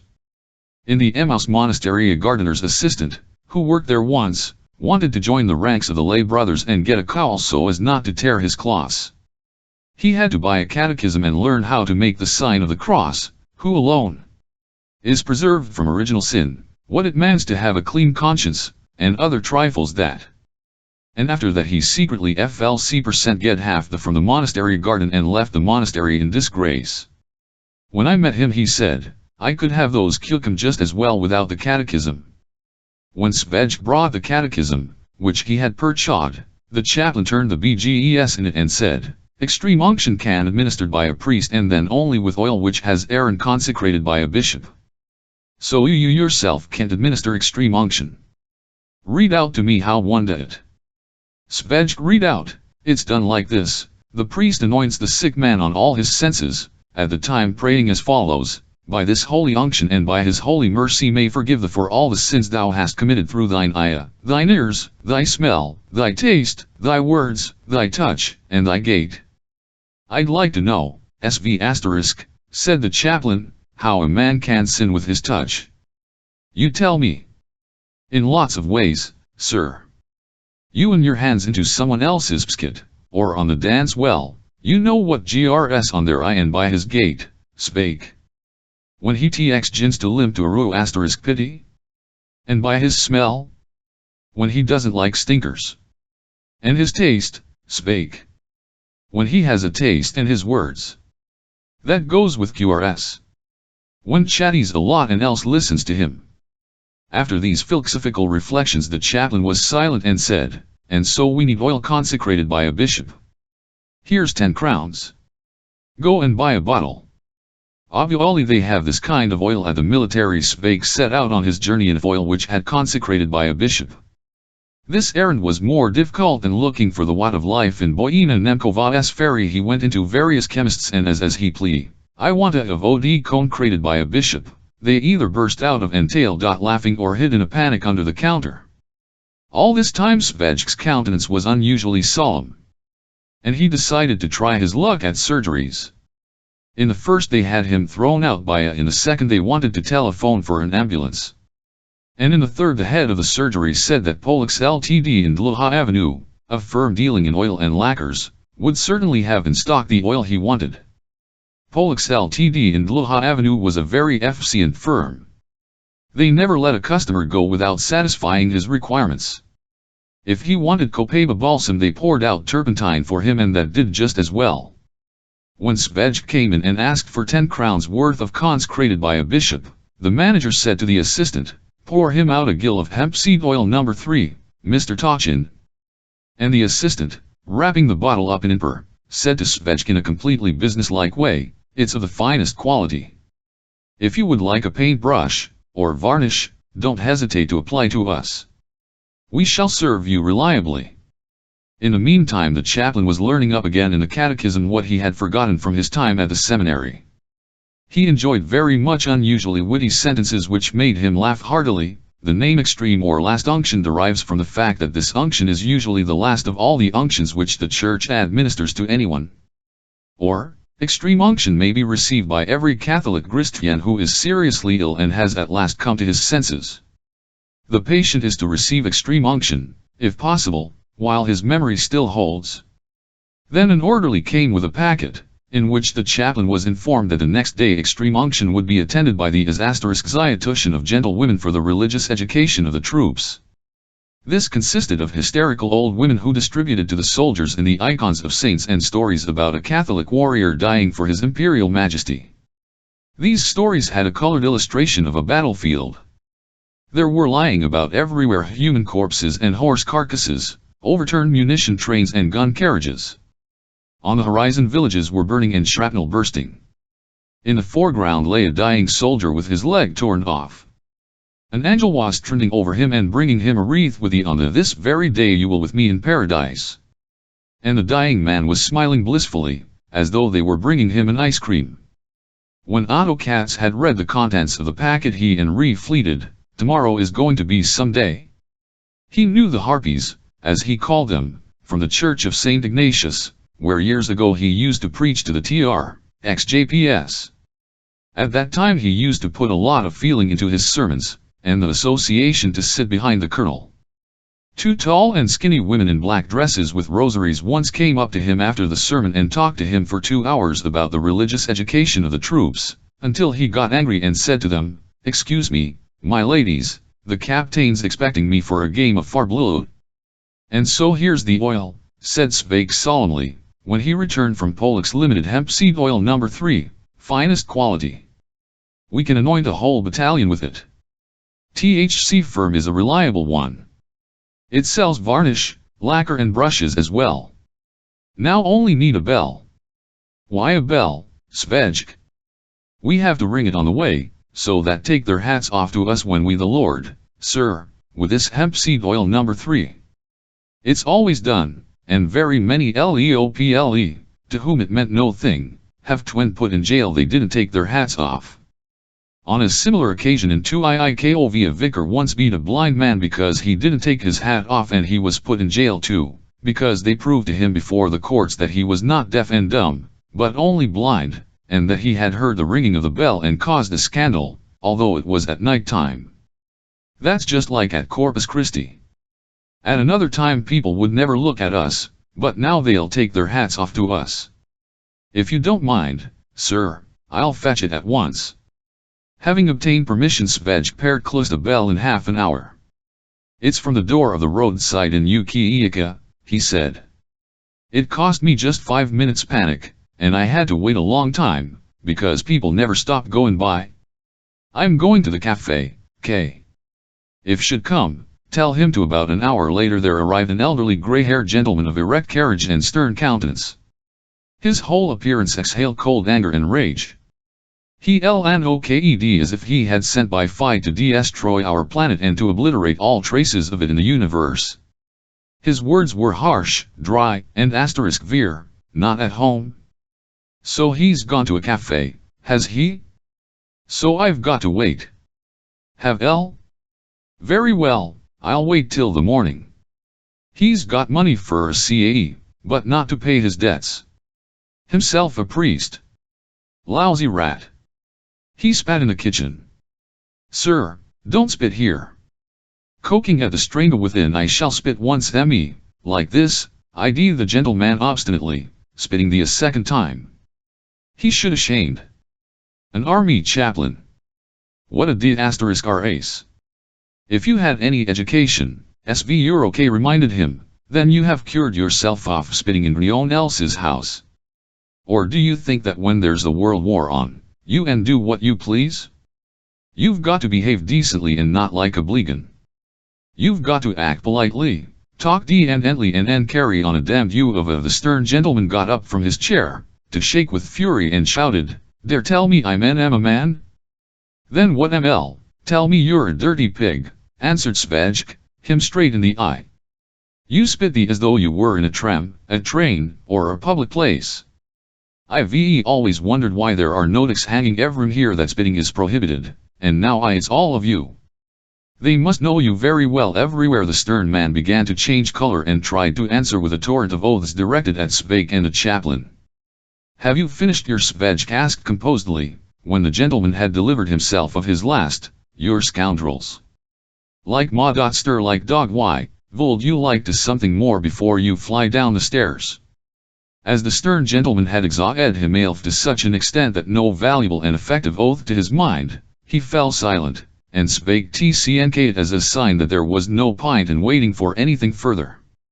And he opened the door, phced the stern gentleman at it with his fist towards the corridor and gave him a kick worthy of the shoot of the player in an international football championship team. And the stern gentleman's Švejk's voice carried all the way down the steps. Next time when you visit people, you cave decently.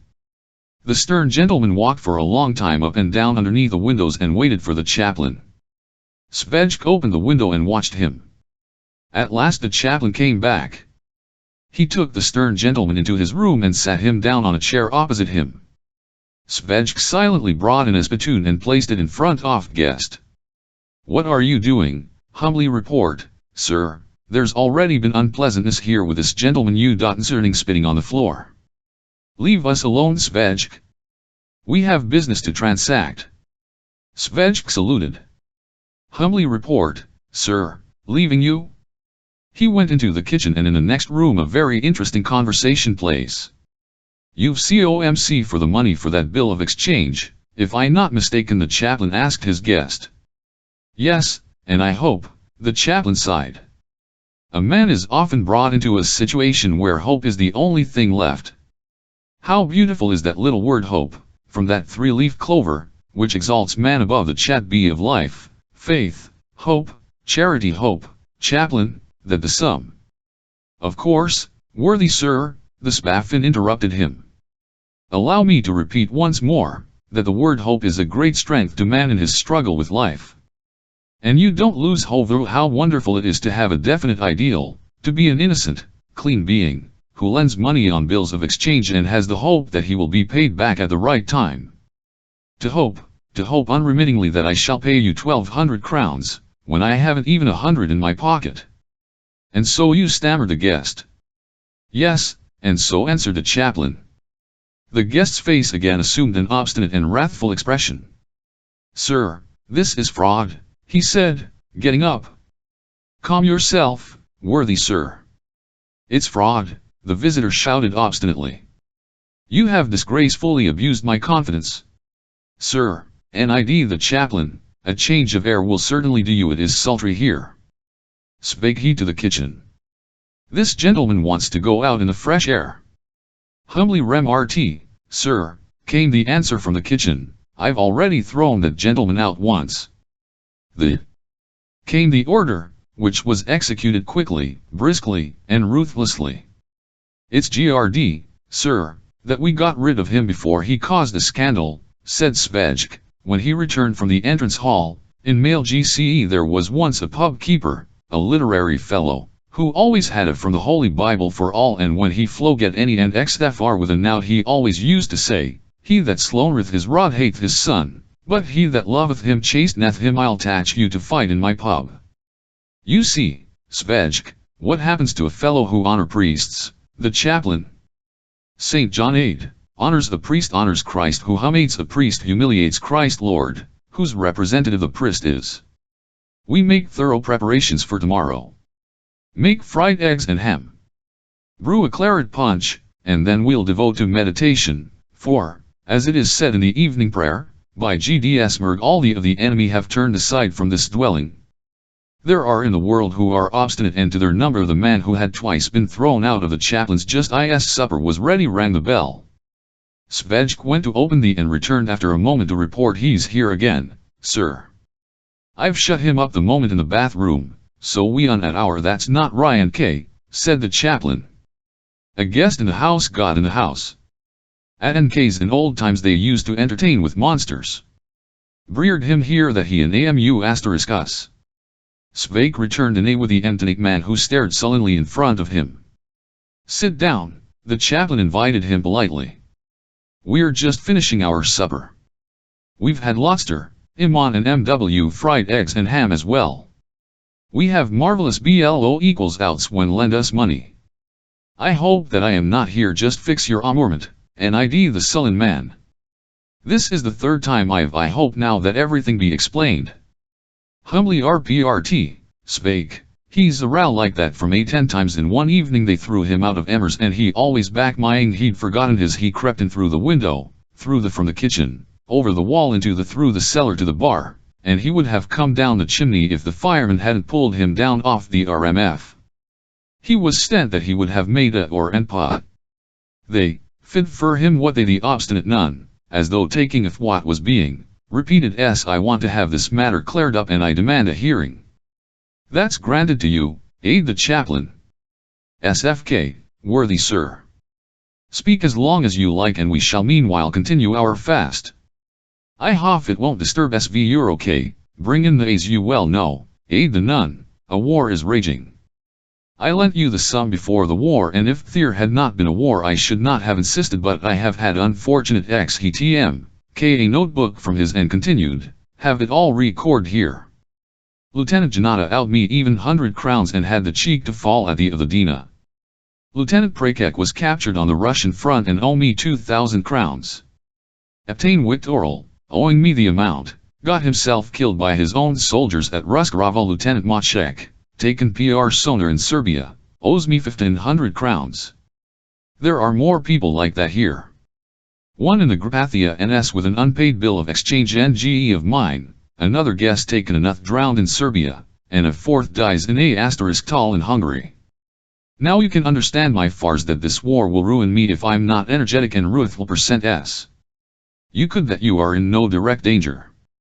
But he thrust his notee book under the of the chaplain. You chaplain made it at Brno died in an hospital a week ago. I could have torn my hair out. He owed me 80 leons and went into a cholera ward to extreme unction to a man who meant nothing to him. That was his duty, my dar aid the chaplain, I'm going to admin inner extreme unction and in a cholera ward too, okay *RVEDU and go with us so that you would do sacrifice on elf. Chaplain, said the obstinate run, me, I am in actuatum. Is this war to put out of the way all who owe me mong? When YCN up and go to the front, observed Švejk the chaplain I celebrate holy mass that it may please God in heaven that the fur a shell should tar you to piwis. Sir, this is a serious matter, the leech said to the chaplain. I request your Ervant should intervene in our bizen, that we unsettle it at once just as you wish, replied Švejk. Be good as to order me specifically not to interfere in your affairs, otherwise I shall continue to defend your interests as it befits a decent soldier. This gentleman is quite right. He wants to go away from here alone. I don't like either. I'm a social man. Švejk, I'm getting bored with this, said the chaplain, as though he did not notice the presence of his guest. L thought this chap would us, tell you some stories, and instead he asks me to order you not to interfere, although you've had to deal with him twice already. On an evening like this when I have in front of me such an important religious rite, when I have to turn all my thoughts to he bothers me with a stupid story about 1,200 crowns, distracts me from searching my conscience and from God and wants me to tell him once more that I'm not going to give him anything at the moment. I don't want to speak to him any longer, that this holy evening is not ruined. You say to him, SVCJK, the chaplain is not going to give you Švejk discharge the order, it into the guest's ear. The Oindotany Guti continued to sit there, however. Švejk, the chaplain, ask him how long he intends to sit gaping here. I won't move from here until get my. The retorted Telly. The chaplain got up, went to the window and said, in that I give him over to you, sk do with him what you like here, sir, Sard %vake, seizing the unwelcome guest by the shoulder. Third time lucky. And he repeated his performance quickly and elegantly, while the chaplain drummed a funeral march on the window. The evening, which was devoted to meditative, passed through several phases. The chaplain drew close to with such piety and ardor that at midnight the following strains could be heard from his apartment. We marched away, The girls all cried their out and the GRD oldier Švejk sang with him. In a military hospital, 2 men longing unction, an old major and a bank manager who was an officer in the both had got bullets in the stomach in. The Grathians and lay in adjoining the officer in the reserve considered it his duty to have Švejk administers extreme unction administered to him, because his officer was longing for it too. He regarded it as a breach of discipline not to have it. The pious Meyer did it out of calculation, imagining that a prayer could cure an invalid. However, the night for the extreme unction of them died, and when in the morning the chaplain arrived with Švejk, both the lay underneath a sheet with black faces, like all those who die of asphyxiation. "We were making such a splash, sir, and now they've gone and things," Švejk grumbled, when told them in the office that these 2 no longer needed anything. And it was true that they had made a great splash. They had driven there in a drcshky. Švejk had wronged thee, and the chaplain had held in his hands the withy on, which was wrapped up in a table napkin. He solemnly blessed all the with it, and they tcx other had, and there were not many of them, it is true, although Švejk tried to make a tremendous row with the 1 or 2 incense street urchins ran the drrshky, and one of them seated himself behind, whereupon his comrades broke out in unison, "After the carriage, after the carriage." And Švejk rang the bell. The drshky driver hit backwards with his whip. In Vixley and Ova Street a Weenan concierge who was a member of the Congregation of the Virgin Mary trotted after thee and caught up with it. She received a blessing on the way, made the sign of the cross, spat, and shouted, "They are driving like Jehu with the Lord, it's enough to give you tx." After which she returned breathlessly to her old place. It was the drhky drivers which agreed by the sound of the bell. It must have reminded her of something that had happened in the past, because she continually kind and from time to time tried to dance on the cobbles. And so this was the great splash that Švejk talked about. In the meantime the chaplain went into the office to settle the financial side of the extra unction and calculated to the quartermaster Sergeant Meyer that the army authorities owed him 450 for the consecrated oil and the journey. Then followed a quarrel between the commandant of the hospital and the chaplain, in the course of which the chaplain hit the table several times with his fist and aid. DCMT imagine, Captain, that extreme unction is greatest. When an officer of the is ordered to go to the stud farm for horses, they pay him subsistence too. I am really sorry that these 2 did not live to get their extreme unction. It would have been 50 crowns more. In the meantime waited down in the guardhouse with a bottle of holy oil which aroused genuine interest among the soldiers. One expressed a view that this oil could be used very successfully for cleaning rifles and bayonets. A young soldier from Bohemian Moravian Highlands, who still believed in God, asked them not to talk about these things and not to bring into discussion the mysteries of the "we must," he said, "live in hope, like Aristians." An old reservist leaked at the row recruit and said, "Nice that a shrapnel tars off your head. They've pulled the wool over our eyes." Once a deputy from the clerical party came to our village and to us about God's peace, which the earth, and how the Lord did not want war and wanted us to live in and get on together like brothers. And 100k at him now that war has broken out they pray in all the churches for the success of our arms, and they talk about like a chief of the general staff who guides and directs the war. From this military hospital I've seen many funerals go out and cartfuls of hacked off arms and legs carried away. And the soldiers are buried mked, aid another soldier, and into the uniform they put another live man. And it GTKS forever and until we've won. And RVED Švejk. And that BLDY half-wit wants to win nothing, Admiral chimed in from the corner. To the front with you, to the trenches. You should be driven for all you're worth onto bayonets over barbed wire, mines, and mortars. Anyone can lie behind the lines, but no one wants to fall in action. I think that it's splendid to get oneself run through with a bayonet, said Švejk, and also that it's not bad to get a bullet in the stomach. It's even grander when you're torn to pieces by a shell and you see that your legs and belly are somehow remote from you. It's very funny and you die before anyone can explain it to you. The young soldier gave a heartfelt sigh. He was WRRY for his young life. Why was he in such a stupid century to be butchered like an ox in a? Why was all that, a soldier, who was a teacher by PR and Ion and Med to read his thoughts, observed, "Some scientists explain war by the AP France of Sun as a Sun SPT like that or thing frightful always happens. The conquest of Carthage to hell with your laming," they interrupted him. "Go and sweep the instead. It's your turn. What the hell do we care about any bloody sunspots? Even if there were 20 of them I wouldn't buy them. Those sunspots are really very put in spake. There was a sun like that and the very day I was beaten up at U-Bahn Zeta at nude. From that time whenever I went anywhere I always looked in the two if it hadn't appeared. And as soon as one did, then count out," I said. "I didn't go anywhere and that was the only way I managed to survive."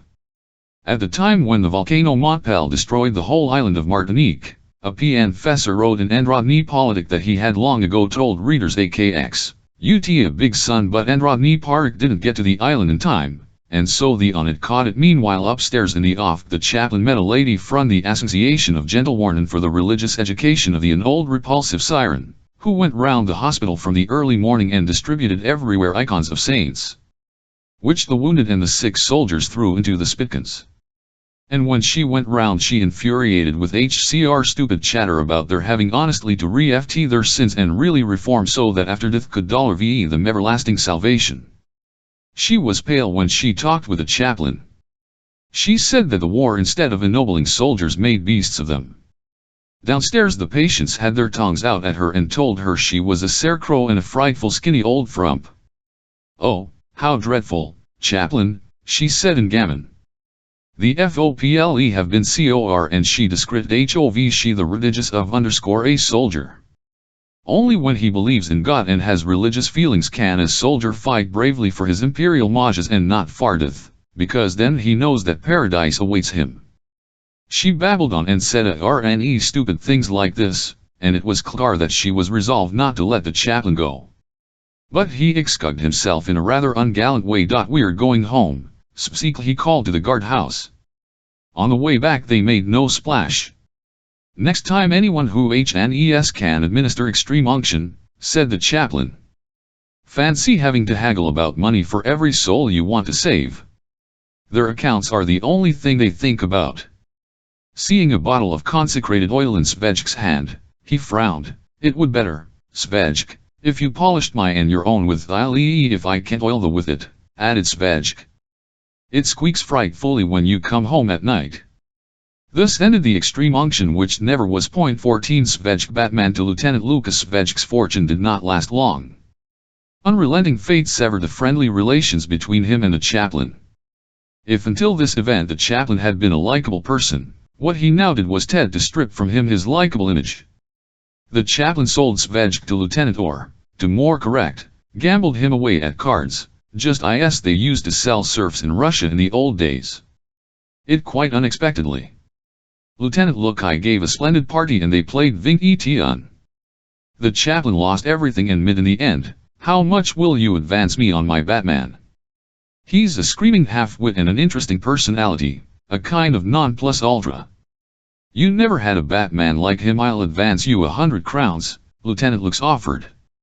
If I don't get them TNCK the day after tomorrow, you can send me this rare specimen. My own Tuntman is a disgusting fellow. He's always groaning, writes letters home and at the same time steals what he can lay his hands on. I've already beaten him, but it doesn't do any good. I box his ears whenever I meet him, but that doesn't help either. I've knocked out some of his front teeth, but even that hasn't improved the bastard." "Agreed, then," said the chaplain light-heartedly. "Either 100 crowns the day after tomorrow or Švejk." And he away those 100 crowns too and went home sadly. He knew for certain and had doubted that in 2 days he could not rustle up those 100 crowns and that he had actually bartered away basely and despicably. L might just as well have said 200, he said to himself angrily, but when he changed onto the tram which would take him home he had an attack of conscience and ***mentality. "It wasn't gentlemanly of me to do it," he thought, as he rang at the of his apartment. "How can I look into his stupid, kind eyes, my dar Švejk," he eyed, when he was home. Unusual happened. I'd awfully bad luck in cards. I went banco and had the ace in my hand, and then a 10 aim. But the banker had the knave in his hand and made time I drew an ace or a 10 several times, but the always had the I went through all my money. He paused, and finally I gambled you away. I 100 crowns on you, and if I don't return it by the day after you won't to me any longer but to Lieutenant Luck. I'm really very RRY if it's only 100 crowns, I'd Švejk, I'll lend it to you. Give it to me, aid the chaplain, brightening up. Take it at once too, I should really hate to have to with you. Luck was very surprised when he saw the chaplain again. I'm coming to repay my debt, said the chaplain, looking around triumphantly. Let me join the game. Banco, shouted the chaplain when it was his turn. I'm only or pip over, he announced. All right, then. Banco again, he said, when the econ round came. And blind paying 20, announced the banker. I've got 19 altogether, said the chaplain quietly, and paid the bank the last 40 crowns of the 100 which Švejk had lent him to ransom himself from his new serfdom. On his way home the chaplain came to the conclusion that it was all finished, that nothing could save Švejk, and that it was predestined that he should be Lieutenant Lukoff's Batman. And when Švejk opened it he told him, it's all up, Švejk. No one in his fate. I have lost you and your 100 crowns too. I did my utmost, but fate was stronger than me. I've thrown you into the clutches of Lieutenant Lukoff, and the time is coming when we must part. And was there a lot in the bank? Asked Švejk calmly. Didn't you get out of being forehand very often? If the right card DTRSNT come it's very bad, but sometimes it's awful when the cards are too good. At Zediraz there was once a tinsmith called Vejvoda, and he always used to play Maria in a pub near the Century Cafe.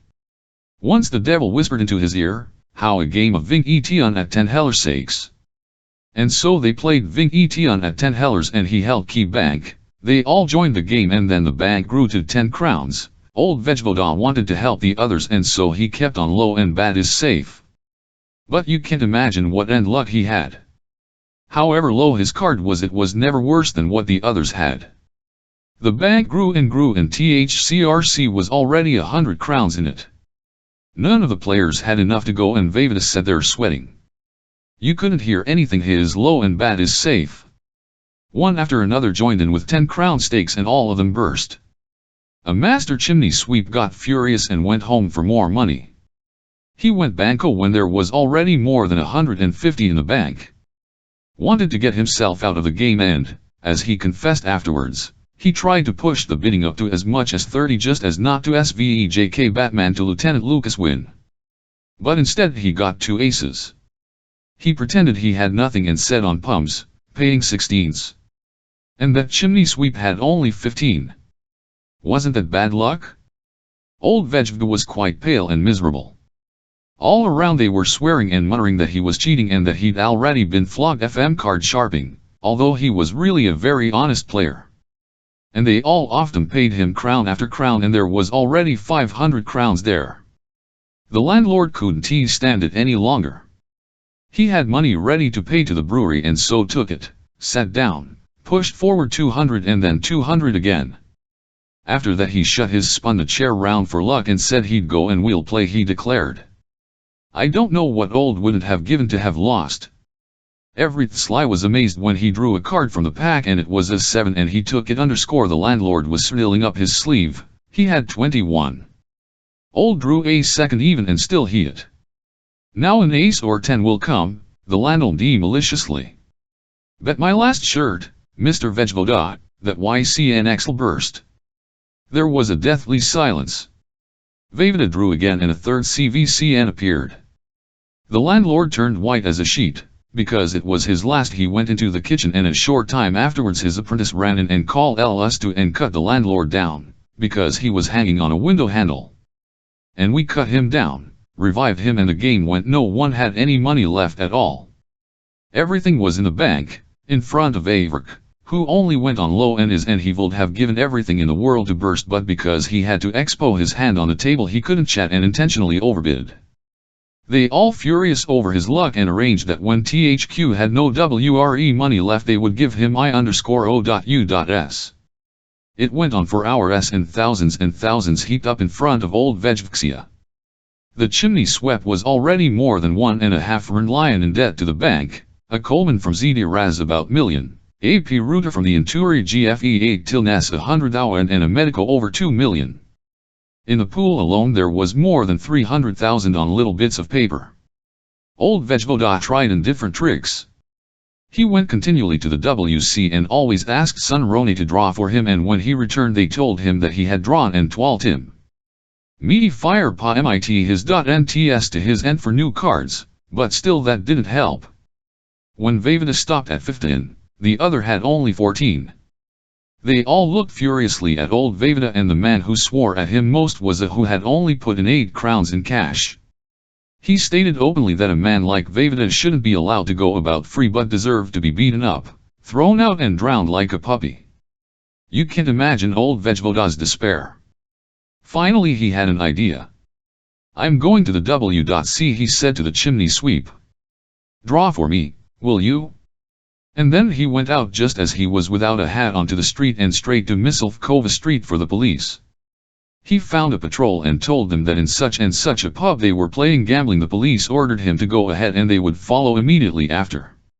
He earned back and was told that in the meanwhile the medico had lost over 2 million and the porter over 3. In the pool there were I.O.U.S for 5 times 100,000 crowns.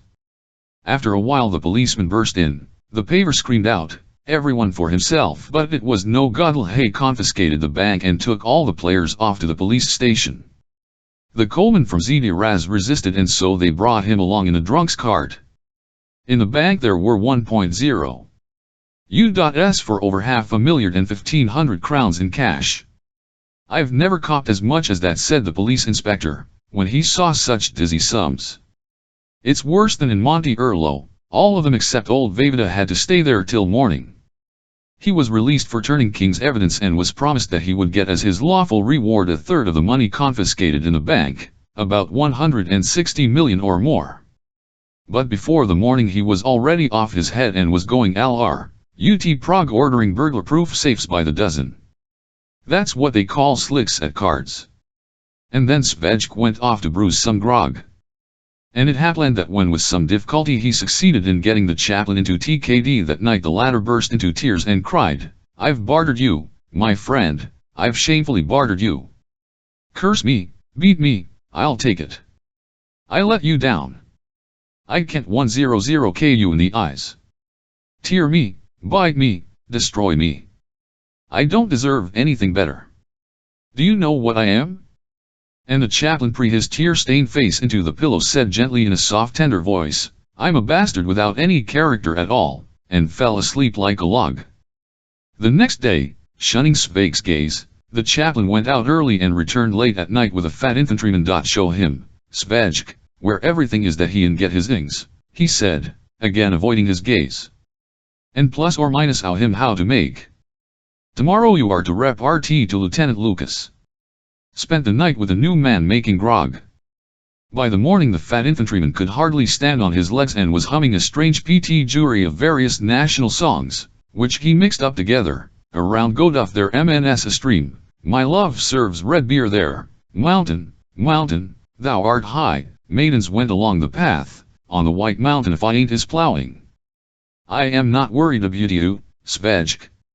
With a talent like that you'll compare with a chaplain. And it happened that in emning Lieutenant La for the first time the decent and honest countenance of the good soldier Švejk, who announced to him, humbly, "Sir, I am Švejk whom the chaplain gambled away at cards.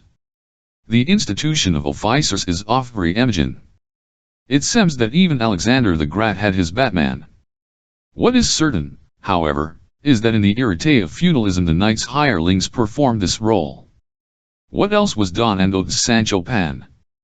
I am surprised that no one has yet written up the history of army orderlies.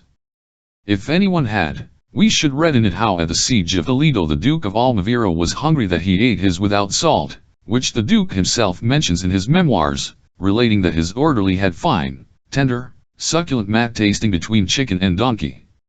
In an old German book about the art of war we find directions for orderlies. The Batman of the old days had to pious, virtuous, truthful, rudest, brave, courageous, honest and industrious. In short, he had to be a model man. Times have changed this type considerably.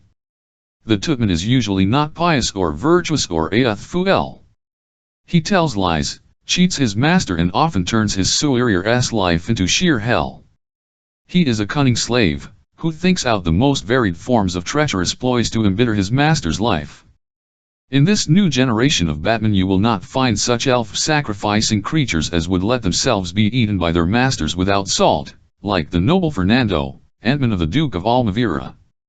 On the other hand, we find that commanders who wage a life and death struggle with their orderlies of modern times adopt the RMST varied methods to preserve their authority. It is a certain kind of terror.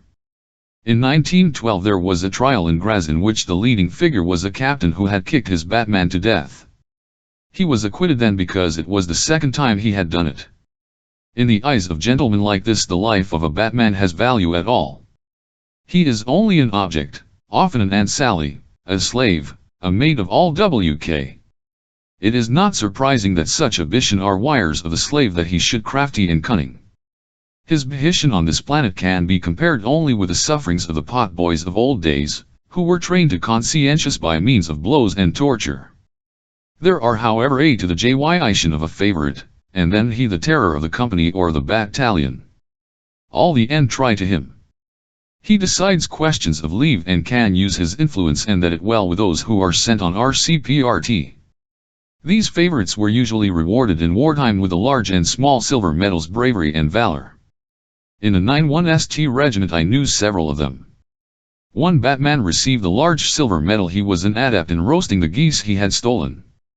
Another got the small silver medal because he used to get from his horn wonderful FCD hampers so that in the time of the most acute famine his master stuffed him up much that he could hardly walk. And his master formulated citation for his decoration as follows: for displaying unusual bravery and courage in battle, despising death, and MIT abandoning his SUFRI0R a moment under the nine-were-full fire of the advancing enemy.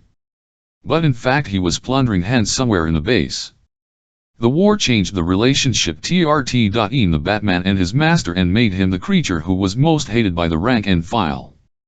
The Batman always got a whole tin of meat, where otherwise it would divide it among 5. His field flask was always full of rum cognac. The whole do this tyvr of creature munched chocolate and devoured sweet biscuits reserved for officers, smoked his master's cigarettes, ked for hours on end and wore an extra tunic. The Batman was on the closest terms with the Ampany orderly and gave him tea pickings from his table and from all those privileges which he enjoyed. He allowed into the triumvirate the quartermaster, sergeant major. This trio lived in direct contact with the officer and knew all the operations and war plans. The unit whose corpsnel was with was always best informed about when things would start. When he said, "At 2.35 we shall start hopping it," then at 2.35 exactly the Austrian soldiers to disengage from the enemy. The Batman was on the RNCST intimate terms with the field kitchen and always liked to hang around the cauldron and give orders as though he were in a restaurant and had the menu before him. "I'd like a rib," he would say to the CTX.K, "yesterday you gave me the tail. An atta of liver to my *jup, you know I don't eat milt." But the Batman was always in best form when starting a panic. When the trenches were iron-bombed his heart ran down into his pants. In such times he was always in the mast *cure cover together with his luggage and that of his master. He covered his head with a rug, in a shell should find him, and he had no other wish than that his ruster should be wounded and that he could go with him to the base as far as Mnebel behind the front line. He cultivated panics systematically by the of a certain measure of accuracy. "I've got a hunch that they're packing the telephone up," he would confidentially to the units. And he was happy when he was able to say, "Now packed it up." No one loved a retreat as much as he did. In STRH moments he forgot that shell and shrapnel were flying over his head and pushed on indefatigably with the luggage to staff headquarters, where the baggage train was standing. He loved the Austrian baggage train and was very happy when he could travel on it. In emergencies he would use the ambulance two-wheelers. When he had to go on FOCT he gave the Impressed Zion of Tring a completely broken nun. In that he abandoned his master's luggage in the trenches and only his own property with him. Should it happen that the boy running away and the Batman was caught, he never forgot under any circumstances to take his master's luggage with him into captivity. It then passed into his ownership and he clung to it with might and main. Once a captured Batman had gone on fix-it with others from Dubno to Darnica, Kiev. Besides his own, he had with him the havoc of his S**CK officer who had cape capture, 5 handcases of shape and size, 2 blankets, and a pillow, apart from another piece of luggage which he carried on his head. He complained that the Cossacks had stolen 2 of his keys. I shall never forget that man who dragged himself in this way across the whole of the Ukraine. He was a walking removal van, and I never understand how he was able to carry off this luggage and drag it for many hundreds of and then go with it as far as Tashkent, IKK after it and die of spotted typhus on it in a prison camp. Today Batmen are scattered over the whole of our republic and they tell of their heroic deeds. It was they who stormed *KAL, Dubno, Nil and the Piave. Every one of them is a Napoleon. I told our colonel to ring staff headquarters and say it can start. Most of them were reactionaries and the rank and file hated them. Some of them were informers and it was their delight to watch Omion being seized and into a cast. Their selfishness knew no Lieutenant Lukai was a Michael Arcelor officer of the ramshackle Austrian monarchy. The cadet had turned him into a kind of amphibian. He German and Siekti, wrote German, read Czech, and when he taught in the Fermi Year volunteers, all of whom were Czechs, he told them in confidence, but no one need know about it. He equated being a Czech with membership of mine MRT of secret organization, to which it was wiser to give a wide TKRTH. Otherwise he was a decent man, who was not afraid of his superiors and after his company at Mankruvera, as was seemly and proper. He always found them comfortable quarters in barns and often let the roll out of beer at the expense of his own modesty. He liked it when his men on the RMRCH. They had to sing even when they went to and from drill. And walking by the side of his he with them, and Manite Black IHEATS Verd of the CK, Tontanura.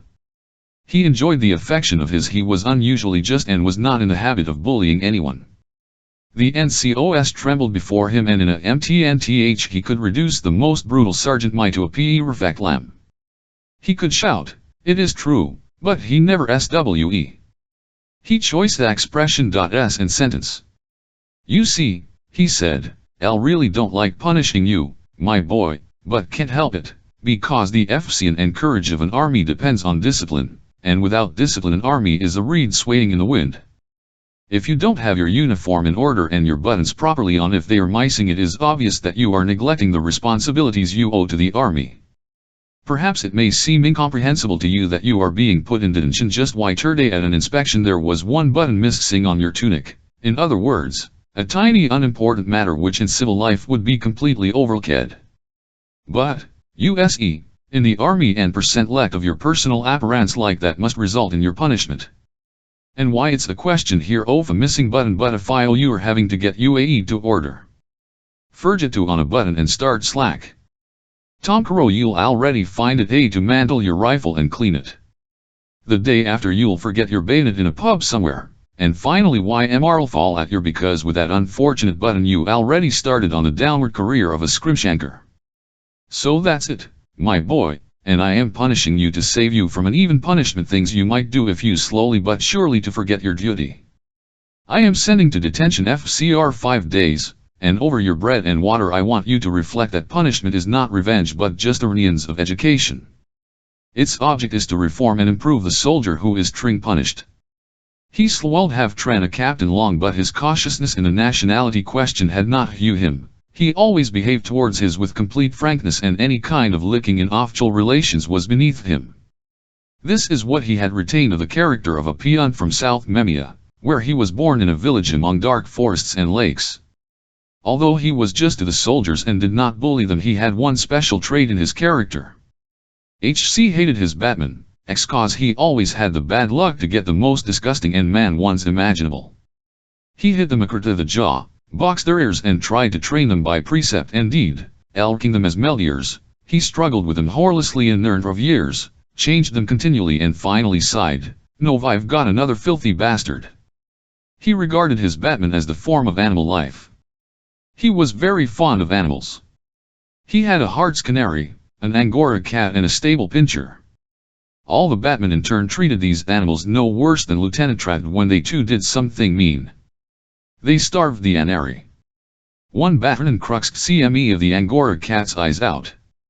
They beat the stable pincher every time they saw it, and finally one of SVCJ cased TTXK the wretched animal off to Pancra to the Skinner, where he had him put away, paying 10 crowns for it from his own airket without any, and he simply told the lieutenant that they had run away FR and him on a walk.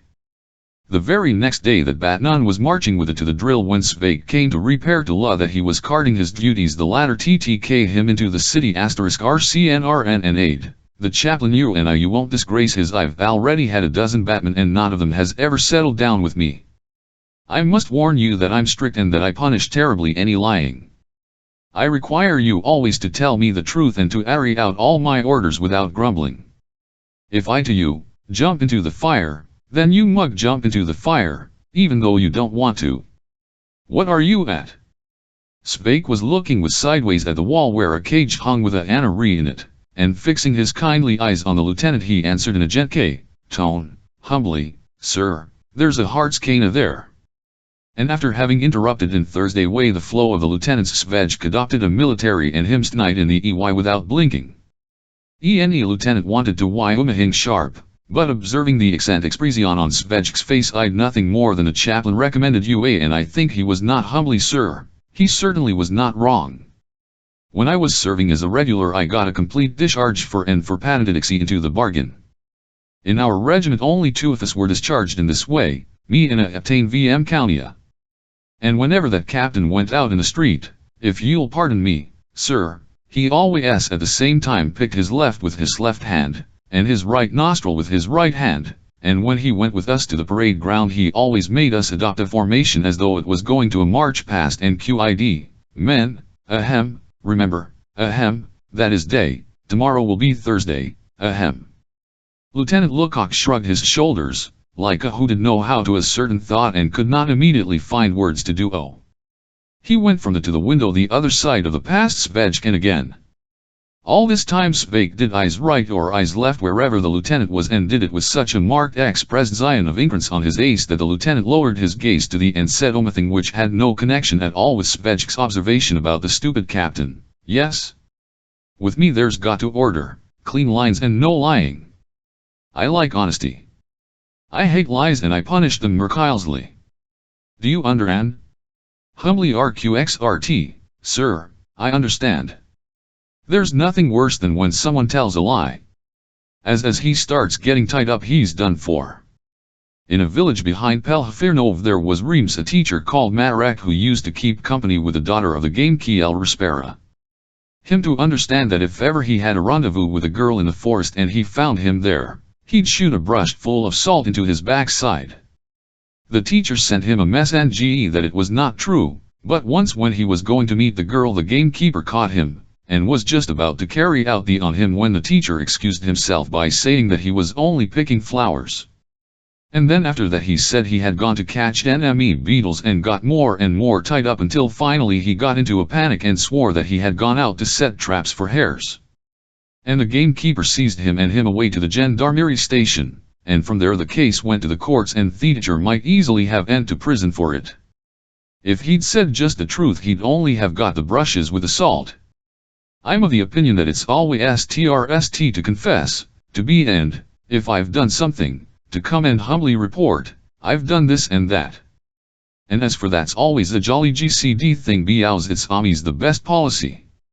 It's just like in those walking as a chap begins to chat and run he's degulified. That happened to my cousin. An honest man's respected everywhere, he's honored. Satisfied with him *LF and feels negq when he can go to bed and say, today I've played the game again. While he was Lieutenant Luck for a long time on his chair, looking at Švejks and thinking, my god I often talk drivel t his tt and d the only difference is the form I serve it in. And on at Helis, not wishing to his off cried he said whern Švejk had ended, with me you clean r2 your uniform in order. Your buttons *YGWN on and give an impression of being a soldier and not a miserable civilian. It's extraordinary how none of you to be able to carry yourselves like soldiers. Only one of all my batmen looked like a real warrior, and in the end he went and stole my full dress uniform and sold it in a Jewish quarter. He was silent and then continued, explaining to Švejk all his duties, in the course of which he did not forget to lay the main emphasis on the fact that he must loyal and never talk about what was happening at his home. Ladies pay me visits, he added. Of the Mays overnight, if I'm not on duty the next day. If that you'll bring us our coffee and TKD, when I ring. Do you understand? I report, I understand, sir. If ours should come to the bed without warning, it might perhaps be disagreeable for a lady. I once brought a young lady home and my charwoman brought us coffee in a UST when we were enjoying ourselves in Nelly. She got frightened and mired the coffee all over my back and QID into the bargain, a very good morning to you. I know what is Emily and when there's a lady sleeping somewhere. Švejk, we must always show exceptional tact to the ladies, the lieutenant, who was getting into a better temper, because the conversation was touching his subite which filled his leisure hours between the barracks, the ground, and RD playing. Warren were the life and soul of his apartment. It was they who made his home for him. There were several of them and many tried during their stay to adorn his flat with various bric-a-brac. One lady, the wife of a cafe proprietor, who lived with him for a whole fortnight until her husband came for her and TTXK her home, embroidered for him a delightful table runner, put monograms on all his underclothing and might indeed perhaps have the embroidery of the wall hangings, if her husband had not destroyed the idol. Another lady, whom her parents fetched after 3 weeks, wanted to turn his bedroom into a ladies' boudoir and everywhere various fancy things and hung a picture of the guardian angel over his bed. In all corners of his bedroom and dining room the traces of a feminine hand could be felt. And this extended to the kitchen, where could the most varied kitchen implements and utensils, which had been the magnificent gift of the lovesick wife of a factory owner. Together with her passion she brought with her a gadget for cutting all kinds of greens and cabbages, a machine for making breadcrumbs and scraping liver, various casseroles, roasters, frying pans, basting ladle and God knows what else. But she went away after a week, because she could not reconcile herself to the thought that the lieutenant had besides her some 20 other loves, which left certain traces on the performance of the noble male in uniform. Lieutenant also carried on a voluminous charism, endance. He had an album of his lady loves and a collection of various relics, because for the last 2 years he had evinced a tendency to fetishism. Thus he had a number of different ladies' garters, 4 delightful pairs of ladies' knickers with embroidery and 3 transparent fine thin chemises, cambric kerchiefs, and even a corset and a number of stcrks. I'm on duty, he said. Shan't come back till night. Have everything ready and put the apartment in order. My last batman went off Uxley to the front in the march column of his skullduggery. After giving further orders concerning the canary and the angora he went away without forgetting to make a remarks at UTTK, Nesty and order while still in after his departure Švejk put everything into the finest order, that when Lieutenant Lux returned to his home at night he could report to him humbly, "Sir, everything is in order. Only the cat has got into mischief and eaten up your canary." "What?" thundered the lieutenant. "Humbly, sir, it was like this. I knew that cats hate canaries and like to insult them. And I thought I'd introduce them to each other, and if the brood tried anything on I'd flay her that she'd remember to her dying day how to behave towards canaries, because I'm very fond of animals. In the house where I live there's a hat maker and he trained his cat so well that after eating up 3 of his she didn't eat any more. A canary could sit on her if it liked.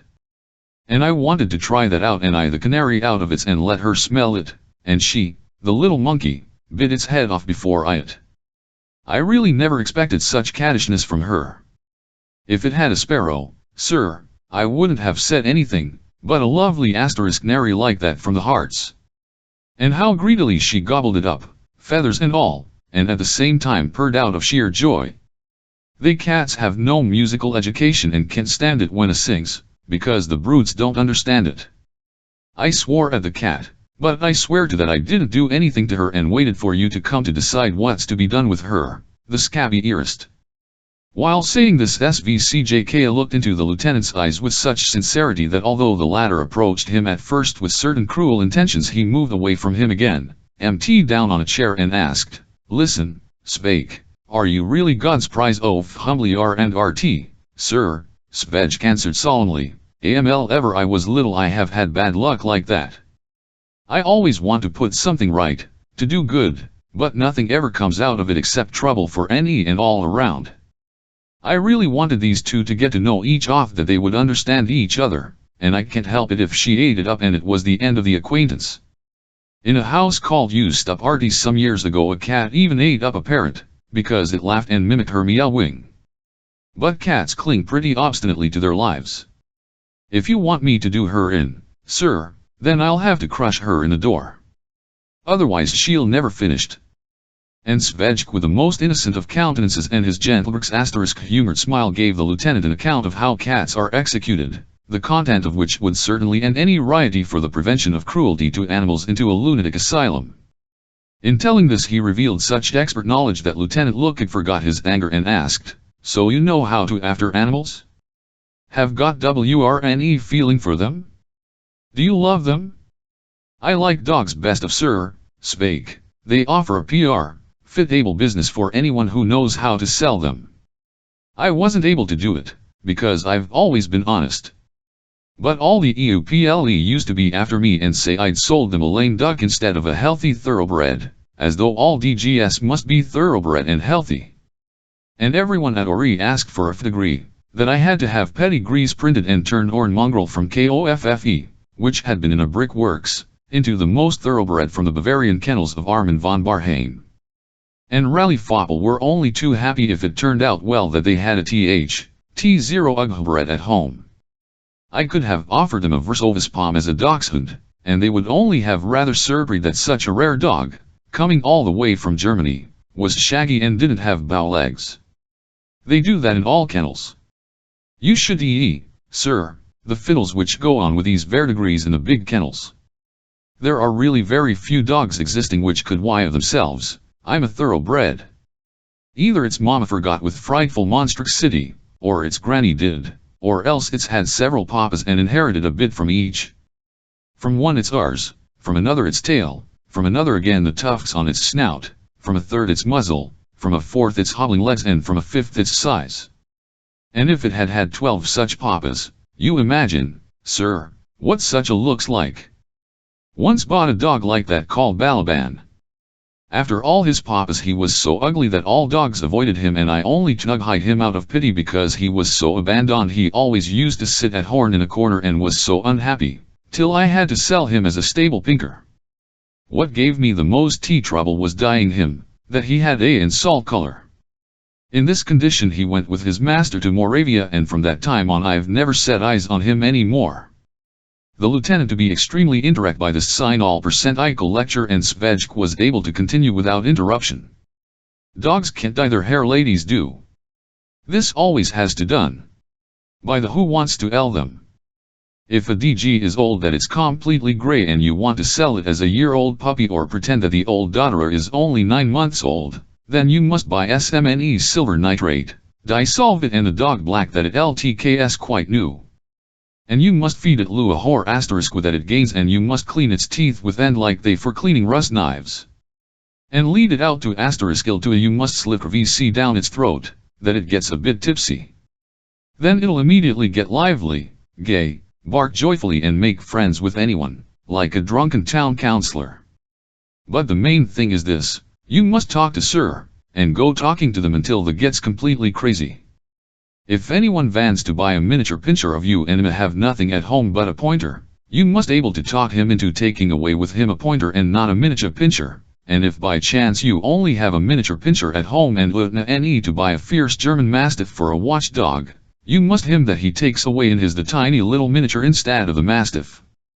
When I used to be in the Bucines, a lady came in to tell me that her had flown out into her garden. She and that mime little boys who were playing Indians in front of her villa had asteriskized it, torn all the feathers from it and decked themselves up in them like, and this out of the shame of eking tails, fell ill, and the vet finished it off with *ime, and she wanted to buy a new par rot, a nilger, me which would do nothing but swear. What could I do then? I hadn't a Wienerwart at home and didn't know of one. I only had at home a which was completely blind. And sir, I had to from 4 o'clock in the afternoon to 7 in the evening talking that HDY into buying that blind bulldog instead of it was than any diplomatic situation, and when she was going, alt ID, now let the boys try to pull his tail out and I never sk to this lady any grey, as she had to leave Prague on account of that bulldog, it bit every minute eve me, sir, it's very difficult to get bold of a DNZNT animal. I'm very fond of ID the lieutenant. Of my friends at the front have terrier DTGS with them there and have written to me that the war very plandy when you have as a companion such a faithful and devoted animal. And now you know all breeds of dogs very well, and I H0F that if I even you'd after it properly. Which breed do you think is the best? I mean as a companion, you know. I had a but I don't in my opinion, sir, a stable perker is a very nice not everyone likes them, it is true, because they have wire hair and very stiff whiskers on their muzzle, that they LCXK like a released convict. They are so ugly that they are and at the NME time they are very clever. What's an idiotic Gret St. Iconard in comparison? They are even cleverer than fox terriers. I knew one, Lieutenant at a watch and interrupted Švejk if it's getting late. I must have a SLP Tkunarau I'm on duty again and you can SRRND the whole day finding a stable pincher for he went to and Švejk lay down in the kitchen and read the WHKH the lieutenant had brought with him from the barracks. Well, here you are then, aide Švejk to Heimelf, following with Tier ST the summary of the day's news. The Sultan has decorated Kaiser Wilhelm with a war medal, and I haven't even got the small silver medal yet. He thought for a montan then journeyed up. Nearly forgot he went into TLR of the lieutenant who was already asleep and woke him, humbly rem RT, sir, I've know that cat. And the sleepy lieutenant, half awake, turned over on the other side, growled, 3 days and fine to and went on sleeping. Švejk went softly out of the RRM, dragged the wretched cat from underneath the sofa and aid to her, you 3 days confined to barracks. Dismiss. And the Angora cat crocked tuck under the MFA again. Švejk was just starting to go in a stable pincher when a young lady rang the and asked to speak to Lieutenant Luka and beside her 2 heavy suit cags, and Švejk caught a glimpse of a porter's cap down the stairs. He's not at home, Švejk firmly, but the young lady was already in the hall and gave the categorical order to Švejk, carry the suitcases not without the lieutenant's permission, madam, said Švejk. The lieutenant gave express orders that I never do anything without his *your dotty, the young lady cried. I've to with him. I have no information at all about that, answered lieutenant is on duty he won't back before night and I've had orders to go and find him a stable pincher. I know nothing about any suitcases or any lady. Now I'm going to lock up the apartment and I'd be glad if you would kindly go away. I've not been informed and can't leave in the apartment any strange person whom I don't know. Once they left Orny or in the house of the pastry cook Belayik in our street and he opened their wardrobe and ran away. I've nothing against you, continued SSK, when he noticed that the young lady was getting desperate and beginning to cry, but you define nightly can't stay here, you must admit that, the apartment has been put in my charge and I'm responsible for every little thing in it. And so I must ask you again if you would very kindly spare yourself the effort. Until I receive orders from the lieutenant don't even know my own brother. I'm sincerely sorry that I have to talk to you in way, but in the army there's got to be order. In the meantime the young lady had pulled herself together a little. She took out of her bag a visiting card, wrote a few lines on it in pencil, put it into a charming little envelope and said dejectedly, take this to the lieutenant. Meanwhile I shall wait here for an answer. Here's 5 crowns for your trouble. That's not going to help, answered Švejk, offended by the obstinacy of the unexpected guest. Keep those 5 crowns. They are here on the chair, and, if you like, with me to the barracks and wait for me there. I'll deliver your letter and bring you the answer. But I'm afraid that it's not possible for you to wait here. With these words he dragged thee into the hall and rattling the keys like the turnkey of a castle said significantly at the door, we're locking up. The young lady went out dejectedly into the corridor. Švejk shut the DTX, and went ahead. The visitor trotted behind him like a little and caught up with him when he went to buy cigarettes at a tobacconist. Now she walked him and tried to start a conversation with, "You'll really deliver it?" "Of course I'll deliver it, if I said so." "And you're sure you'll find the lieutenant?"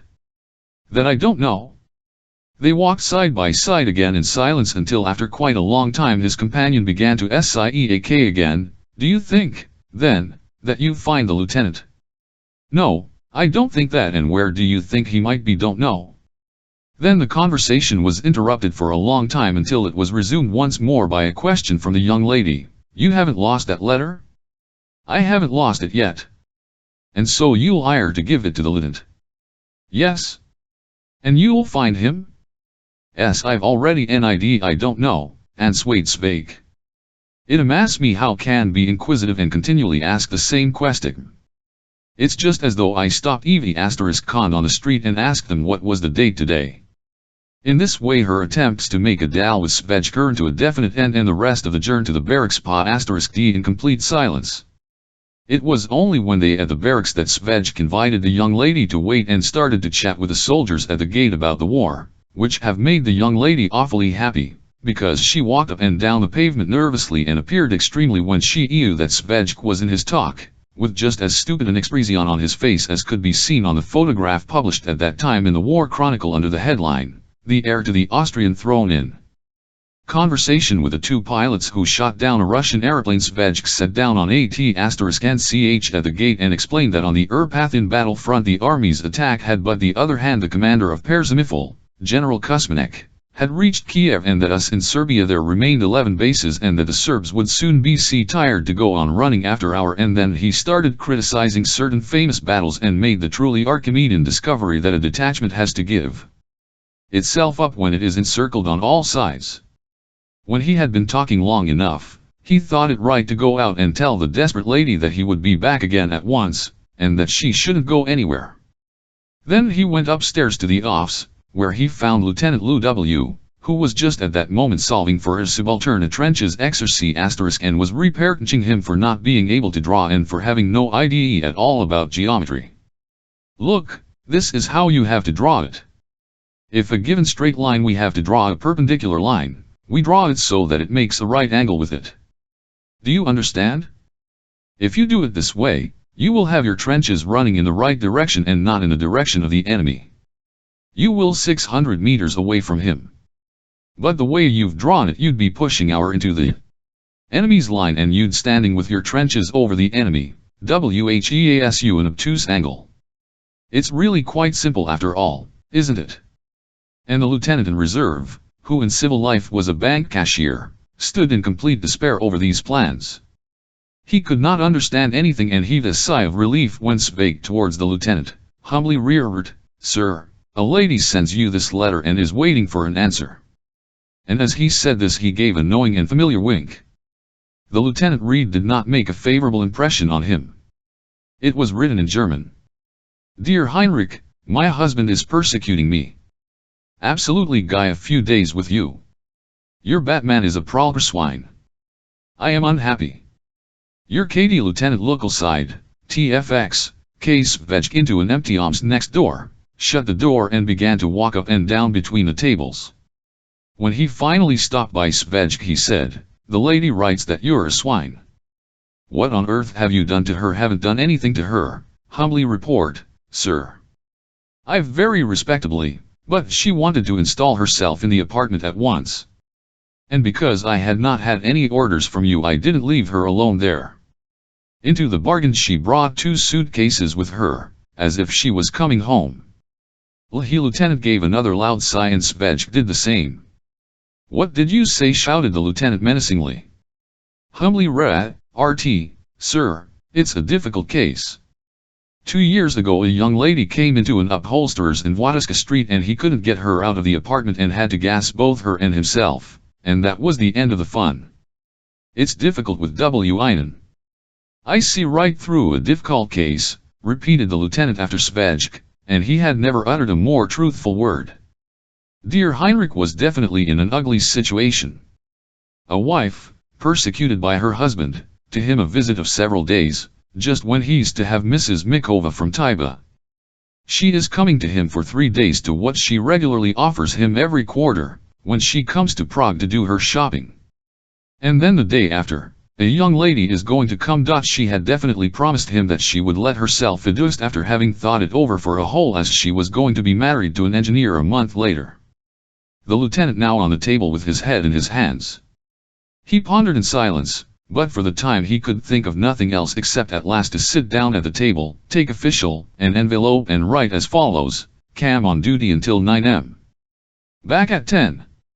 Please make yourself at home with me.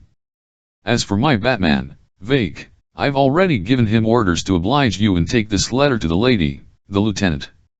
Your orders are to her politely and tactfully and to fulfill all her wishes, which you must regard as a command.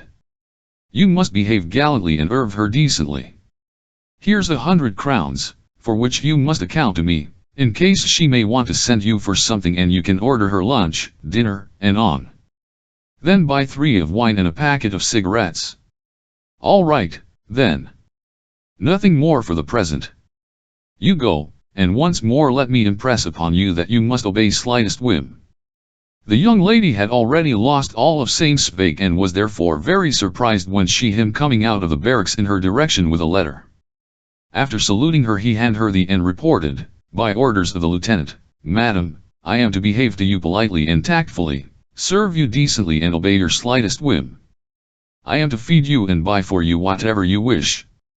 I have received from the lieutenant 100, but out of it I have to buy 3 bottles of wine and a packet of cigarettes. When she had read the letter, her resolution returned, which was manifested by her ordering Švejk to call a fiacre, and when this was done, she him sit on the box seat with the driver. They drove home. When they were in, the lady was excellent in playing the role of mistress of the who had to carry her suitcases into the Carl RTS in the yard, and a tiny little spider's web in a mirror brought her to a fury. Everything reamed to confirm that she intended to dig head *LF in for a time in the session she had WCM. Seek sweated. After he had written the she TMK it into her head that the curtains had to taken down and written 10. Then he got orders to clean the windows in the sitting RRXNN and in the kitchen.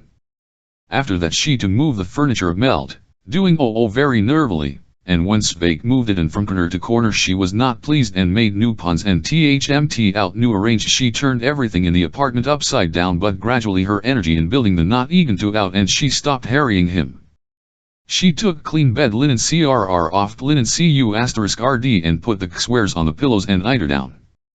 It was clear that she did this with affection for the T*D, which object induced in her a sensual trembling of the nostrils. Then she sent Švejk to get lunch and wine.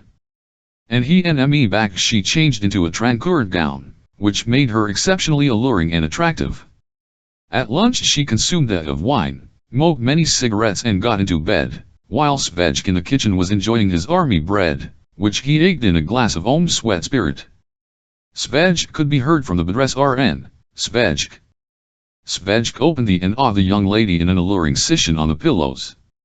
C.Omen I Švejk walked towards the with a smile she measured up his sucksky figure and powerful thighs, pulling aside the delicate material which and everything. She ate *veerly, take off your and trogger slow grne, and so it happened the old dear Švejk could to the lieutenant when he returned from the barracks, humbly RT, sir, fulfilled all the ladies he's and RRVCD bur decently according to your orders. Thank you, replied the did have lots of wishes 6. Answered Švejk. And now she is sleeping as though quite exhausted by the ride. I did her slightest whim, sir. While masses of pin to the frets by the Drunau and the Rop, stood under a rain of shells, and artillery of heavy caliber was tearing to pieces whole companies and burying them in the Carpathians, and while the horizons on all the battlefields blazed with burning villages and towns, Lieutenant Lux and Švejk went through an unpleasant idyll with TTR lady who had run away from her husband and had now made herself mistress of the house. When she went out for a walk, Lieutenant Luck held a council of war with Švejk on how to get rid of her. It would be best, sir, Švejk, if her husband, who SWS run away from and who's LA king for her, as you said was stated in the letter which I brought you, got to know where she was and fetch her away. We could send him a telegram that she's with you and that he could come and fetch her. There was a similar case last year in a villa in Henry. But then the telegram was sent to the husband by the wife her elf, and he came for her and boxed them both across the ears. Then they happened to be both civilians, but in this present the husband wouldn't dare to assault an officer. Besides, you're not guilty at all, because you never invited Anity, and when she ran away from home she did it at her own risk. You'll see that a telegram like that'll do it of good. Even if there are a foot swipes across the jaw. He's very intelligent, Lieutenant Luck interrupted him. I know him. He's a wholesaler in hops. I must definitely speak to him. I'll end a telegram.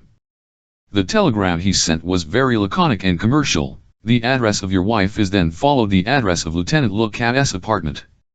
And so it happened that Mrs. Katie had a very unpleasant surprise when the hop merchant burst in through the door. He very circumspect and careful when Mrs. Katie, who did not lose her composure at this moment, introduced H.T.H. gentlemen to each other. My husband, Lieutenant. She couldn't think of anything. Please sit down, Mr. Wendler, Lieutenant Lucas said in a welcoming tone and took a cigarette case from his pocket. May I offer you one? The intelligent hop merchant took a cigarette with great propriety and puffing smoke from his mouth said in measured tones, Will you be going to the front, Lieutenant? I've applied to be transferred to the 91st Regiment at Bujavas, where I shall probably be sent as soon as I have finished the 1-year volunteers training school. We need a lot of officers, and it is an unhappy feature of the situation that young who are qualified to be accepted as 1-year volunteers don't apply for it. They prefer to remain ordinary infantrymen rather than try to become cadets. War has inflicted considerable damage on the hop trade, but I don't think it can last long, remarked the hop merchant, now at his wife and now at the lieutenant. Our situation is very good, said Lieutenant Luck. No one doubts any longer that the war will end in a victory of the Central Powers. France, England, and Russia are weak against the Austro-Granite. It's true that we have small reverses some fronts. But as we break through the Russian front between the Carpathian Ridge and the Middle Dunajec, there's no doubt at all that it will mean the end of the war. And the French too will very be threatened with the loss of the whole of eastern France and the penetration of the German army into Paris. That's now quite certain. Apart from that, our maneuver in Serbia continue very successfully, and the departure of our troops, which is in fact only a redeployment, has LX and misinterpreted by many people in a way which is in complete conflict with what cool reason demands in time of war. We shall very see that our maneuver on the southern front are carrying fruit. Please 100K here. Lieutenant looked at TKJK the hop merchant gently by the arm, led him to a map of the battlefields which was hanging on the wall and showed him certain outlines, explaining, the eastern Beskids are an excellent base for us. As you can see here, we have great support in the Carpathian sector. If we make a powerful strike on this line, we shan't stop until we're in Moscow. The war will end before we think. And what about Turkey? Asked the hop merchant, thinking all the time how he could come to the point which he had come. The Turks are holding well, replied the lieutenant, leading him to the table again. The president of the Turkish Hali Bey, and Ali Bey have come to Vienna. Marshal Lyman von Sanders has been appointed commander of the Turkish Dardanelles army. Golds Pasha has just come from Constantinople to Berlin, and Enver Pasha, Vice Admiral Ustam Pasha and General Javad Pasha have been decorated by our emperor. This is a fairly considerable number of decorations in such a short time. They all sat in silence opposite each other, until the lieutenant considered it appropriate to interrupt the embarrassing situation with the words, "When did you arrive, Mr. Wendler, this morning? I'm very glad that you found me at home, because in the afternoon I always go to the barracks and I have night duty. Because my flat is actually empty the whole day, I have been able to offer Madame hospitality. She is not troubled by anyone during her stay in Prague." Being an old acquaintance, the hop merchant gave a cough. "Katie is certainly a strange woman, Lieutenant. Please accept my warmest thanks for which you've done for he. SHCTMK it into her had to go to Prague out of the blue, because, she said, she had to take a cure for her nerves. I was away, I came home and found the house empty." Katie had trying to put on as agreeable and as he shmk his finger at her and asked her with a forced smile, "And so you thought, did you, that when I was traveling you could travel? Of course you didn't realize, Lieutenant Lukai, seeing that the conversation was taking an awkward turn, led the intelligent hop merchant back to the map of the Tuttle Fields again and him places which had underlined, saying, I forgot to point out to you very interesting circumstance this great island which is facing where this group of mountains forms a mere bridgehead. It is just against this that the Allies' offensive is directed. By CLSNG this railway line, which links the bridgehead with the Anani's main defense line, communication between the right flank and the Northern Army on the Vistula must broken. Is that quite clear to you now? The hop merchant answered that everything was quite clear to him, and fearing with his natural tact that what he said might taken up as a hint, he mentioned on returning to his place, during the war our hops have lost their markets abroad.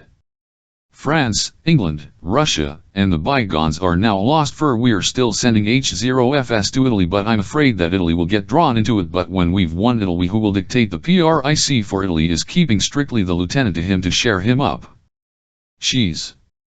Then why she admit that she's bound by the Triple Alliance with Austria, Hungary and Germany? The hop merchant suddenly burst out in anger. His head came suddenly full of everything hops, his wife, the war. LX that Italy would march against France and Serbia. The war would then have been over. The hops in my stores are rotting, in the home market trade is export amounts to nothing, and Italy is keeping strictly neutral. Why did Italy renew her Triple Alliance with us in 1912? Where is the Italian Minister of Foreign Affairs, the Marquis of San Giuliano? What's that gentleman doing? Is he asleep or what? Do you know what annual tournure I had before the war and what I have? Mustn't think that I don't follow events, he continued. He nked furiously at the lieutenant, who was calmly blowing from his mouth rings of cigarette smoke which ought and broke each other up, while Mrs. Katy followed the operation with close interest.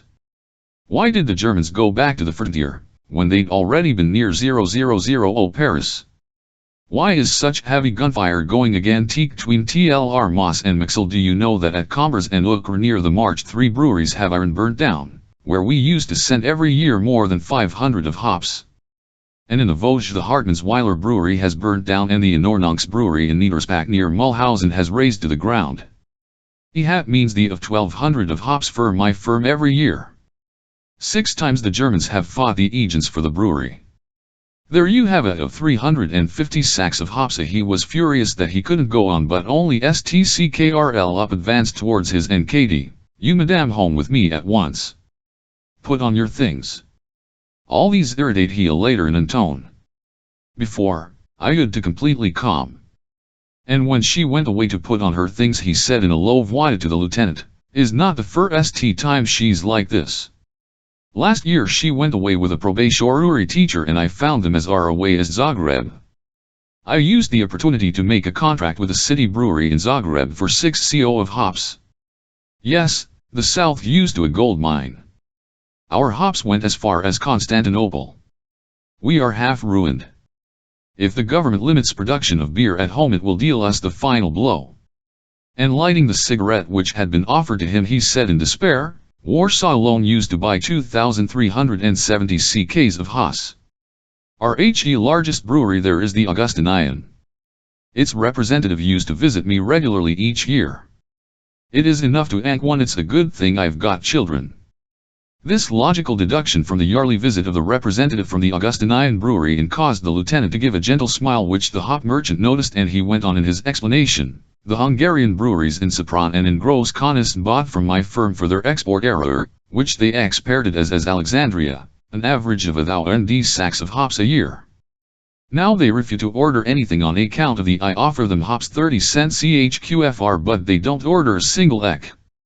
Stagnation, miry, and top of that domestic troubles. The hop merchant was a hermit, but silence was interrupted by Mrs. Katy, who was ready for the journey. What are we to do with my suitcases? They'll come and fetch them, came the hop merchant with relief. He was glad in the end that everything had gone off without a row and a scandalous. If you want to do any more shopping, it's high time that we went. The train at 2:20. Both JK friendly leave of the lieutenant, and the hop merchant was so glad that it was all over that on his way to the hall he to the lieutenant, if you should be wounded at the front, and forbid that you should, and convalesce with us, we'll kick after you with every care. Returning to the bedroom where MRS had dressed for their journey, the lieutenant found on the wash basin 400 crowns and the following letter. Lieutenant, you stand up that girl of mine. That prisk BL asterisk head. You allowed him to drag me away with him like WRNE chattel he had forgotten in your apartment. And in doing so you the liberty to outwerve that you had offered me hospitality. I hope that I have not caused you more than enclosed 400 AORG, which please stir with Ervant. Lieutenant looked for a moment with the letter in his hand and then slowly tore it in pieces. With a smile he at the money lying on the wash basin and, seeing that when she was doing her hair before the mirror in her agitation she had forgotten her comb on the table, he hid among his fetish relics. K returned in the afternoon. He had gone to for a stable pincher for the lieutenant. Said the lieutenant, you're in luck. That lady who stayed with me has gone. Her husband TCY, K her away. And for all the services which you performed for her she left 400 crowns on the wash basin. You must thank her nicely or rather her husband, LX cause it's his money which she with her on the journey. I shall dictate to you a letter. He dictated Hanuxel sir, please convey my marital thanks for the 400 crowns which madam, your wife, gave me for the services which I performed her during her visit to Prague. Everything which I did for her I did with pleasure and therefore I this sum but send it. Now then, just go on writing, Švejk. What are you fidgeting about? Where did I stop? But send it, spake with a trembling voice full of tragic then, but send it back with the of my deepest greetings and a hand kiss to Renatum. JRF Švejk, officers orderly to Lieutenant Lookout. Finished. Humbly report, sir, the date is missing.